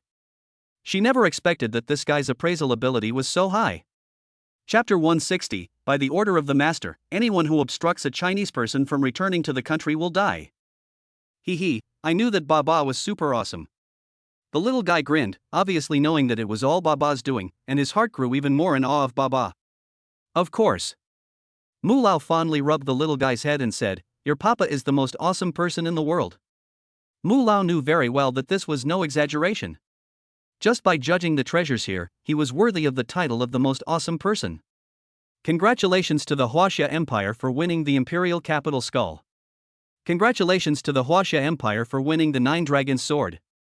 Congratulations to the Chinese nation for winning the Yongle Encyclopedia. In less than half a day, Wang Qianshan and the others won more than 30 national treasures in a row, which was a great harvest. However, this scene made all the other countries covet it. Originally, this was their trump card to make things difficult for the Chinese nation, but now they didn't dare to say a word. Because they were afraid. Yes, they really lost most of their funds in the previous auction. Now they don't have enough money to bid on one hand, and on the other hand, they are afraid that China will bid on another priceless treasure from their country. Soon, the auction came to an end. Simon let out a sigh of relief after bidding on the last item of the finale and said, "Okay. I declare that this year's Swiss auction is now over." The auctioneers from all sides left one after another, but the ancient country of Fusang and a group of other countries that originally wanted to make things difficult for China looked in the direction of China with gloomy faces. If they could keep them here, wouldn't all the antiques they obtained be theirs? A wave of conspiracy thus began. After the handover was over, Wang Qianshan and the others left the auction house. Interesting. Yi Chen glanced at the many people following them in the shadows. Obviously, their trip back to the country would not be peaceful. Of course, Yi Chen still had to take Lin Shireen and her daughter to travel around Switzerland, so naturally he would not go back with Wang Qianshan and the others. "Yi, are you really not coming back with us?" Mu Lao looked at Yi Chen's family and asked. Yi Chen smiled slightly and said, "No, I'll just take a few days to travel in Switzerland during this time." "Okay." Knowing that it is rare for a family to come here, naturally, Mu Lao will not insist. After a while of conversation, they parted ways and drove off in the direction of the private jet. Ding! Congratulations to the host for completing the task of going to Switzerland to obtain the national treasure, reward for the god-level control technique, and a bonus of 300 billion renminbi. As Mu Lao and the others left, Yi Chen heard the system's voice announcing the reward had been credited to his account. He couldn't help but smile, and he was curious to see how extraordinary the god-level object control skill was. He then opened the attribute panel. Name, Yi Chen. Age, 21. Skills, God-level cooking, God-level music, God-level martial arts, God-level bone-setting massage, God-level chess, God-level calligraphy, God-level medical skills, God-level treasure appraisal, God-level object manipulation.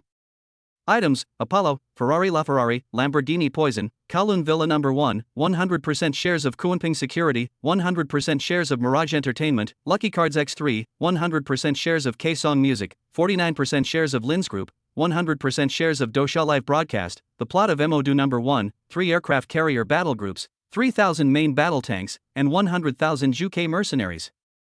Wealth, 717.08 billion RMB. Looking at the attribute panel, Yi Chen's mouth curled up, and then he controlled the sharp steel bars in the unfinished building not far away. Under the control of object manipulation, the steel bars that were lying on the ground smoothly magically floated up. Each steel bar was about 1 meter long, and there were more than 10 of them in the air, which corresponded to the more than 10 people secretly watching. Sigh. The sound of breaking air ripped through the air, and the next moment, it burst out with a speed faster than a bullet. Pop. Before a Japanese man in the shadows could react, a steel bar pierced his heart, and he stared in disbelief. How could this be? Looking into the distance, the Japanese man fell to the ground in a dead body with a look of unwillingness in his eyes. It was no different. The same scene happened in more than 10 other places, where people were killed instantly by steel bars piercing their hearts. Before they died, they were all full of shock and disbelief. Yes. They couldn't believe that they had been killed by a suddenly appearing steel bar. However, this was only the appetizer of the layout of various countries. Yi Chen's mouth curved up in an arc after a small test. Good guy, this is an essential ability to kill people invisibly. Yi Chen naturally knew the situation of more than 10 people. Instantly killing more than 10 people at that speed was, from the perspective of an ordinary person, probably no different from appearing out of thin air. Extremely fast. At the same time, on the other side, on the path that the special plane to China must take, a flash of figures appeared in front of them, majestically blocking the progress of the Chinese convoy. Stop the car. Wang Qianshan gave the order, and the convoy immediately stopped. Everyone looked solemnly at the front, and the captain of the war unit in charge of security looked cold, immediately ordering his subordinates to defend. Sure enough, this return trip is not peaceful. Mu Laoran secretly felt relieved. Fortunately, he had not let Xiaoye and the others follow, or they would inevitably be in danger. Teacher Mu, it seems that this trip has gone a bit too far. Wang Qianshan gave a bitter smile. It seems that the people of various countries are being forced to the brink. Fusu, ancient country, eagle country. There are no less than 7 or 8 countries in front of us, plus the influence of many chaebol, which totals almost 3,000 people. And this is also the reason why the other party is so reckless. Because in their opinion, none of these people from the Huaxia country can leave. Boom! At that moment, 4 figures fell from the sky and crashed onto the ground with a loud bang. It turned out to be 4 beautiful women in armor. These 4 were precisely the 3,000 beautiful angel warriors, 4 of them. The 4 of them formed a corner formation, surrounding the more than 3,000 people. It looked comical, but it gave off an irresistible feeling. These 4 people are no ordinary people, kill them. Fusang and the others all had cold expressions on their faces. They felt an extreme threat to their lives from the 4 women who had suddenly appeared. By the order of our master, those who obstruct the return of the Chinese shall die. The 4 beautiful angel warriors turned into streams of light and swept towards the more than 3,000 people. However, the next scene was terrifying to everyone. Chapter 161. Could it be that kid has the legendary supernatural power? No. Wang Qianshan narrowed his eyes and looked at the corpses in the arena that were constantly being cut in half. There was a very thin thread between each of the 2 of them, which looked exactly like the high-tech nanomaterial flying blade developed in China. However, this flying blade is said to be extremely expensive, and the naked eye cannot see it at all. However, the effect is extremely high, and it is powerful enough to cut iron like mud. However, this type of nano-flying blade is strictly controlled by the state, so how could it fall into the hands of these women? Wang Qianshan obviously knew a lot more than everyone else, and during Wang Qianshan's explanation, the more than 3,000 people in the field had been completely annihilated, all of them reduced to 2 halves of corpses, none of them surviving. The cruelty of the methods was so terrifying that it made everyone watch in horror. They could not imagine what kind of existence could control such women. Retreat! The mission is complete. The 4 beautiful angel warriors didn't even look at Wang Qianshan and the others, and they disappeared from the scene in a flash, extremely fast. They couldn't imagine that just 4 people had killed 3,000 people in less than half a minute. This speed was not even enough to kill a pig. Gulob. The treasure appraisers swallowed their saliva, all of them pale. They had never seen such a bloody scene before, and they estimated that they would not be able to recover from the shock for a while. Leave. Leave this place as quickly as possible. Wang Qianshan's face was grave. While the countries were still reeling from the shock, this was the safest period for them. They couldn't waste a minute. As long as the special plane flew into Chinese territory, these dangers would cease to exist. On the other side, in the Fusang area, Yi Chen. Hokuto Shinjian looked in a certain direction, his eyes narrowing with a fierce light. He had finally found him. This time, the Ru country was alone, so it would stay here forever. Call someone, come with me to kill the Chinese Yi Chen. Kidami Shigeo led a group of ninjas from Japan, and he wanted to see that Yi Chen die in front of him with his own eyes. Indeed, this Chinese kid was a threat to Japan. His talent in literature far exceeded his imagination, and more importantly, now that kid was rumored to have won the literary award 3 years in a row, and his reputation would certainly be even greater than before. Therefore, once Yi Chen is dead, all the problems related to Fusang will be solved. Yes, Lord Hokuto. At that moment, one of his subordinates led a group of people in the direction of Yi Chen's family, and the Chinese boy would definitely die. On the way back to the Wilson Hotel, more than 100 Fusang ninjas had been waiting in ambush for a long time. Once they surrounded him, no one, not even God, could save him. Soon, the car Yi Chen was riding in came into view. Lord Kidami, Yi Chen has entered the ambush range and can be attacked at any time. Very good. As he listened to his subordinate's report, Makio Kidami looked at the car on the surveillance screen, a sinister smile crossing his lips. It's over, boy. You're doomed for opposing my Huzhou. Do it. Ha ha. At the critical moment, Kidami Masao was about to give the order to act, but he didn't know when there were hundreds of steel bars more than 1 meter long in the air. Instantly, one of the steel bars pierced Kidami Masao's heart. This is. Kidami Masao looking at the steel bars in the hearts of himself and his subordinates next to him, his face full of disbelief. How is this possible? Hundreds of steel bars flying through the air. Could it be that the kid has the legendary supernatural power? Isn't that all fake? With a strong sense of unwillingness, Kitamiya Masahiro's head tilted and he turned into a corpse. He couldn't believe it. How could there be such a person in the world? At the same time, in the Swiss auction house. What? Hearing his subordinate's report, Simon was full of disbelief.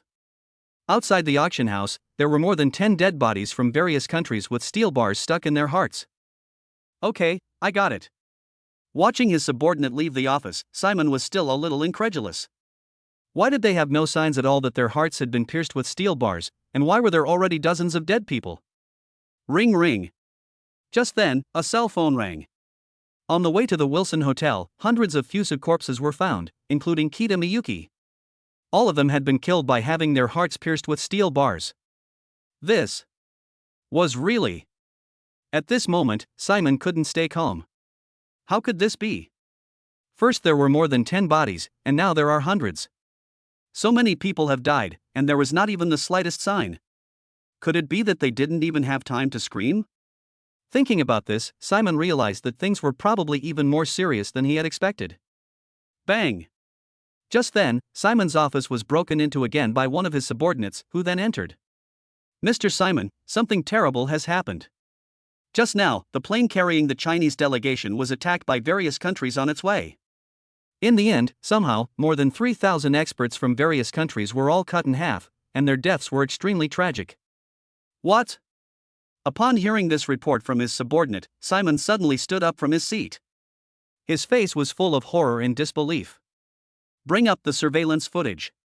Then, very quickly, Simon's eyes were filled with the image of Wang Qianshan's convoy being besieged by various countries. Just as the situation was critical, 4 women in golden armor suddenly appeared from the sky. Then, in less than half a minute, they cut the more than 3,000 masters from various countries in half. Hiss. Simon let out a gasp after watching the video. Who were those 4 women? Mr. Simon, we have not been able to find any information about them. The subordinate frowned and said, these 4 women appeared out of thin air, but what is certain is that they are extremely strong. Nonsense. Simon glared at his subordinate. Being able to kill more than 3,000 people in half a minute, this is no longer something that a person can do. How can they not be strong? Keep a close watch. Once you find the 4 women, report back immediately. Remember, do not engage in direct conflict with them. Simon ordered, joking that to clash with people like that was the same as looking for death. Yes, Mr. Simon. The subordinate naturally knew the seriousness of this matter and immediately passed down the order. In an instant, all sides of Ruegwa were in motion, whether it was the inspection department or the war department. As for Yi Chen, the instigator, he returned to the Wilson Hotel with Lin Shireen. If Simon and the others knew that everything that happened here was related to him, I wonder how they would react. Chapter 162, The King of Sweden thanked Yi Chen and he became the Earl of Sweden. Ding dong.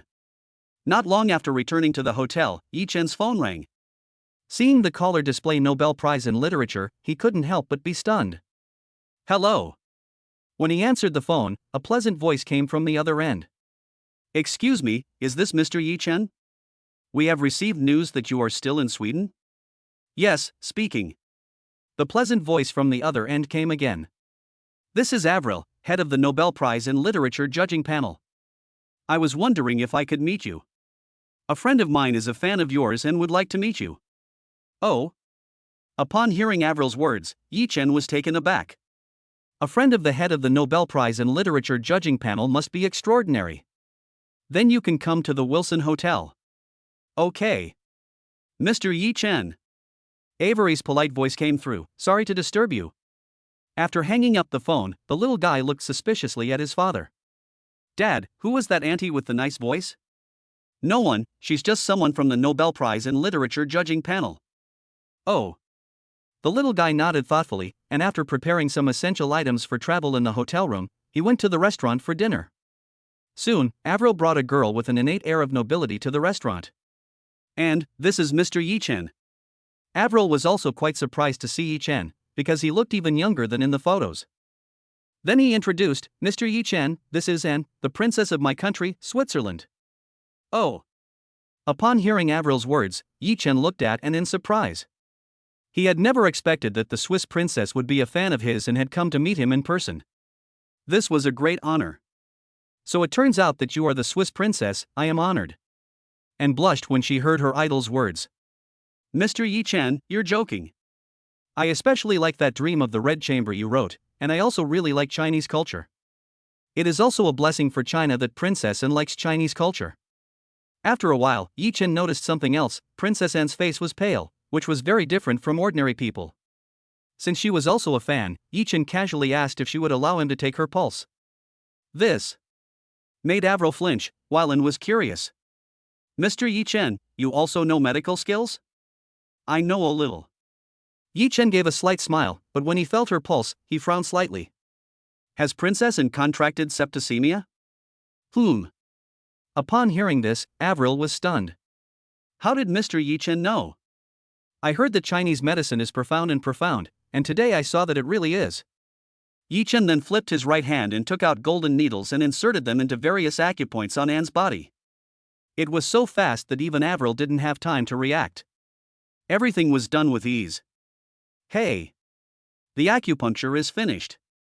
Annie's beautiful eyes sparkle as she feels her breath become much more smooth. Thank you, Mr. Yi Chen. It was just a piece of cake. At this time, Avril called in Annie's royal chief physician. After a thorough examination, the royal chief physician, Mok, was full of disbelief. Princess Annie's septicemia has actually eased a lot. At this time, Yi Chen wrote a prescription and handed it to Imoku. If the medicine is prepared according to this prescription, Princess Anne's septicemia will be cured in less than 6 months. This single prescription. Imoku took the prescription and looked at it for a while. His pupils dilated in shock. This young friend, may I ask if this prescription comes from the lost Huangdi aging of China? Oh. Yi Chen was taken aback when he heard Imoku's words. You know the Huangdi aging. Obviously Yi Chen was a little surprised.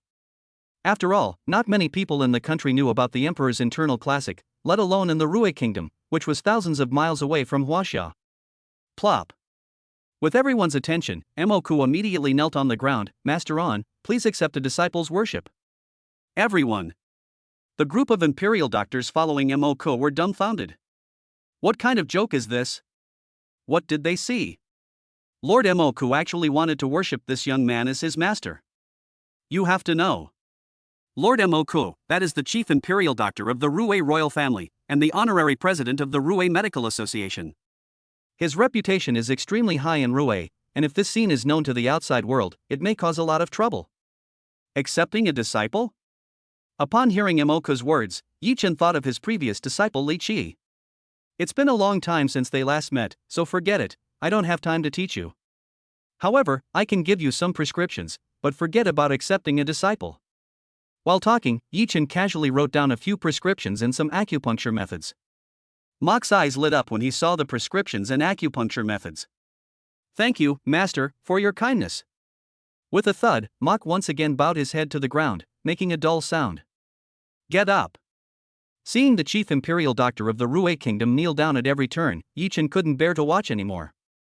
It's just a few prescriptions and acupuncture methods, so what's the big deal? Thank you, Master. Calling each other master, one would think they were a real master and apprentice. But Yi Chen didn't say anything. After all, he wouldn't be in Ruigwa for more than a few days. I never thought that Mr. Yi Chen would be such a skilled doctor. Avril pursed her lips. Although she didn't know how high Yi Chen's medical skills were, the fact that he was able to cure sepsis, which was considered an incurable disease in her knowledge, was enough to explain everything. Moreover, it was enough to make Mok the chief imperial doctor become his disciple. In the first place, Avril reported this good news to the King of Sweden as soon as possible. And was the king's most beloved daughter, so she would be very happy to know this news. Oh, yes. After reporting the news, Avril thought of something and asked Yi Chen, Mr. Yi Chen, the Nobel Prize in Literature award ceremony will be held in 2 days, I hope you can attend, after all, you are the protagonist. The little guy listened to Avril's words, his face full of a smug grin, as if he was saying that his father was the most awesome person in the world. Lunch had just ended, and the luxury convoy stopped in front of the Wilson Hotel. Push the door and get off the car. Appearing in front of the hotel was no one else than Dalton, the king of Ruegwa. His dignified and majestic aura spread out, and the lobby manager of the Wilson Hotel greeted him with trepidation. He had already received news that His Majesty the King was going to visit the hotel in person, so naturally he did not dare to neglect the slightest detail. In a private room of the hotel, Dalton learned about his daughter's situation and, with excitement, bowed to Yi Chen to express his gratitude. Yi Xiaoyu, thank you for treating Anne's illness. The king is polite. Ruegwa and Huaxia have always been good friends, and Princess Anne is also a fan of mine, so it is only natural. Yi Chen smiled slightly and said nonchalantly, while Dalton sighed, saying that Yi Xiaoyu had married young enough. If Yi Xiaoyu had not married, I would have liked to let him marry you. Father. Hearing her father's words, Annie's face flushed. This was her idol, and the idol's wife was super pretty. She had no heart to presume, and she was already very content to meet her idol. Cough, I was just saying that, don't be offended. Dalton coughed dryly and smiled, then thanked Yi Chen. To show my gratitude, Yi Xiaoyu will be my Ruegwa Earl in the future, and the fiefdom will be in Outran City. What do you think? Upon hearing this, everyone in the room was shocked. Lin Shireen looked at the king of Ruegwa incredulously. What's going on? The king of Ruegwa wants to reward that guy with the honor of Ruegwa Earl and a fiefdom. Chapter 163, the royal chief physician of Ruegwa, Moku, is taking the boss as his master? 2 days later. Ruegwa, the Nobel Prize in Literature Awards Ceremony Hall. At the moment, there are luxury cars gathered in front of the venue, and scholars from the literary world from all over the world have gathered, because today is the highly anticipated day, the Nobel Prize in Literature Award ceremony. Squeak! A car pulled up in front of the venue for the Nobel Prize in Literature. The little one had already started the live broadcast early. After all, she wouldn't miss this opportunity for her dad to be in the spotlight. Wow! Could this be the scene of the Nobel Prize in Literature ceremony that the little girl had been talking about? Grandma, today is Yi Shen's day. Hey, 3 consecutive wins of the Nobel Prize in Literature. I'm afraid that there is only one Yi Shen in the history of the Literature Prize. Yes, this is definitely enough to go down in history. Today must be the day when China becomes famous all over the world. Hee, just wait for Yi Shen to show off. At this moment, the live broadcast room was filled with comments like rain, and the number of followers broke the 200,000 mark. Can you believe the grandness of this sold-out lineup? It's been so many years. China has finally produced such an amazing figure, and they wouldn't dare to dream of winning the Nobel Prize in Literature 3 years in a row. Meanwhile, at the headquarters of the Imperial Capital Writers Association. Wei Lao, it's about to start. Lin Changqing, the president of the Writers Association, looked at the time and was quite excited. You have to know that today is the day Yi Chen will receive the Nobel Prize in Literature. Yes. Wei Lao was full of emotion, looking at the Nobel Prize in Literature award ceremony about to begin. This day is something we should all be proud of. The people in the meeting room were also dumbfounded at this moment, and each of them was a member of the Red Society. Ever since Avril had elevated the status of Dream of the Red Chamber above the 3 Nobel Prizes in literature, they, as members of the Red Society, had been incredibly proud. That's right. Yi Chen's talent is truly a blessing for the Chinese literary world. Not bad. The crowd was buzzing with excitement, and even those who had previously spoken ill of Yi Chen were now silent, and some had even switched sides to join Yi Chen's camp. After all, there was no shame in joining if you couldn't beat them. While everyone was talking, Yi Chen had already appeared at the venue with Lin Shireen and the little guy. Click, click. Reporters from all sides, armed with long and short cameras that had been prepared long ago, just pointed them at the entrance. The Yi family's entrance into the venue attracted everyone to press the shutter for free, recording every moment. Isn't their purpose here to record the first triple winner of the Nobel Prize in Literature? They will definitely record this first-hand information carefully. Hey! As Yi Chen and his family arrived at the venue, scholars from various countries who were seeing the real person for the first time were stunned. That young man is Yi Chen. Really? So young? Yes, he won the Nobel Prize in Literature 3 years in a row at such a young age. When did China have such a literary demon? Indeed, both Notre Dame and War and Peace are far superior to previous literary award winners. It's hard to imagine that someone so young could have such literary depth. Mr. Yi Chen, you're here. Just then, Anne, with a rosy complexion, walked over slowly, and by her side was Mok, the royal chief imperial doctor. Mok, meet the master. Mok respectfully bowed, performing the master and disciple ritual, but this scene made everyone present explode. What? That Moku actually called Yi Chen master? What's going on?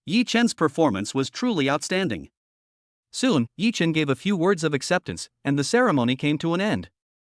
But at this moment, the crowd thought that as usual, the ceremony was ending, when a drunken young noble from the Swiss kingdom walked in, clearly drunk. "Kid, you're Yi Chen, the one who won the literature award." Carter's drunken gaze fell on Yi Chen, and he immediately drew a fencing sword. "I want to duel with you." "What literary awards?" "Fencing is the only righteous way in Switzerland. Come, let the Baron see how your Chinese martial arts are so fragile." "HM." Upon hearing this, everyone's faces changed, especially some Chinese people who were full of discontent. "Chinese martial arts? So fragile? What an arrogant tone, even after drinking a little wine. That's Baron Carter, the fencing genius from my country." Soon the crowd recognized Carter, and added that he was rumored to have just won the Swiss fencing championship yesterday. Wow! The crowd was stunned. The Swiss fencing champion? This is quite a prestigious title. You have to know that fencing is undoubtedly their most popular sport in Switzerland, and the Swiss are always present at major competitions related to fencing. However, Carter did not know what kind of existence he was targeting this time. Not to mention that he is the Swiss fencing champion, even the world fencing champion is not a match for Yi Chen. Really? Listening to what the people around him said, Yi Chen was also quite interested. The Swiss fencing champion is a bit interesting. In that case, as you wish. He himself doesn't really care, but now that the face of Huaxia is involved, naturally he will not stand idly by, and he is also considered to be half of the Huaxia Martial Arts Association. Good. Carter saw Yi Chen agree, and a brilliance flashed in his eyes. "Come here, give him a fencing lesson, I want to see how good his fencing is." Swish. As Carter's voice fell, one of his companions threw the fencing sword in his hand to Yi Chen, obviously prepared in advance. With the fencing sword in hand, Yi Chen looked at Carter across the room, but instead of fighting, he stabbed the sword into the carpet, and its tail shook. "Forget the fencing sword." Yi Chen then took out a plum blossom branch from the side. "I won't bully you, use this." Pop. Watching the actions of a certain guy, Lin Shireen couldn't help but smile heartlessly, and couldn't help but glare at a certain guy, using a flower branch as a weapon. What a loser this guy is. "I hope you don't get beaten up." Of course, Lin Shireen knew the guy's skills. Not to mention Carter, if there were 100 times more of him, he would still not be the guy's match. So this was a battle whose outcome had been predetermined from the start. The only thing that was uncertain was how much Carter would eventually be embarrassed. Arrogant. It's not going to work. However, Yi Chen's actions were undoubtedly an insult to Carter, and it obviously irritated her. Holding a fencing sword, she charged at Yi Chen, moving extremely fast and with impeccable technique. Ding. However, the fencing sword was precisely caught by the plum blossom branch, and everyone around them was stunned by this scene. Yi Chen's swordplay is so exquisite. Avril looked at Yi Chen, her eyes rippling. If this was her man, it would be wonderful. Annie, on the other hand, looked at her idol with a flushed face. Carter had gone too far, treating her idol like that. She would definitely tell her father when she got home, and let him teach Carter a lesson. Is the fencing champion so great? Look, Yi Chen is actually gaining the upper hand. Just then, a voice came from the crowd, and Carter was then unilaterally crushed in the field, and it was with a plum blossom branch. If this gets out, his reputation as Carter the First will be ruined. Kid, you've successfully angered me. Yi Chen naturally ignored him, and when the fun was over, it was time to end it. Then, as if it were alive, the plum blossom branch rushed up along the fencing, and with a crisp sound, the fencing in Carter's hand fell to the ground. Then, crack, crack, crack. Yi Chen, holding the plum blossom branch, gave this arrogant noble baron dozens of lashes, and soon the noble baron's clothes were ripped all over his body, making him look very miserable. You. Carter looked at himself and saw no chance of retaliation. He wanted to say something, but was stopped by Avril. Carter, stop. Avril looked at Carter coldly, which shocked Carter. Although he was not afraid of Avril, she had a duke father, whose status was much higher than his father's. Mr. Yi Chen is a distinguished guest from the kingdom of Ruegua, and he even cured Princess Anne of her illness. Avril saw that Carter was not convinced and continued to speak eloquently. Naturally, she did not want Carter to give Ruegua a bad impression. His Majesty the King, in order to thank Mr. Yi Chen, has specially granted Mr. Yi Chen the title of Earl in the fief of Altland Castle. What? This remark was like a bolt from the blue,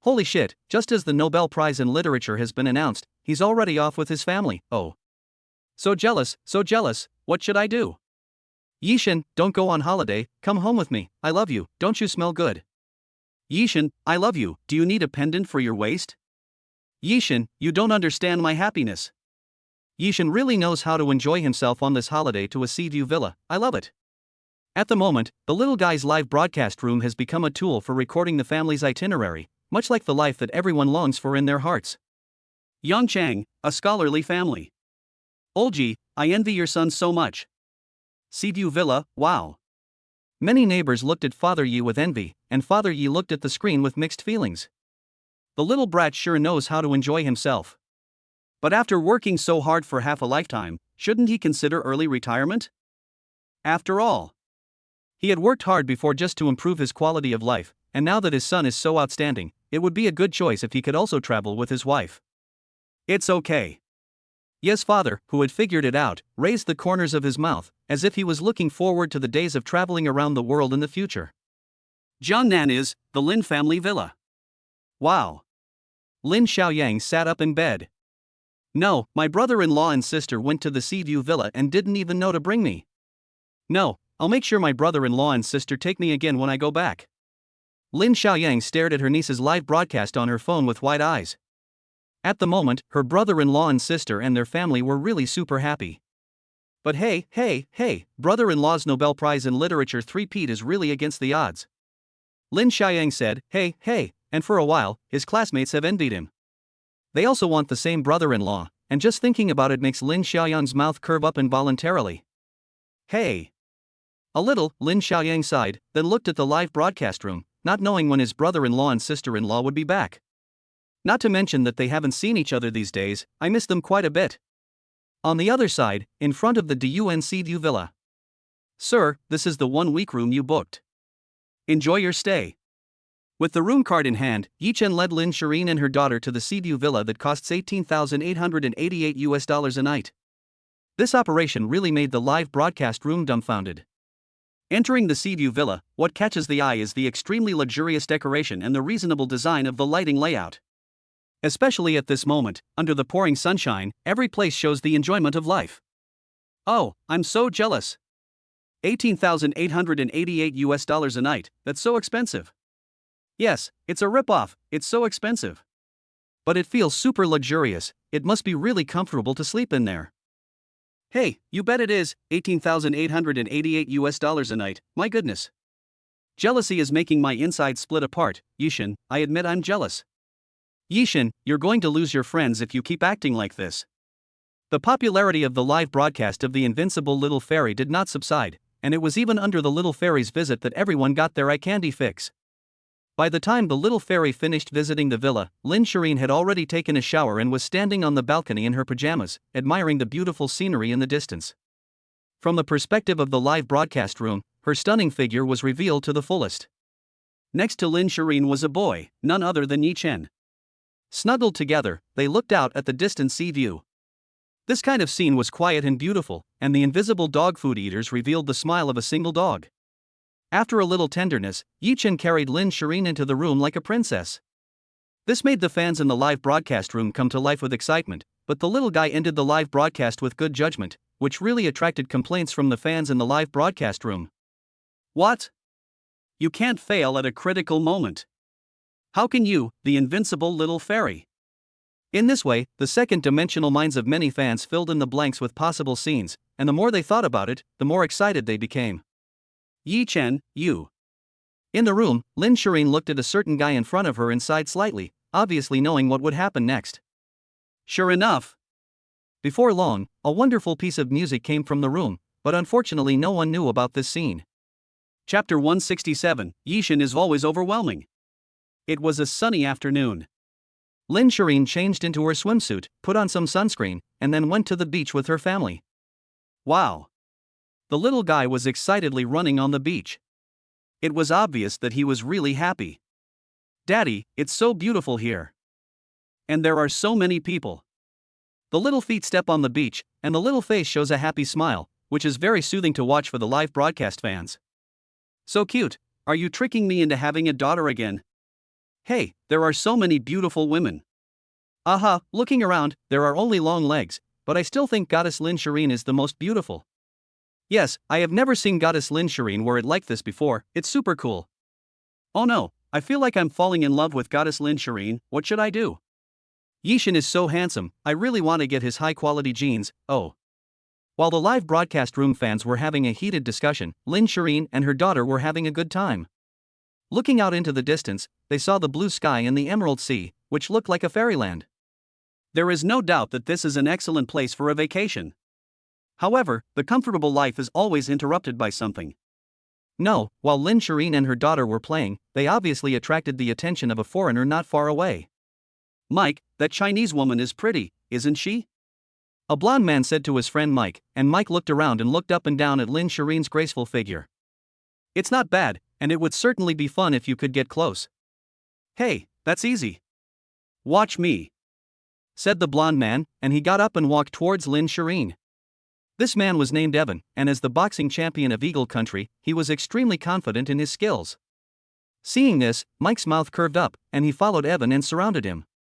The two of them had a tacit understanding, and it was obvious that this kind of operation had been carried out more than once. Beauty, I wonder if I could have a drink. Evan took the lead in extending an invitation. In his opinion, the woman in front of him was already like fish on his chopping board. However, this kind of behavior attracted a burst of trolling in the live broadcast room. What the hell, someone is hitting on the Goddess Shireen. These two are so burly, they look like martial artists. But they seem to have the wrong idea, Yishin will definitely teach them a lesson. It feels like these two are about to have the darkest moment of their lives. Just wait and see the show, Yishin is going to beat someone up again. The woman who hit on Yishin really doesn't want to live anymore. During the heated discussion in the live broadcast room, the woman who was chatting with Yishin was even more infuriating. The gaze of the microphone next to her was even more intense up close, and she was even more beautiful than what he had just seen. Come, play with my buddy. Click. Before the microphone could get what it wanted, its wrist was directly crushed, and the person who did it was Yi Chen. Kid, you. The microphone felt the pain in its wrist, and beads of sweat rolled down its forehead, obviously in unbearable pain. Evan narrowed his eyes at Yi Chen upon seeing this, impressed. I've heard that Chinese martial arts is profound, I'll see how good you are today. He sneered coldly, and the unusual movement here also attracted the attention of the people around them. When they saw Evan and Mike, they were both stunned, and they immediately looked at Yi Chen with sympathy. It's Evan, the boxing champion of Eagle Country. Yes, these two are notorious, and this young Chinese man is in trouble. Pop.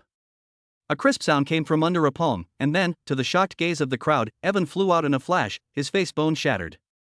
What? The surrounding crowd's faces changed, and they looked at the field in shock.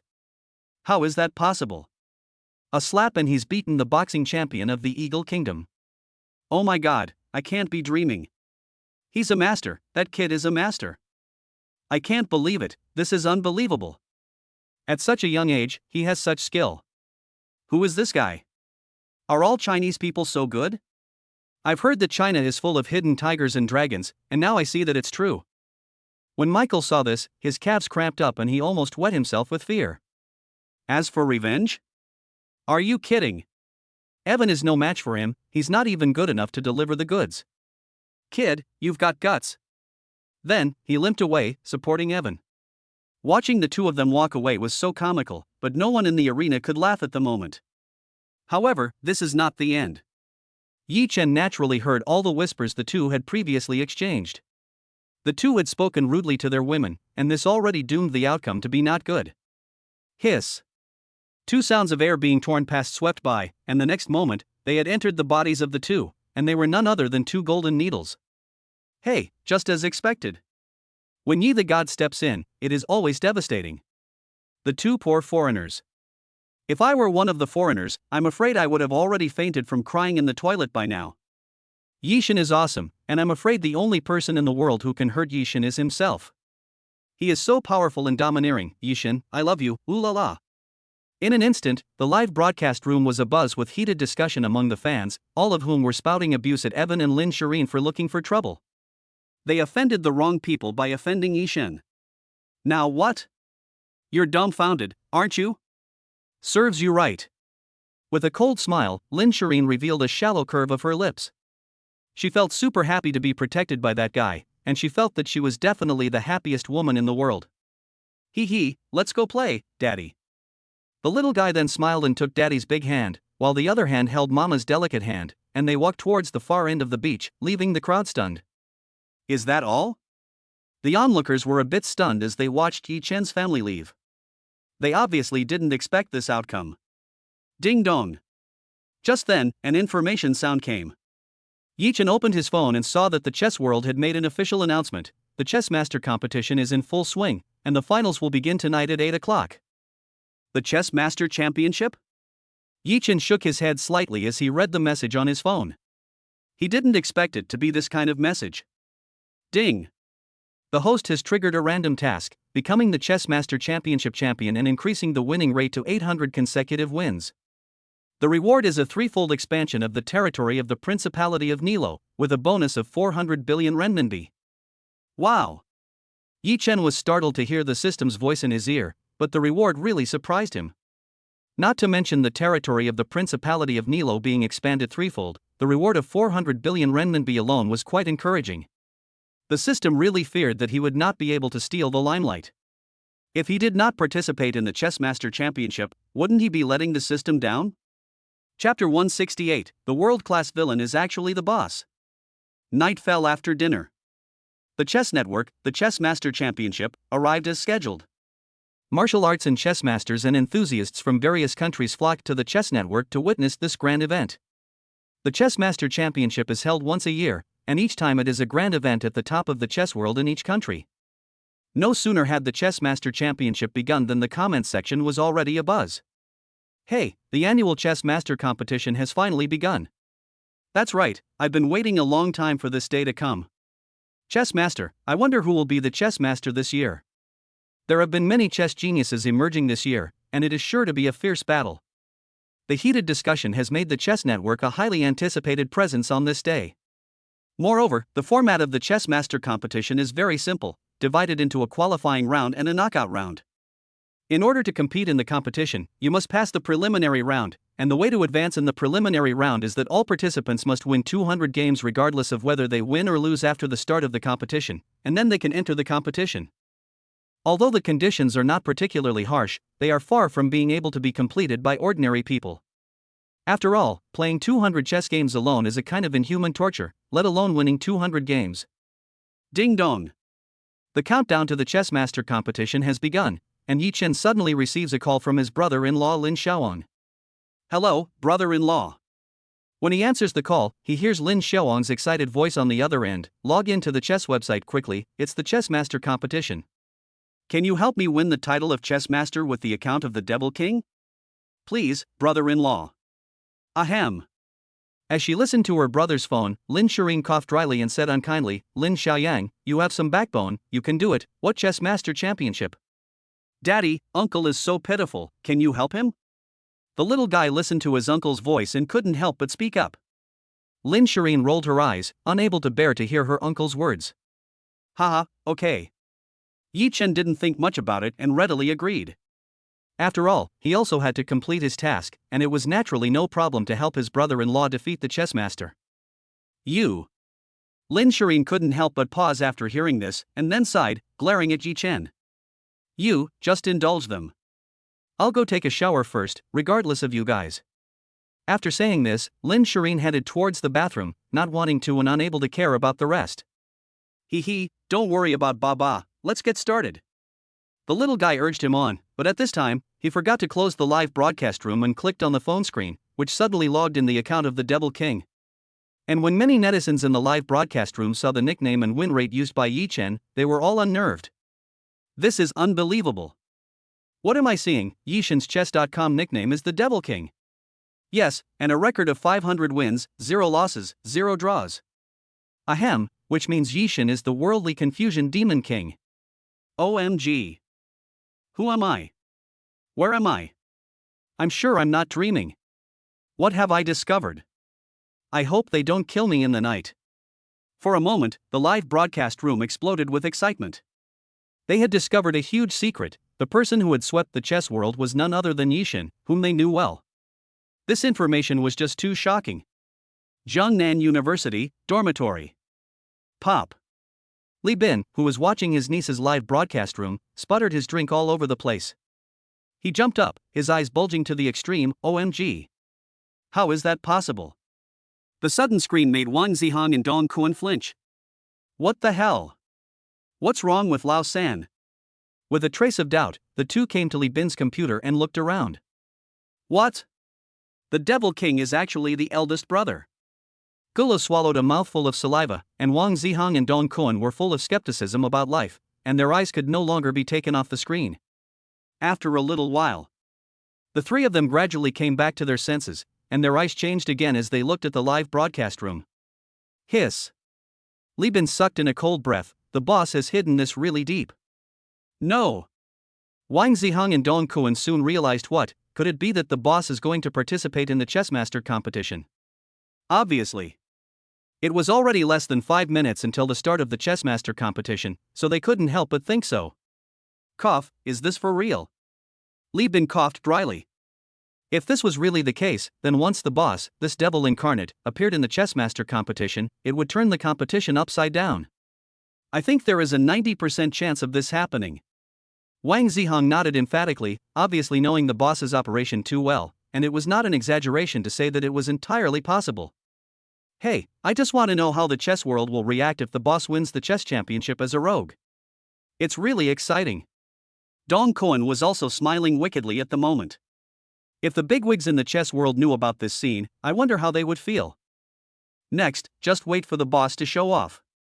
Li Bin and the other two men watched their niece's live broadcast room with a surprised look. Next, it is no surprise that the boss will be like a mudslide, killing everyone in the chess world. Meanwhile, in the chess world.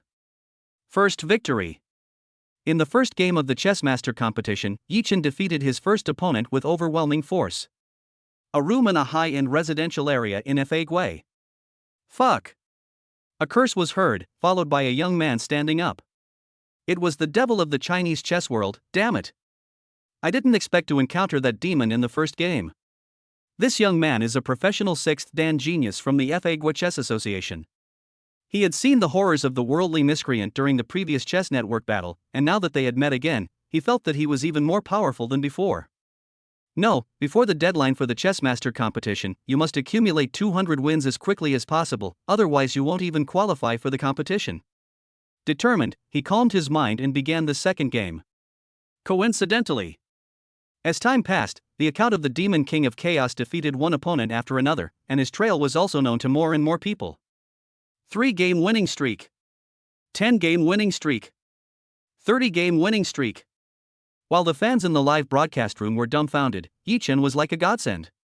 At the same time, he got a glimpse of the true level of the chaos-causing Demon King, who won streak after streak with ease. It was also at this moment that they were extremely certain that their idol Yichen was the chaos-causing Demon King who had swept the chess network, although it sounded a bit unbelievable. Chapter 169, Identity Revealed, Shockwaves Across the Board. Time passed. Soon, Yichen won 200 consecutive games and the preliminary round came to an end. Yichen advanced to the competition round without incident, and his winning streak increased to 700 consecutive games. 66-66, no wonder he is the Demon King of Chaos. Yichen's performance was flawless in his 700-game winning streak. The title of chess sage belongs to Yichen alone. If the heavens hadn't given birth to Yichen, the chess world would be like a long night. Get out of the way, I'm about to show off. The live broadcast room was in an uproar, with barrage after barrage of comments springing up like bamboo shoots after rain. The competition system began immediately. Yichen's winning rate also soared. 710 consecutive wins. 730 consecutive wins. 750 consecutive wins. Finally, at a certain moment, he won 800 consecutive wins, and it was at that moment that Yichen successfully won the title of Chessmaster. Lin Family Villa, Jiangnan City. Yes. Lin Xiaoyang stood up excitedly, looking at his brother-in-law, full of excitement after winning the Chessmaster championship. He is worthy of the name brother-in-law, he is amazing. The Chessmaster championship is not that difficult. Lin Xiaoyang smiled with a hooked-up curve, his face full of pride, without any attempt to hide it. It looked as if the person who won the Chessmaster championship was not Yichen, but him, Lin Xiaoyang. Ding dong. In the midst of his joy, Lin Xiaoyang received a message on his phone. He clicked on it to read it, and his pupils suddenly contracted. What is this? How is this possible? Lin Xiaoyang's eyes widened, staring straight at the phone screen, his face full of disbelief. Oh my god, my brother-in-law, the mischief maker, has been exposed. Cough cough, this seems like a big deal. After a dry cough, Lin Xiaoyang guessed with his toes what the online situation would be like at the moment. After all, the number of followers in his niece's live broadcast room had already broken the million mark, which said it all. The chess network also quickly learned about the matter. What? The Chaos Demon King who won the title of chess master is a man named Yi Chun from China. No way, the owner of 3 consecutive Nobel Prizes in literature is the Demon King of Chaos. How is that possible? I'm sure I'm not dreaming. How could there be such a powerful person in the world? Music, literature, chess, I want to know what else that Yi Chun can't do. Heh, awesome Yi Chun, the identity of the Demon King of Chaos is so well hidden. Winning 800 consecutive games, who else is there? The chess network was in an uproar, and at the same time, the Imperial Capital Chess Academy. At this moment, everyone looked at the chess network in disbelief, their hearts shaken as never before. The Demon King of Chaos was Yi Chun. Vice President Xiao looked at the screen with a complex expression, recalling the previous scenes, and a bitter smile appeared at the corner of his mouth. Cough cough, awesome. This Yi Chun has hidden himself really deep. It's just that, how is it possible that Yi Chun has so much energy? It's hard to imagine, is that guy still human? The Chess Academy was abuzz with excitement, truly shocked by the scene before them. The various identities of Yi Chun left them speechless, but they never expected him to be a chess prodigy. The Chess Saint Championship attracts countless chess masters from all over the world every year. None of the winners can be called a chess prodigy, and a young chess master like Yi Chun is a first in the history of the chess world. Cough cough, with Yi Chun's talent, I'm afraid it would not be an overstatement to appoint him as the Dean of the Chess Academy. Yes. Vice President Xiao was full of emotion, but even so, whether Yi Chun would be willing or not was another matter. Vice President Xiao is absolutely right. At this time, another vice president of the Chess Academy looked deeply at the chess network. With Yi Chun's personality, he definitely does not like restrictions. Ordinary people may covet the position of Dean of the Chess Academy, but Yi Chun, to be honest, is not necessarily interested. Imperial capital, Wei Lao's villa. Ha! Looking at the exploding online, Wei Lao frowned. That Yi Chun is actually the chess network's Devil King. This is a bit unexpected. Looking through the heated comments, Wei Lao's smile on his face became even stronger. However, it has been many years since such an outstanding young man appeared in China. Not bad. Very good. The younger generation is pushing the older generation out of the way. China is proud to have such outstanding young people. Mr. Wei's praise for Yi Chun was not undeserved, but this was just a microcosm of the whole internet boiling over. Jiangnan University, dormitory. Holy cow! At this moment, Wang Zihan and the others were also dumbfounded as they watched the internet boil over. Holy cow, boss is invincible. Holy cow, I really didn't expect boss to really take over the chess world and win the Chessmaster Championship. This nickname, the boss is really domineering. The 3 of them in the dormitory were constantly blasting the friar, and at the moment, they were watching their niece's insane live broadcast, with bitterness at the corners of their mouths. If the boss knew, would he hang up the little girl and beat her? Everywhere in Jiangnan University, it also triggered heated discussions. What? The Demon King of Chaos is Yi Chun, and he also won the title of chess master. How is this possible? You have to know that the devil of the world was a presence that had killed its way through the chess world, and at one point was even as high as a god in the chess world. But such a killing operation is just like Senior Yi Chun. Excited. Unexpected. All kinds of emotions filled everyone's hearts at once. In an instant, the admiration of many students at Jiangnan University for their own Senior Yi Chun was like the endless flow of the Yangtze River, or like the unstoppable flooding of the Yellow River. It was also Yi Chun who refreshed their understanding of genius. It turns out that a person can really be amazing to a degree that they can hardly imagine. Looking back on how Yi Chun has gone from killing it in the music scene to the anime world, the literary world, and now the chess world, it can be said that in their understanding, he is already no different from a god. Ding! Congratulations to the host for completing the task of becoming the Chessmaster Championship and increasing the winning rate to 800 consecutive wins. The reward is a threefold expansion of the territory of the Principality of Nilu, plus 400 billion renminbi. While the outside world was abuzz, Yi Chen heard the sound of the system's reward being credited into his account, and quietly, he had reached the pinnacle of his life. Then, he brought up the attribute panel. Name, Yi Chen. Age, 21. Skills, God-level cooking, God-level music, God-level martial arts, God-level bone-setting massage, God-level chess, God-level calligraphy, God-level medical skills, God-level treasure appraisal, God-level object manipulation. Items: Apollo, Ferrari LaFerrari, Lamborghini Poison, Kowloon Villa, Kunping Security 100% shares, Phantom Entertainment 100% shares, Lucky Card X3, 100% shares of KTV Music, 49% shares of Lin's Group, 100% shares of Dosha Live Broadcast, the plot of MODU No. 1, Carrier Warship Group X3, Main Battle Tank X3000, 100,000 UK mercenaries. Wealth, 117 trillion RMB. Looking at the wealth value of over 1 trillion, Yi Chen already understood that at this moment, his wealth alone was probably enough to rival a country, although this was still not his peak. Chapter 170, If it's exposed, it's exposed. There's more than one identity anyway. DUN Seaview Villa. Pop. Watching Yi Chen win the Chessmaster Championship, Lin Shireen couldn't help but give him a cold stare. But soon, Lin Shireen sensed that something was wrong. Hey, this is. Watching the Turning Wind reviews, Lin Shireen frowned. How can Yi Chen be the Devil King?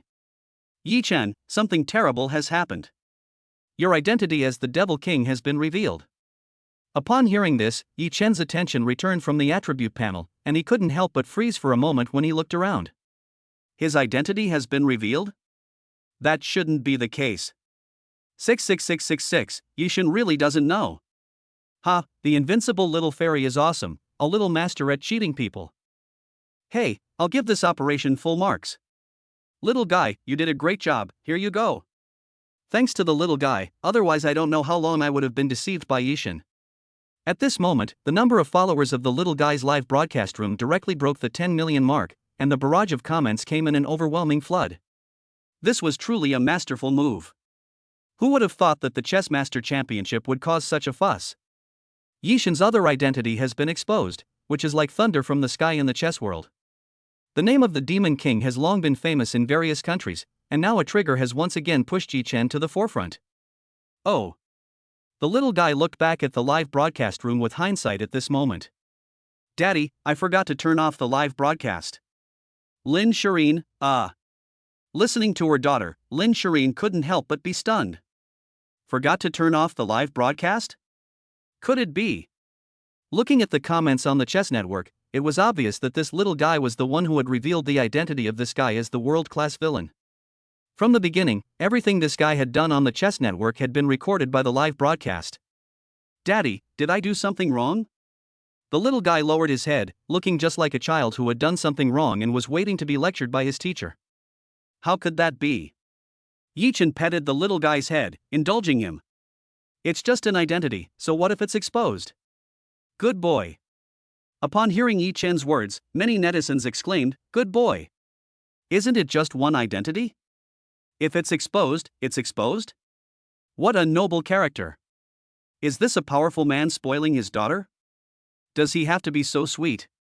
You. Lin Shireen glanced at someone and just let her have her way. Sighing, for a moment Lin Shireen didn't know what to say to him, but she was also used to it long ago. After all, this kind of thing has happened more than once. This is good. After the identity of the world-dominating devil is revealed, this guy can't just use it to show off for no reason, Li Shireen thought to herself. 6666, awesome. Just expose it, there's more than one identity anyway. No wonder I'm Yi Chen, he's so domineering. Hey, compared to this, I'm more curious about what other identities Yi Chen has that I don't know about. I'm asking the same thing, but then again, Yi Chen already has a lot of different titles. Yi Chen, continue to reveal your identity, come on. After a while of venting, the little guy finally closed the live broadcast, although it was a bit late. Meanwhile, at the border of the Principality of Nilo. War God Ruyan. In front is the Principality of Tuzan. Flags are fluttering in the wind, and a graceful figure stands on top of a mountain. Next to her is one of her subordinates, the commander of the Suzaku mercenary army, Wang Ruyan. Oh. Upon hearing the report from her subordinate, Wang Ruyan gazed into the direction of the Principality of Tuzan. This is my master's first mission, so let's all be on our toes. Wang Ruyan's aura of killing intent surrounded her, and it was no weaker than Xiao Tianzhan's. She passed down the order for the 100,000 Vermilion Birds army to march towards the Principality of Tuzan. Anyone who resists, kill them. As soon as the words fell, the entire mountaintop became extremely desolate. Yes, Lord War God. Respectfully accepting the order, the mighty army of 100,000 Vermilion Birds then marched into the territory of the Tuzan Principality as if it were no man's land. Tuzan Principality, a small border town. How dare you? You're trespassing on Tuzan territory, you're looking for death. Before the leader of a group in the small border town of the Tuzan Principality could finish speaking, his head was severed and flew up, and then the mighty army of Vermilion Birds arrived. Enemy attack, follow me and kill. These border towns of the Principality of Tuzan naturally do not take the sudden arrival of the Vermilion Bird army lightly. After all, in their view, they are invincible. Kill, leave no one alive. Wang Ruyan, a trusted follower, slashed the general of the Principality of Tuzan with a sword, and then the soldiers behind him surged forward. In an instant, the Principality of Tuzan's defeat was like an avalanche. 1 city. 5 cities. 10 cities. In just half a day, the Vermilion Bird army had conquered the entire territory of the Tuzan Principality. Wang Ruyan, in the guise of a war god, was sitting in the Tuzan Duke's mansion, and anyone who took the opportunity to covet the Tuzan Principality would be beheaded. The Duke's mansion of Nilo City, Principality of Nilo. Ha! Upon hearing the report from his subordinate, Xiao Tianzhan's eyes narrowed. What did you say? The Principality of Tuzan was destroyed within half a day by someone who called themselves the Vermilion Bird Legion. Xiao Tianzhan stood up suddenly, crossed his arms and looked in the direction of the Principality of Tuzan. Strange, why have I never heard of such a force, the Vermilion Bird Legion? Xiao Tianzhan, who was murmuring to himself, had a vague feeling that this matter was most likely related to his master. Ding dong dong. Just then, Xiao Tianzhan's phone rang, and he was taken aback when he saw the caller ID. Hello, Master. What? The Vermilion Bird Legion is on our side. Okay, I got it. After hanging up the phone, Xiao Tianzhan looked out at the distant scenery of the Principality of Nilu. His heart was in turmoil. Was the Vermilion Bird Legion really on their side? However, according to intelligence reports, the Vermilion Bird Legion is not inferior to the Green Dragon Legion in either quantity or quality. It seems that the master has more cards up his sleeve than I could have imagined. While thinking, Xiao Tianzhan already had a decision for the next step. He passed down the order that there must be no conflict with the Vermilion Bird Legion. In addition, contact the Vermilion Bird Legion. With Xiao Tianjing's orders, the Green Dragon Legion was in an uproar.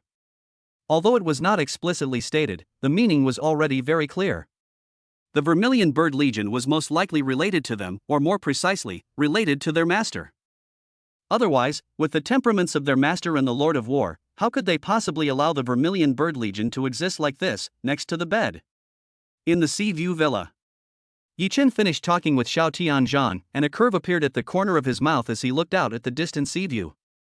After playing for so many days, it seems like it's time to go back to the country. Chapter 171, the official announcement of the wedding news sent the entire network into a frenzy. Jiangnan Airport. Who?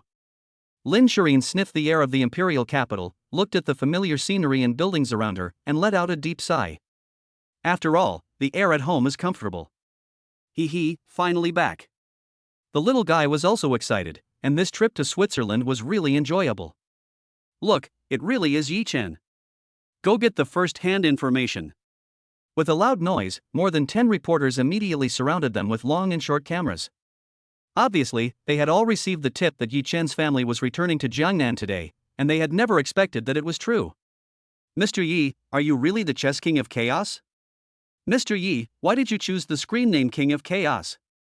Ms. Lin, how did you and Mr. Yi feel about this trip? The reporters asked questions one after the other. Those who didn't know it would think that the fans had met their idols. However, soon after Kunping security arrived to maintain order, Yi Chen got into the car and headed towards the Kowloon Villa. Oh, what a pity!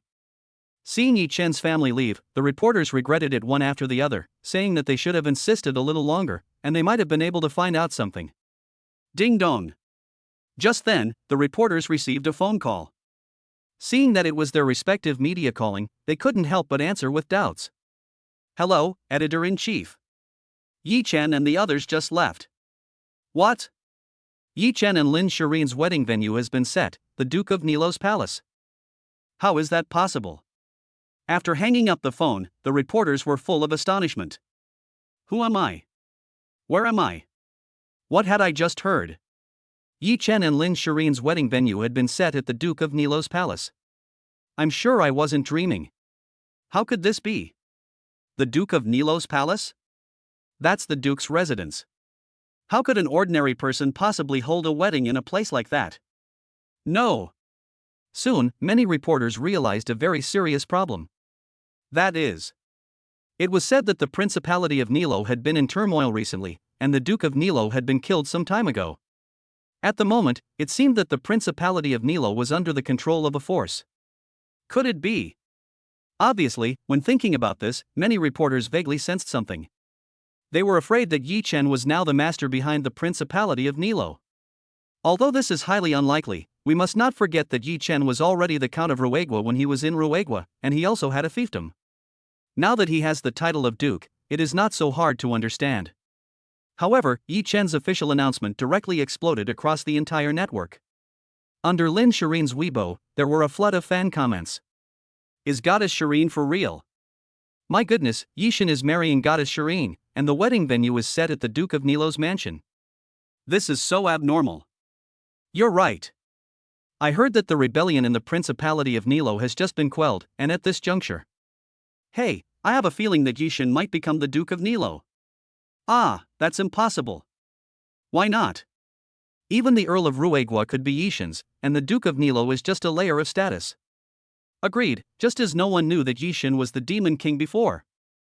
In less than 10 minutes, the number of comments had already broken through the 1 million mark, and the retweets had reached tens of millions. It can be imagined how eye-catching this announcement was. At the same time, Yi Chen's previous trip to Stan City and various clues were also dug up by omnipotent fans. In the end, all the clues pointed to one thing, and that was that Yi Chen was the duke behind the Duchy of Nilou who controlled the entire territory of Nilou. Jiangnan, Lin family villa. Tear down the high wall. Lin Xiaoyang stared with wide eyes at the information about his sister's wedding announcement. Duke of Nilou Mansion? What's going on? Shouldn't it be the Earl of Stan City Mansion? How did it become a duke? Could it be that my brother-in-law has taken over the entire Nilou Principality? Soon, Lin Xiaoyang searched for recent information related to the Nilou Principality. The Green Dragon Legion, could these people be under my brother-in-law's command? At this moment, in the living room of the villa. Lin, come quickly. Lin's mother looked at the boiling internet, her face full of shock. Yi had announced the wedding location to her daughter. Ha! Hearing Lin's mother's words, Lin's father looked over. That brat, can't he just stop for a while? Just show off his abilities. Between the comments, Lin's father's gaze fell on the internet. It didn't matter if he didn't look, but as soon as he did, his gaze suddenly widened, and then his face was full of disbelief. The Duke of Nilou's mansion. How come? Wasn't their wedding at the Stan City Earl's mansion? How did it become the Duke's mansion? Lin's father was worried before, but now that the Principality of Nilou is not peaceful, the current scene is really a bit beyond his expectations. Lin, he seems to be no ordinary person. Lin's mother's eyes flashed. The Principality of Nilou is said to have just been pacified. Could it be that Yi is the one behind all this? Dominating the Principality of Nilou? That can't be true. Lin's father is also solemn at the moment. Obviously, he understands that this is most likely the case. In other words, the Principality of Nilou belongs to their son-in-law, and in the future, their daughter will be the Duchess of Nilou? No coincidence. Yangcheng, scholarly family. Good boy. The Duke of Nilou's residence. Yimu looked at the official announcement of her son and daughter-in-law, as well as the online reviews. Is it true? Old Yi, will our son really become the Duke of Nilou? I think it's very likely. Yi Fu let out a deep sigh. Obviously, this matter had a significant impact on him as well. Over this period of time, his son's various abilities and status have really made him unsure of how much their precious son is still hiding from them. Although the events in the Principality of Nilua are a bit too unbelievable, there are not many unbelievable things that have happened to their son. When you add up all the unbelievable things, it becomes quite normal. Ahem. Yimu coughed dryly. If that's really the case, then in a week's time, our son will be in the spotlight again. That's right. Yi Fu looked at the internet, his mouth curling into an arc. This kid, worthy of being my son, is quite a bit like the way I was back then. Cut it out. I'm not afraid of being struck by lightning for saying this. Yimu glared at Yi Fu impatiently. He still has quite a bit of it. Back then, this guy would be lucky to be 1/10,000th, no, 100,000th of his son's caliber now. Of course, Yimu, who was in a good mood, didn't argue with Yi Fu in depth. Her gaze then fell on the heated comments boiling online, and a proud arc then appeared on her face. She was of course very happy that her son was so outstanding. After all was said and done, the big wedding a week later was quite something to look forward to. Chapter 172, The Powerful AlphaGo is coming to Jiangnan University? The wedding venue has set the internet on fire. However, amidst all the excitement, the United States suddenly released an official announcement, enthusiastically celebrating the successful development of China's artificial intelligence AlphaGo. From now on, artificial intelligence will challenge the limits of humanity, and we will prove with facts that artificial intelligence will eventually replace humanity. This remark immediately caused an uproar. Moreover, the United States even threatened that human intelligence is no match for AlphaGo, their creation.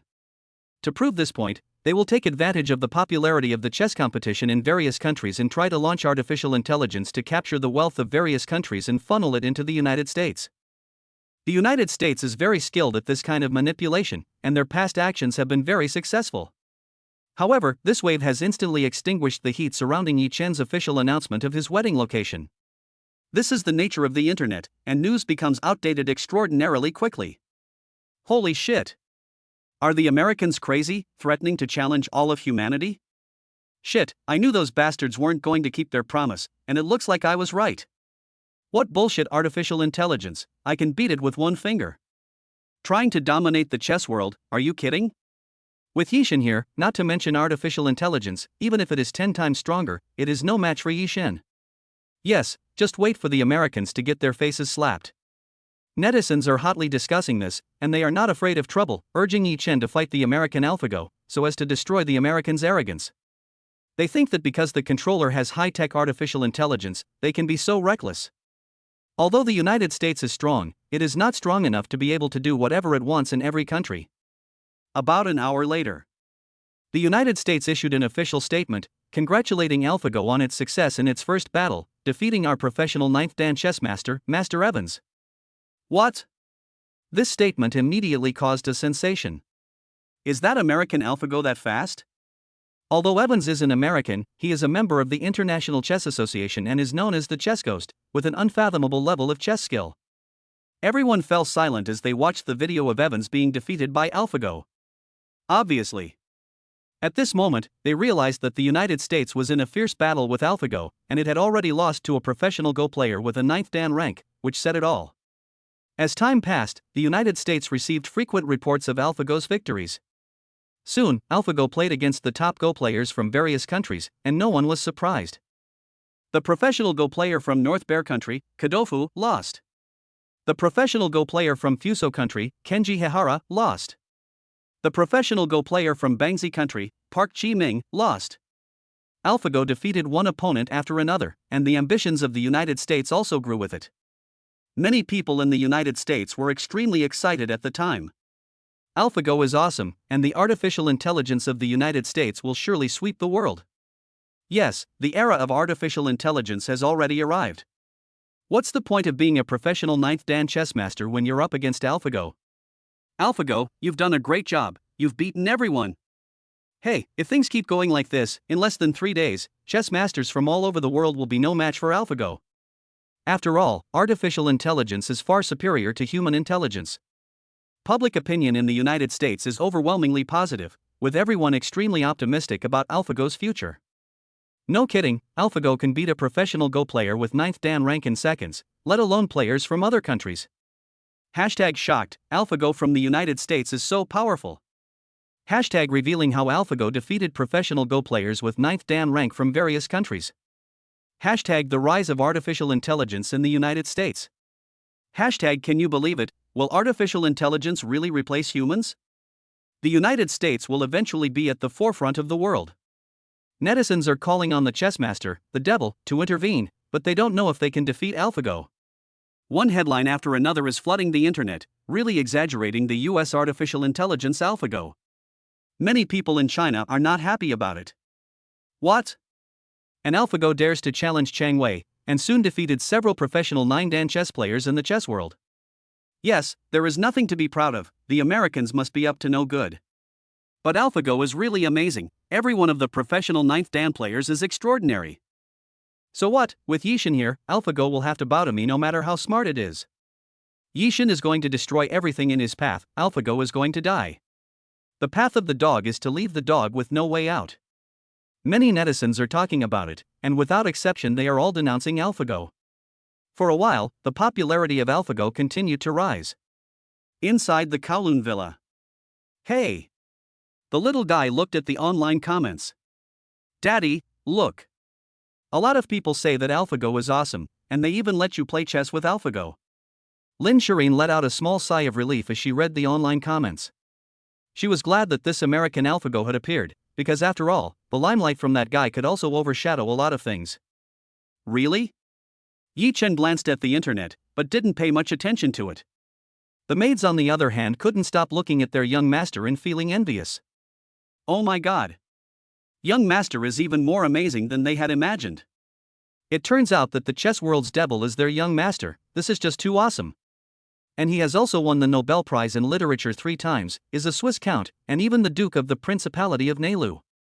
Yes. They were truly amazed that their young master was a duke and nobleman. Perhaps in the future they could also serve the young master and young mistress at the Duke of Nilo's residence. Thinking about this, the villa maids were looking forward to it with excitement. Just thinking about that kind of picture was exciting. I'm looking forward to it. Ah! Just then, the scream of a maid was heard. Look, the American AlphaGo official announced that he is coming to China. What? Upon hearing this, all the maids were taken aback. To China? Is it true that the American AlphaGo is not giving up? It is said that after the American AlphaGo defeats the Korean chess master, it will come to China and attempt to conquer the chess world. The maids chattered among themselves, and couldn't help but look at their young master with hidden worry. For some reason, they always felt that this AlphaGo was most likely coming for their young master. If that was really the case, they wondered if their young master would be a match for that AlphaGo. Meanwhile, Jiangnan University. What?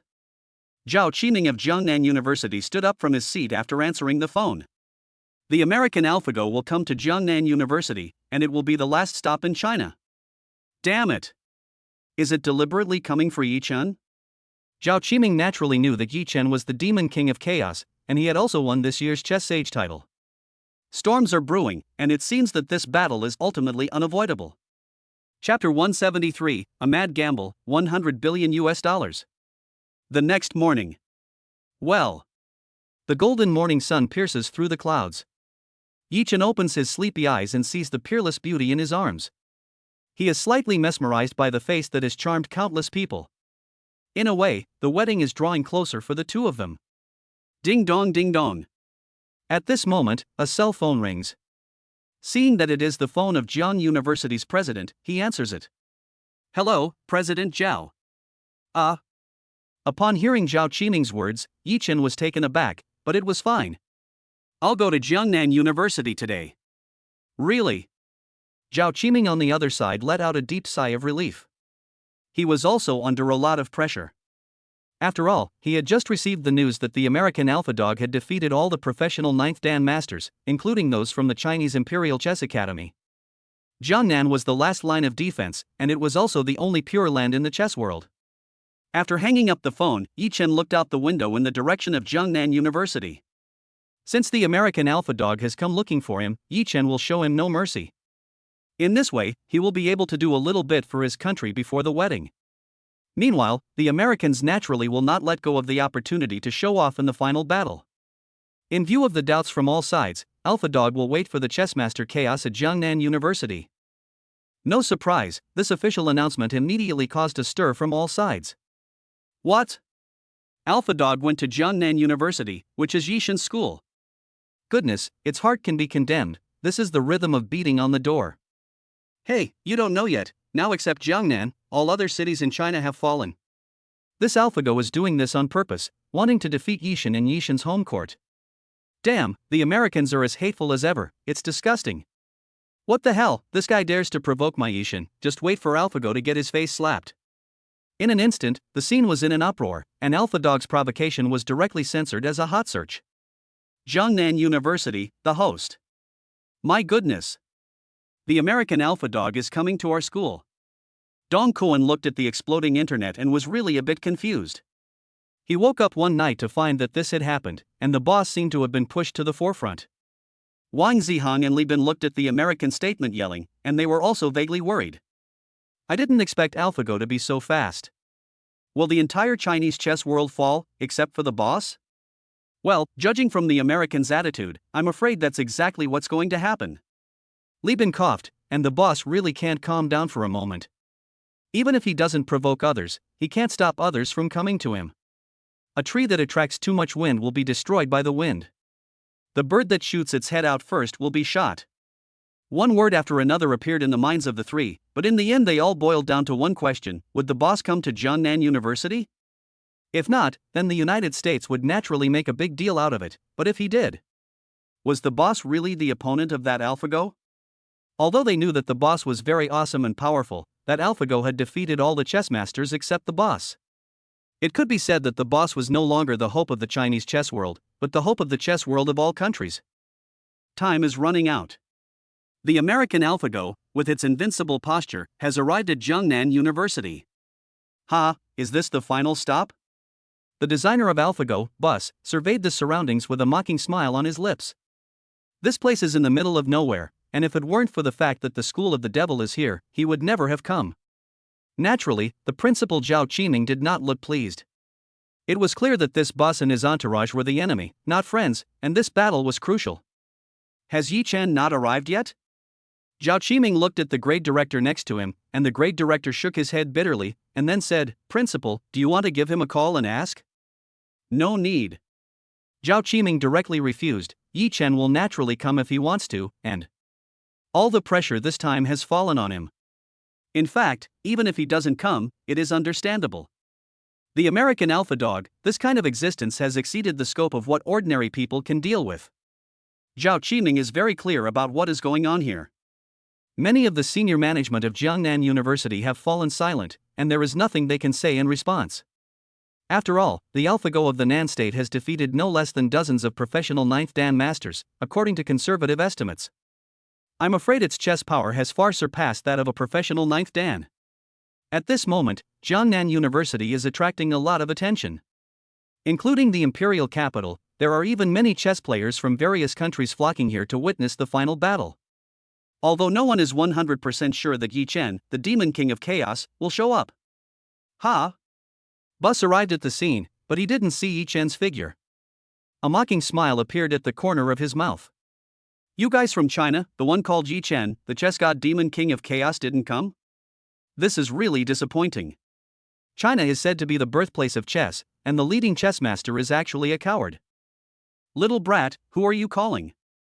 Just then, a flat voice rang out, and then everyone looked around, and suddenly a person appeared in their field of vision. This person was undoubtedly Yi Chen. Little brat, calling you an asshole. Bus's face turned pale in the middle of his sentence, and the people around him burst out laughing heartlessly. Then everyone looked at Yi Chen. Holy cow, this Yi Chen really isn't one to take losses lying down. He came right out and made Bus look like a fool, but it felt really good. I just don't know if Yi Chen will win the next battle between human and artificial intelligence. Kid. Booth narrowed his eyes, his bags under his eyes glowing with a fierce light. You're Yi Chen.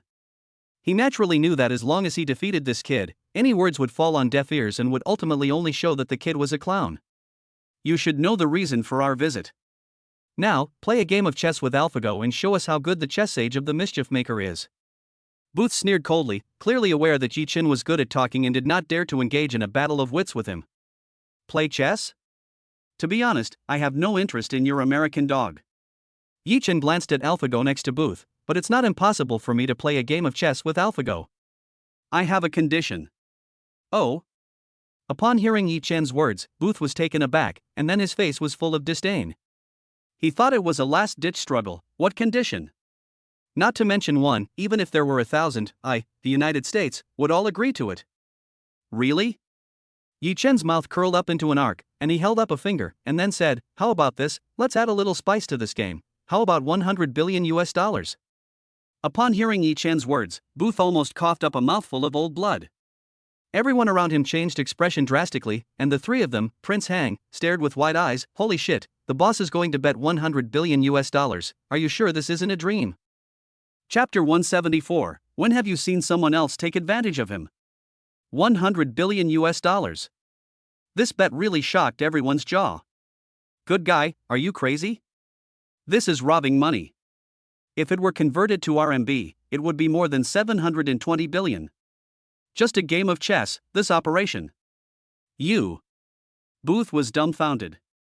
You have to know that there are people from various countries watching, and if they admit defeat, all the hard work they've done before will become a joke. Ding dong. Just then, Booth's phone rang. Seeing that the caller ID was the U.S. senior management, he clicked on it. The message was very short, with just 3 words: say yes. Booth got the consent of the U.S. senior management. His eyes narrowed. Naturally, he did not have the power to determine the 100 billion funding. Now that he had the order from the U.S. senior management, it was a different story. Good. Booth took a deep breath, and he didn't dare to believe that he would one day be involved in a $100 billion gamble. But how do I know if you can afford to pay $100 billion? Booth looked at Yi-Chen doubtfully. You have to know that 100 billion is a very large number. Even Jiangnan's annual output value is nowhere near that. Qualifications? Yi-Chen looked at Booth and then smiled. How about the city of Outland in Ruegua, or the Principality of Nilo as a bet? Hiss. Prince Hang and the other 2 heard what the boss said, and all of them gasped in unison. My goodness, what a spendthrift. Boss, this is really too much, to bet on a city, or even a principality. But is this a way of admitting that he is the Duke of the Principality of Nilo? Hello? Bus naturally knew Yi-Chen's identity, and his eyes lit up. This kid really dares to speak, but this is a public place. Once they win this competition, they can openly take Outland City into their possession, and it is not impossible to even annex the Principality of Nilu. Thinking about this, Bus was so excited that he could hardly contain himself. If they win this competition, he will definitely receive unimaginable benefits when he goes back. This is. Zhao Qiming was dumbfounded. As the president of Jiangnan University, he had never seen such a scene before. Many of the senior management of the university were gulping and swallowing their saliva, as it seemed that things were bigger than they had imagined. This Yi-Chen student is really capable of stirring up trouble. A bet of hundreds of billions of US dollars, this is probably unprecedented in all countries. I'm speechless, Yi-Chen is so awesome. A $100 billion gamble, 700 billion renminbi. I'm not dreaming, am I? Holy cow, Yi-Chen seems to be very confident in his chess skills. Hey, don't doubt Yi-Shen's strength, but I'm curious about how the United States will react after losing the game. Yi-Chen, you did a great job, don't be afraid, fuck them. Damn, it's about time someone taught the Americans a lesson. The wicked will be punished by the wicked. Yi-Chen goes out to battle, leaving nothing alive. Netizens are exploding with rage.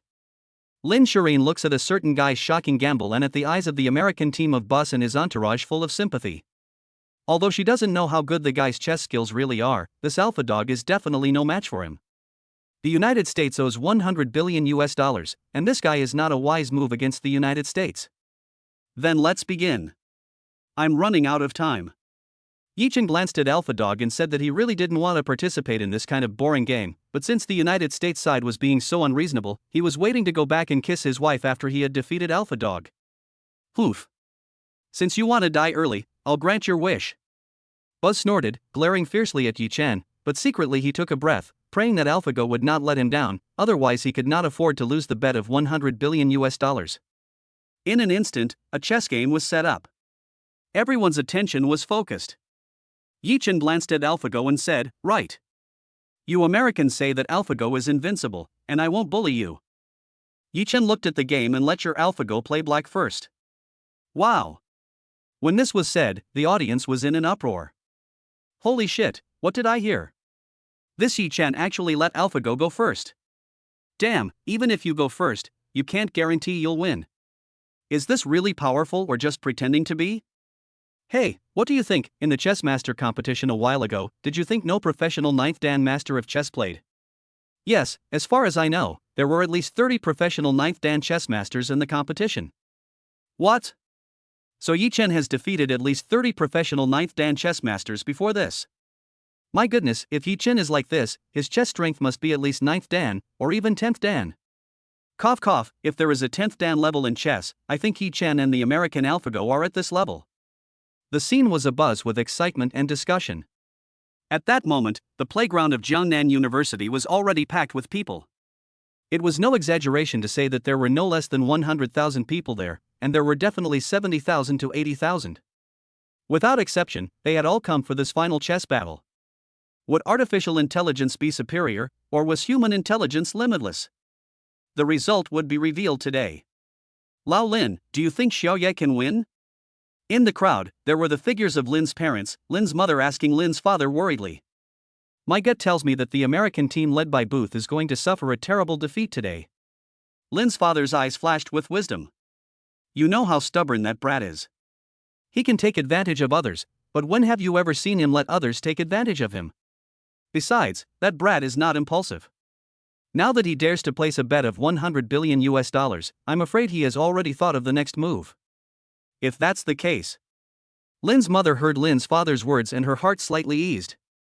Then, Xiaoye is going to be in the spotlight. It's really hard to imagine what kind of son-in-law our daughter has found for the Lin family. Lin's mother gave a bitter smile, thinking about the identities of her son-in-law and the various abilities he possessed. She reminisced about the first time they met, the ordinary boy, and couldn't imagine that he could be linked to the invincible genius in front of her. Back then, how did I not realize that Xiaoye was so amazing? Lin's mother murmured, and Lin's father was also full of emotions. Looking at the 70,000 to 80,000 viewers, as for what kind of explosion online, brat, don't let Lao Tzu down. Chapter 175, A Horizontal Attack, Beating AlphaGo. In a game of chess, everyone's attention is focused. Pop. With AlphaGo's black stone landing on the center of the board, the world's most anticipated crucial battle in the chess world kicked off. Then, Yi Chen casually placed a white stone next to AlphaGo's stone at the center of the board. The speed of this made the leaders of the chess world from various countries cringe. Damn, this speed is too casual. Oof. I'll see how long you can keep up the pretense. Booth snorted coldly, and the AlphaGo team behind him was even more full of scorn. Their AlphaGo had defeated all the professional 9th Dan players from all over the world, and now this young kid, who had only made a name for himself, really thought he could be AlphaGo's match. The artificial intelligence they had developed, AlphaGo, was absolutely invincible, and they were waiting to see how this would end when this kid took the lead. Pat. With each piece falling, Bus and the others became silent, because after 30 moves, AlphaGo had not yet gained the upper hand, and was even slightly losing. Good. Wei Lao saw this and his eyes lit up. After 30 moves, he was in the ascendancy. Yi Chen's chess skills are really not bad. What? That kid is actually in the ascendancy. Good guy, that's AlphaDog, my god. It's hard to imagine how high this guy's chess skills actually are. Haha, AlphaDog is no big deal. Grandmas, did the American let up? Get up and cheer. The heated discussion was unprecedented, but the comments of the people around them made Bus and the others look even more gloomy. Damn it! That kid, how is that possible? Obviously, they couldn't believe what they were seeing, and were sure they weren't dreaming. How could their invincible AlphaGo, their proud artificial intelligence, be losing to that kid? It's a fake. It must be a fluke for that kid to win. Yes, that must be it. Dad, you're amazing. You're the best. The little guy was clapping excitedly at the side at this time, and his playful and cute appearance seemed to stab a knife into Boo's heart. It was like a constant reminder that this was not a dream. As time passed, AlphaGo's chess playing became slower and slower, while Yi Chen was still strolling around at a leisurely pace, undiminished. Not only that, the situation on the chessboard is becoming increasingly unfavorable for AlphaGo. This contrast is so refreshing that Prince Hang and everyone else's hearts are exploding. It is obvious to anyone that the level of skill is now obvious. However, what they don't know is that at this moment, AlphaGo is calculating every move at a speed of tens of millions of times per second, choosing the best and most advantageous position. 1 minute. 3 minutes. 5 minutes. In the end, AlphaGo played like it was on strike, because the complexity of its internal calculations was truly exponential. Sigh. At a certain moment, smoke appeared from AlphaGo's mechanical body, and its chip directly overloaded and damaged. Abandon the piece, admit defeat. In the end, AlphaGo made a difficult decision under its stubbornness, and watching this scene, Bus's face turned pale. This is impossible. Bus looked at the scene in front of him, his face full of horror and disbelief. His eyes were fixed on the chess game, not blinking. AlphaGo had actually lost. Is that kid really human? In an instant, Bus's look at Yi Chen changed completely, and the crowd from the United States, including AlphaGo, were all in shock. What had they seen? The most important thing is that this is not just about losing a game of chess. It means that their years of hard work have gone down the drain, and they now owe this kid $100 billion. This is a huge sum of money, and they have undoubtedly lost big time. 66666, Yishin is awesome. Ha, I didn't think Yishin would really win. AlphaGo was trounced, well done. Damn, the American will never be able to make me beep again. AlphaGo lost, it's like a dream, Yishin is invincible. It's true that there is nothing in the world that I, Yishin, can't do. Damn, you guys forgot about the $100 billion bet. My god, Yishin made $100 billion so easily. At this moment, Yi Chen's online fans exploded, partly because Yi Chen had won against AlphaGo, and partly because of the $100 billion. The wealth of the owner is so great that it has left the richest person behind by many streets. Moreover, you must know that the $100 billion here is only a part of Yi Chen's assets. If you add in his many industries and his status as the Count of Switzerland and the Duke of the Principality of Nilu, his net worth would be at least 1 trillion yuan. Grandma, this is a veritable billionaire. As for the bet, I will entrust it to the Chinese government to collect, although you can choose to renege. Yi Chen's calm voice was heard, followed by his departure with Lin Shireen and her daughter. The little guy felt the shocked and stunned gazes of the crowd, and the corners of his mouth curled up. Daddy, you're awesome. Lin Shireen suddenly felt a great deal of pressure. After all, this was watched by 70,000 to 80,000 people, and among them were many chess masters and top elites from all walks of life. It was impossible to say that there was no pressure at all. You've made enough of a splash now. Lin Shireen gave Yi Chen an oblique glare. This guy really had made a huge splash. After today, I'm afraid the whole world will know his name. Are you kidding? He has fought back with a vengeance, and he can be said to have saved the chess world. In other words, the chess world, including the International Chess Association, owes Yi Chen a huge favor. They naturally understand. Yi Chen has preserved their last vestiges of dignity. After all, the chess world was not defeated by the American artificial intelligence. Although it was a narrow victory, at least they didn't lose. Good guy. Wang Zihong watched the back of his boss and his family as they left, gulping and swallowing. Boss is invincible.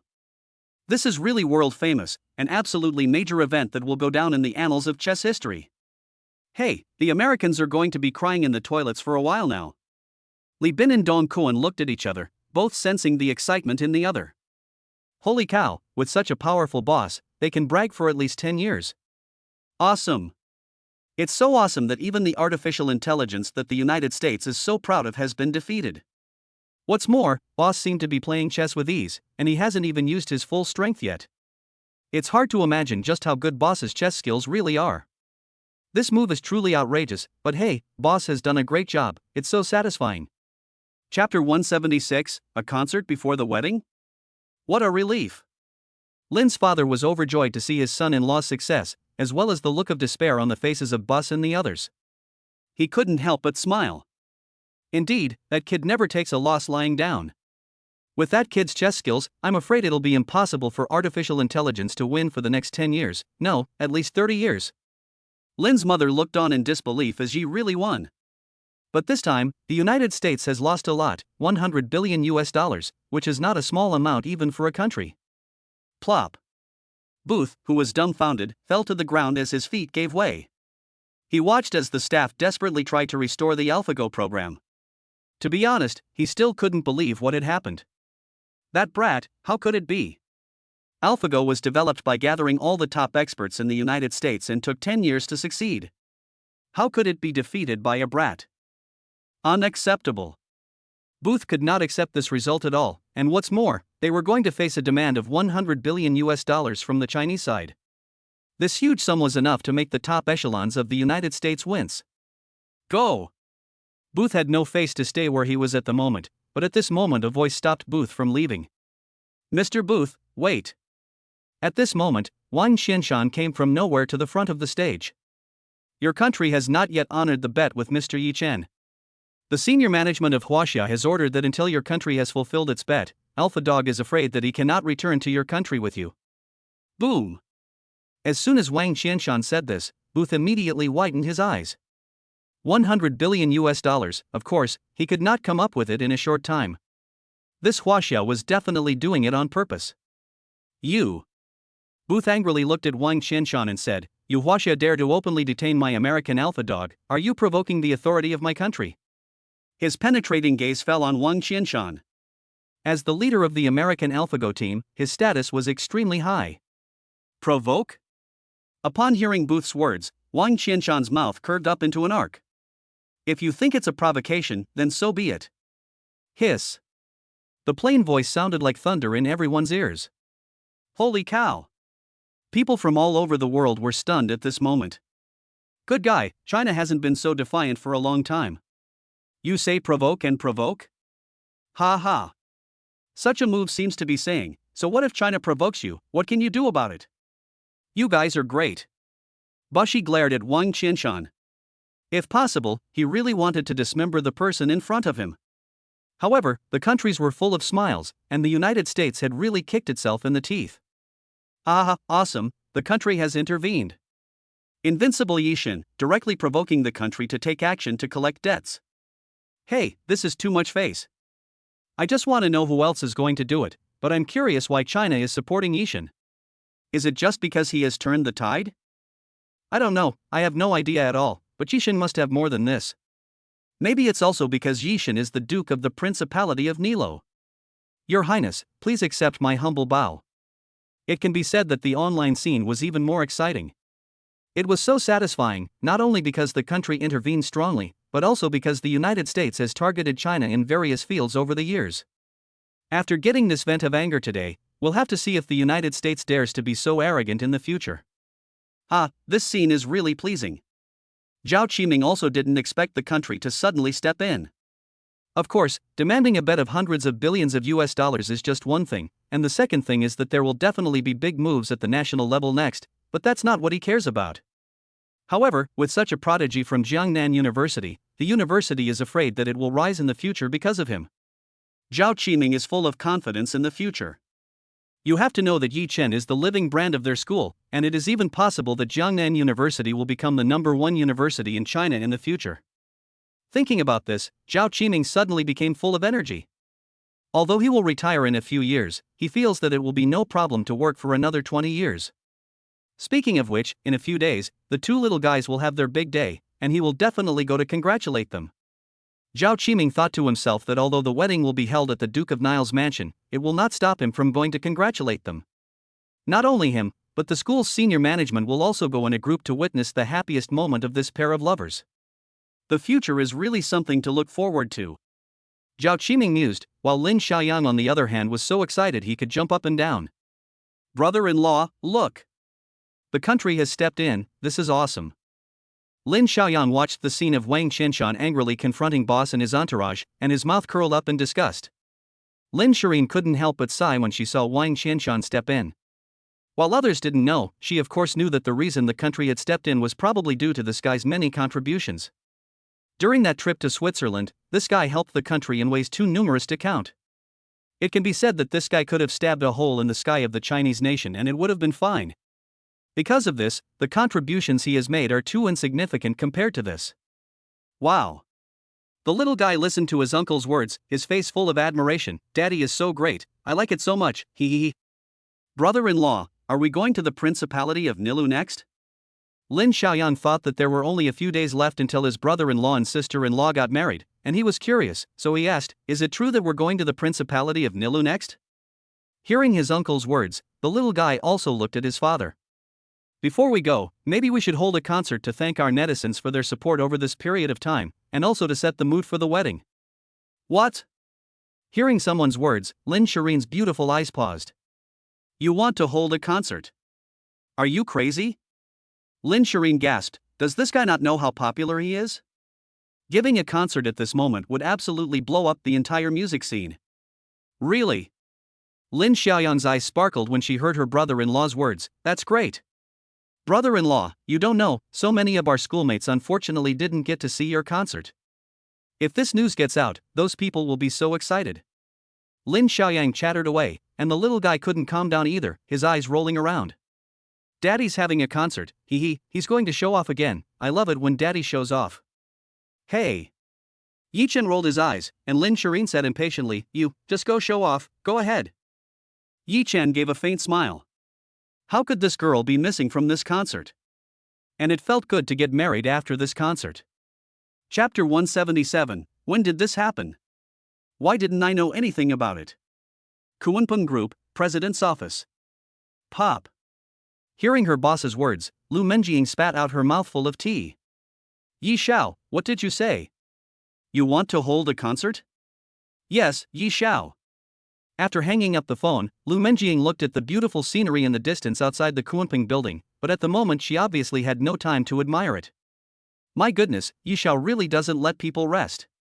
Just now, she learned that her boss is the chess master and the devil, and he has also saved the chess world from danger in one fell swoop, beating the American artificial intelligence AlphaGo handily, and even betting $100 billion against it. You have to know that this asset is worth more than the entire Kunpeng Group combined. Although the Kunpeng Group is developing well, it only totals nearly 40 million renminbi, which is almost half of the 70 million. If this news gets out, I'm afraid the internet will fall again. With a little emotion, Lu Menjing just let the karaoke music platform release an official announcement to spread the news. After doing everything, Lu Menjing's gaze fell on the boiling online world, hoping that this matter would not cause too much of a stir. 10 minutes later. The official Weibo account of the karaoke music platform refreshed and an additional Weibo post appeared. In response to the demands of his fans, the singing talent Yi Chen will hold a concert to thank his fans in 2 days' time. A feast for the ears for all to share. As soon as this Weibo post appeared, the online fans, who had been discussing it heatedly, were taken aback. Is this for real? Yi Chen is going to hold a concert. Ahem, isn't Yi Chen getting married in a few days? He's still going to hold a concert?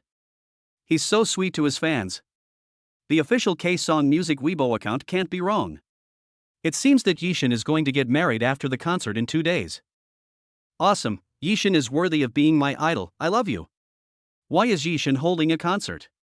Forget about getting married, how about traveling around the world with me and discussing water bills? Damn, it starts in 2 days, there's no publicity at all, maybe I can get tickets. Good, how did I forget about this? I'll stop chatting, I'll go buy the tickets offline. Buy tickets +1. Buy tickets plus 10,086. Furious comments poured in under the Weibo, and in less than 10 minutes this Weibo was pushed to the top of the search, and immediately became known to more people. You have to know. Just now, Yi Chen's 100 billion gamble to push AlphaGo out of the way of the US was still trending, and now this happened. It can be imagined what a sensation it will be. Yangcheng, scholarly family. This brat. Ye's mother looked at the official announcement of her son's concert and couldn't keep a low profile. $100 billion, he really dares to say that. Ye's mother, who had a bitter smile on her face, shook her head bitterly, but at this moment. Sisterly, what's that? I heard your boy is having a concert. Yes, can you get me some tickets? Money is no object. We're all neighbors, a few tickets are not too much, right? Sisterly, we usually listen to what the neighbors say. Mother Yi was both happy and sad. Ahem, what was that? After all, it is the concert of that brat. I'll ask first and try to get you some tickets. After saying that, Yimu rather embarrassedly got into the elevator, and didn't let out a sigh of relief until the elevator closed. It was so scary. Although it felt good, it would be a bit annoying if that brat got too much attention. Yimu thought so, but if outsiders knew, they might say that she was like the Palace of Versailles. Annoying? Are you kidding? They wish they could be that annoying. It's best to annoy them to death, but they have to have that chance. A little. It's annoying, but what can I do? Yimu, who had returned home, muttered with a headache, and at this moment, when Yifu saw Yimu like this, Wanting, what's wrong? What's wrong? Seeing Yifu acting as if nothing had happened, Yimu was furious. Don't you know about your son's concert? Yifu, concert? Obviously, upon hearing Yimu's words, Yifu was confused. How could it be? Isn't his son getting married in a few days? What concert? Besides, they should be in the Principality of Nilu right now, so where would they find the time to hold a concert? You heard what Ye's father said, and Ye's mother was taken aback. Obviously, it was only at that moment that she realized what had happened. Yi, you don't happen to know that your son is playing chess with AlphaGo from the United States, do you? At this moment, Ye's mother really felt like smashing Ye's father to death. Such a big thing had happened, and the old man didn't even know about it. AlphaGo? Upon hearing Ye's mother's words, Ye's father was momentarily taken aback. I don't pay attention to that. Right, I heard that AlphaGo is supposed to be pretty good. Is my son a match for it? Ye's mother. For a moment, the atmosphere in the room fell silent as Ye's mother really didn't want to talk anymore. What's wrong with you, Wenting? Obviously, at this moment, Ye's father still didn't realize anything was wrong, but Ye's mother's expression had turned cold. I don't want to talk to you, just watch it online yourself. After Yimu finished speaking, she looked after herself and sat down on the sofa. Yifu was even more puzzled when he saw this, and then took out his mobile phone and read it. It didn't matter if he didn't read it, but when he did, he was really not calm. What? My son won the chess game against the American AlphaGo, and he also won $100 billion from the Americans. In the end, the country even stepped in to collect the debt. How is this possible? Gulping down his saliva, Ye's father was truly shocked. My goodness, when did this happen, and why didn't he know anything about it? Ye's mother rolled her eyes, not knowing anything about it. The internet is going crazy right now. This old man really has an extraordinary heart. Doesn't he usually flip through his phone? Cough, hey. Ye father naturally knows why ye mother is angry at this moment. With a smile on his face, I'm not researching my son's dream of the Red Chamber, but my son is really amazing. He was able to write such a great work. He is worthy of being my son. Ye father bragged a bit, then glanced at his phone. Hey, if my son is so amazing, what's the point of working? I'll quit my job when I go back. After my son gets married, I'll take you on a trip and study his dream of red mansions on the side. Oof. Ye's mother's face brightened up when she heard Ye's father come to his senses. The old guy has a conscience, after all. But then again, it's about time the two of them enjoyed their retirement after working so hard for so many years. But before that, there's still the concert in 2 days that I'm quite looking forward to. Chapter 178, Xiaoya's strength is so impressive that I'm afraid I won't be able to resist the urge to beat up my son when we get home. 2 days passed in the blink of an eye. On this day, it was the Jiangnan Open Air Stadium. At the moment, the entrance to the stadium was wide open and had been temporarily expanded because the scale of this concert was unprecedented. It could be said that all the famous singers in the music industry had come. 8 long queues spread far and wide, and it was astonishing that they were the audience members entering with tickets. Hiss. Wang Zihong and the others sucked in a cold breath and looked into the distance. My God, boss, how many people are there at this concert? Cough cough, I don't know. But according to a little-known source, there are 300,000 people in the audience alone, and it's being broadcast live online.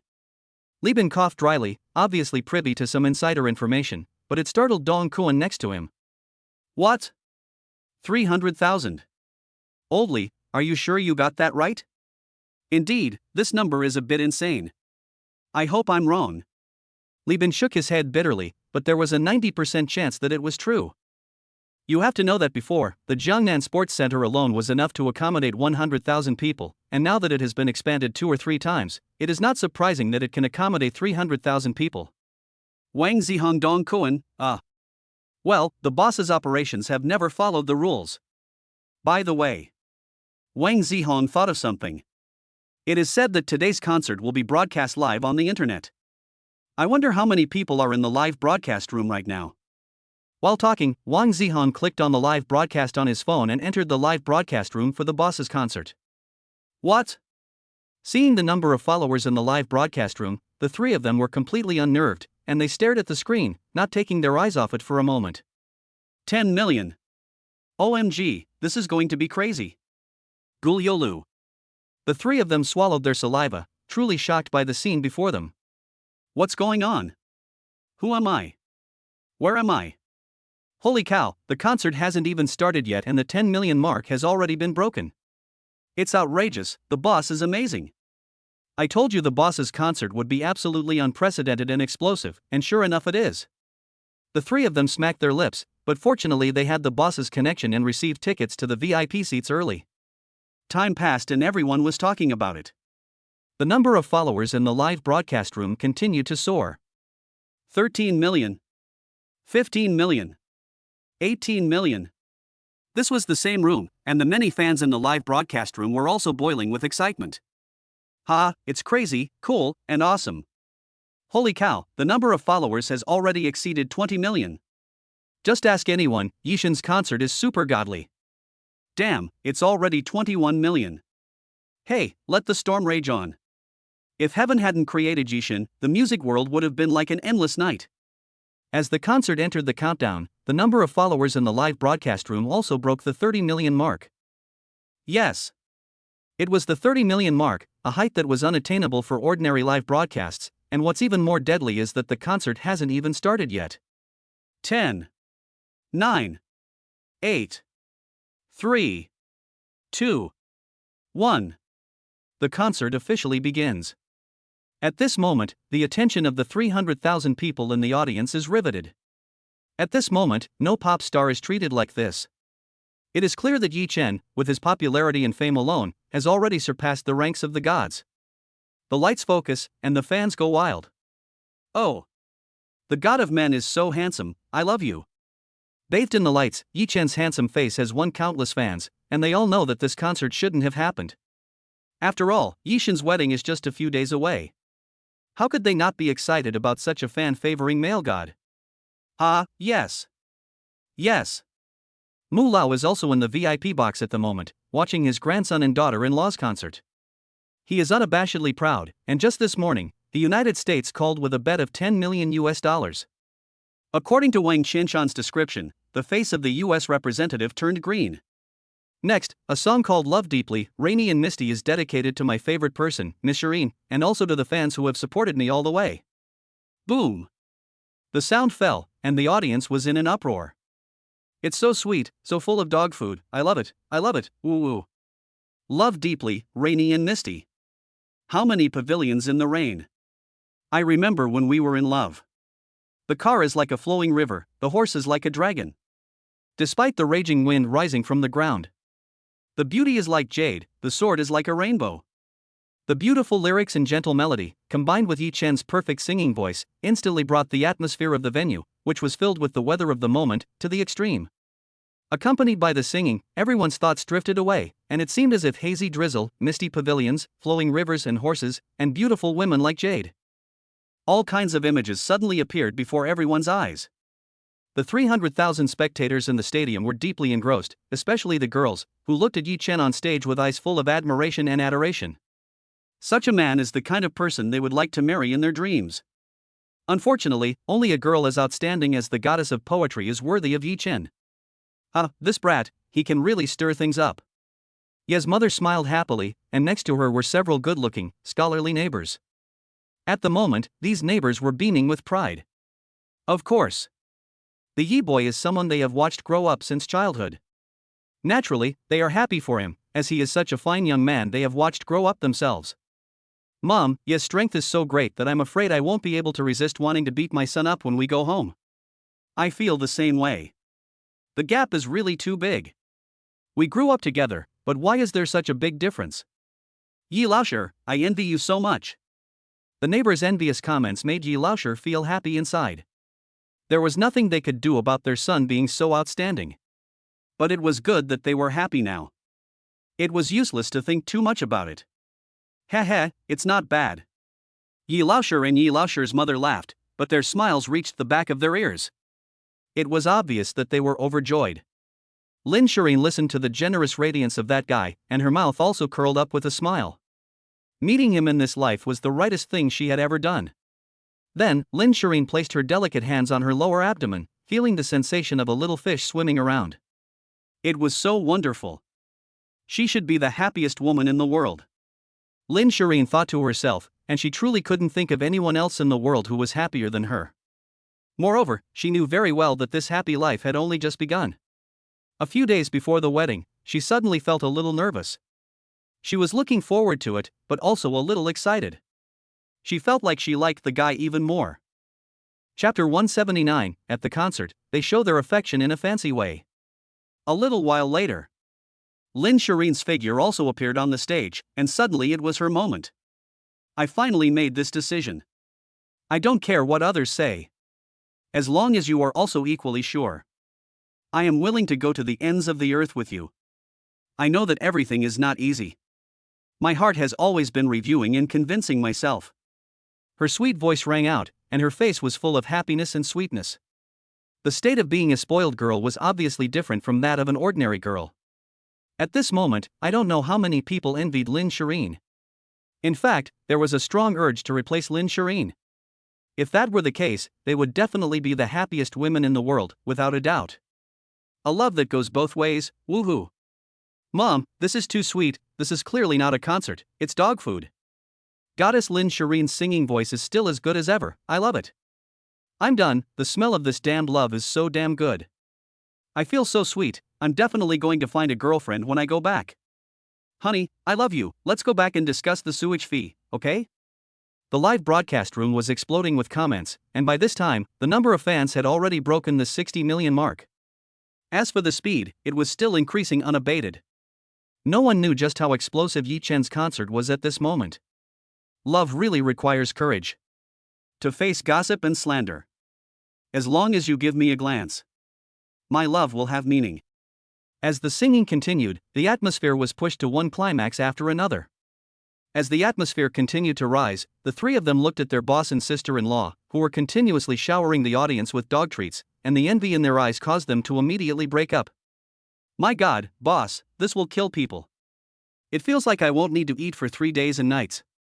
So sweet, so sweet. The three of them chattered away, and Lin's parents, watching their daughter showering their son-in-law with gifts, were also overwhelmed with emotion. 61 million. 65 million. 70 million. The concert's live broadcast room exploded with fans like never before, and after about half an hour, the number of fans finally broke the 100 million mark. 100 million. Yes, this was the record achieved after 3/4 of an hour into the concert. Great. Let's give a warm round of applause to Yi Chen and Lin Shireen as they sing You Are a Song in My Heart together. Wow. After the number of fans exceeded 100 million, the final trump card was finally played, and the enthusiasm of the scene reached an unprecedented high. Yi Chen and Lin Shireen also appeared on stage in their best attire. The two of them glanced at each other, and the corners of their mouths curved into an invisible dog food that overflowed the entire venue. Burp. Before the dog food even started, everyone had already burped secretly. Obviously they had already eaten a lot from the forced dog food. You are a song in my heart. A flower blossoms in my heart. They looked at each other, Yi Chen's super warm voice sounded, and every note seemed to have turned into dog food, filling the whole audience with the stage as the center. In an instant, it was forcibly stuffed into everyone's mouths, and it was so comfortable to listen to that it made their ears tingle. In particular, some single dogs had warm smiles on their lips, as if they had seen their goddesses. You are a song in my life. Missing you has turned into a river. Lin Shireen's voice followed closely, and the two were now so well matched that it didn't seem like two people singing anymore. Their singing skills had merged into one, and they had taken the song to a whole new level. My God. Many students at Jiangnan University had a honey-like smile on their lips as they listened to the duet of Yi Chen and Shireen. Oh no, they've been sweet-talked by Yi Chen and Shireen, what should I do?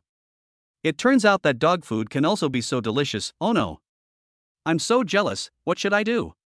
If only Yi Chen were my boyfriend, I wouldn't need to go to school, I could just stay at home every day and kiss him. I like Yi Chen so much, but unfortunately I don't stand a chance. The girls are all envious, why? Why are all the good men taken? I want one too. If my boyfriend could be half as good as Yishan, or even 1/1,000,000th as good, I would be satisfied. You are a song in my heart. A flower blossoms between my heartbeats. You are a song of my life. Then the two of them sang in unison, immediately raising the atmosphere to the extreme. Everyone's eyes widened as they felt the onslaught of the dog food. Oh my god. It's so sweet. The sweet dog food was spilled all over the venue, and the fans in the live broadcast room couldn't get enough of it. At this moment, they realized that they were completely wasting their money by going to Yishan's concert and eating dog food. Wei Lao, the villa. This is. Wei Lao was looking at the online reviews of the friar when he suddenly entered the live broadcast room. The young people nowadays sure know how to have fun. Showing off their affection in such a way at a concert. But 300,000 live audience members and over 100 million netizens tuning in is really a first. Wei Lao was overwhelmed with emotion. Meanwhile, across the ocean, Bus was also watching the news about Yi Chen's concert today. Puff. When he saw the picture of Yi Chen and his wife sprinkling dog food, he almost spat out a mouthful of old blood. How could that guy be like that? Damn it. For a moment, watching someone basking in the limelight, Booz hated the sight of it so much that he wanted to crawl into the screen and strangle the guy to death. It was so shameless. What if he wanted to kill him? It was boiling over. The concert venue was boiling with excitement. The Hall of Fame singers in the music world have all sung, and they will not let go of this opportunity to befriend Yi Chen. With their discerning eyes, they naturally know that Yi Chen will be the uncrowned godfather of the music world for a long time to come. If they want to develop in the music industry in the future, they will need Yi Chen's help. Of course, even if they cannot get close to him, they must at least not be his enemy. Are you kidding? They knew with just a flick of their fingers what 300,000 Full House concert attendees and hundreds of millions of live streaming fans represented, the top tier. Yes, the absolute top tier. Even though Yi Chen had left the music scene for a long time, he was still the center of attention when he returned.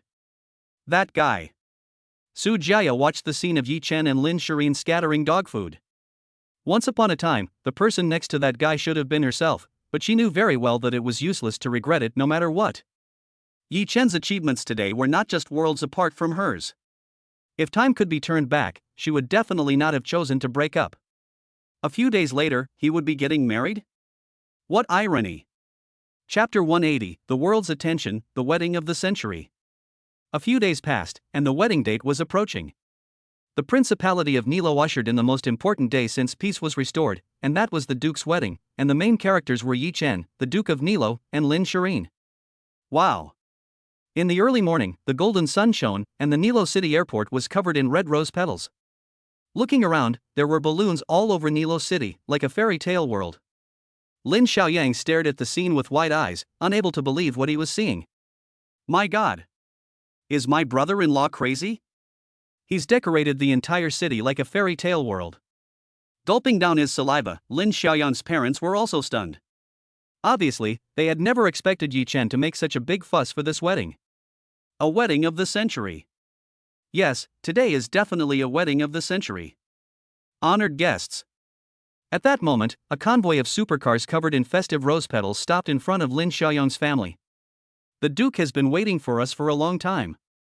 Please get in the car and hurry to the Duke's mansion. Xiao Yi arranged this. Yimu looked at the 10 supercars, each worth at least 10 million, and the convoy alone was worth at least 100 million. Let's go. Lin's father let out a small sigh of relief, clearly a little shocked by his son-in-law's actions. However, when he learned that there were 20 such convoys, it really made Lin's father unable to calm down, and he almost choked to death on his own saliva. What are you saying? There are 20 of these convoys.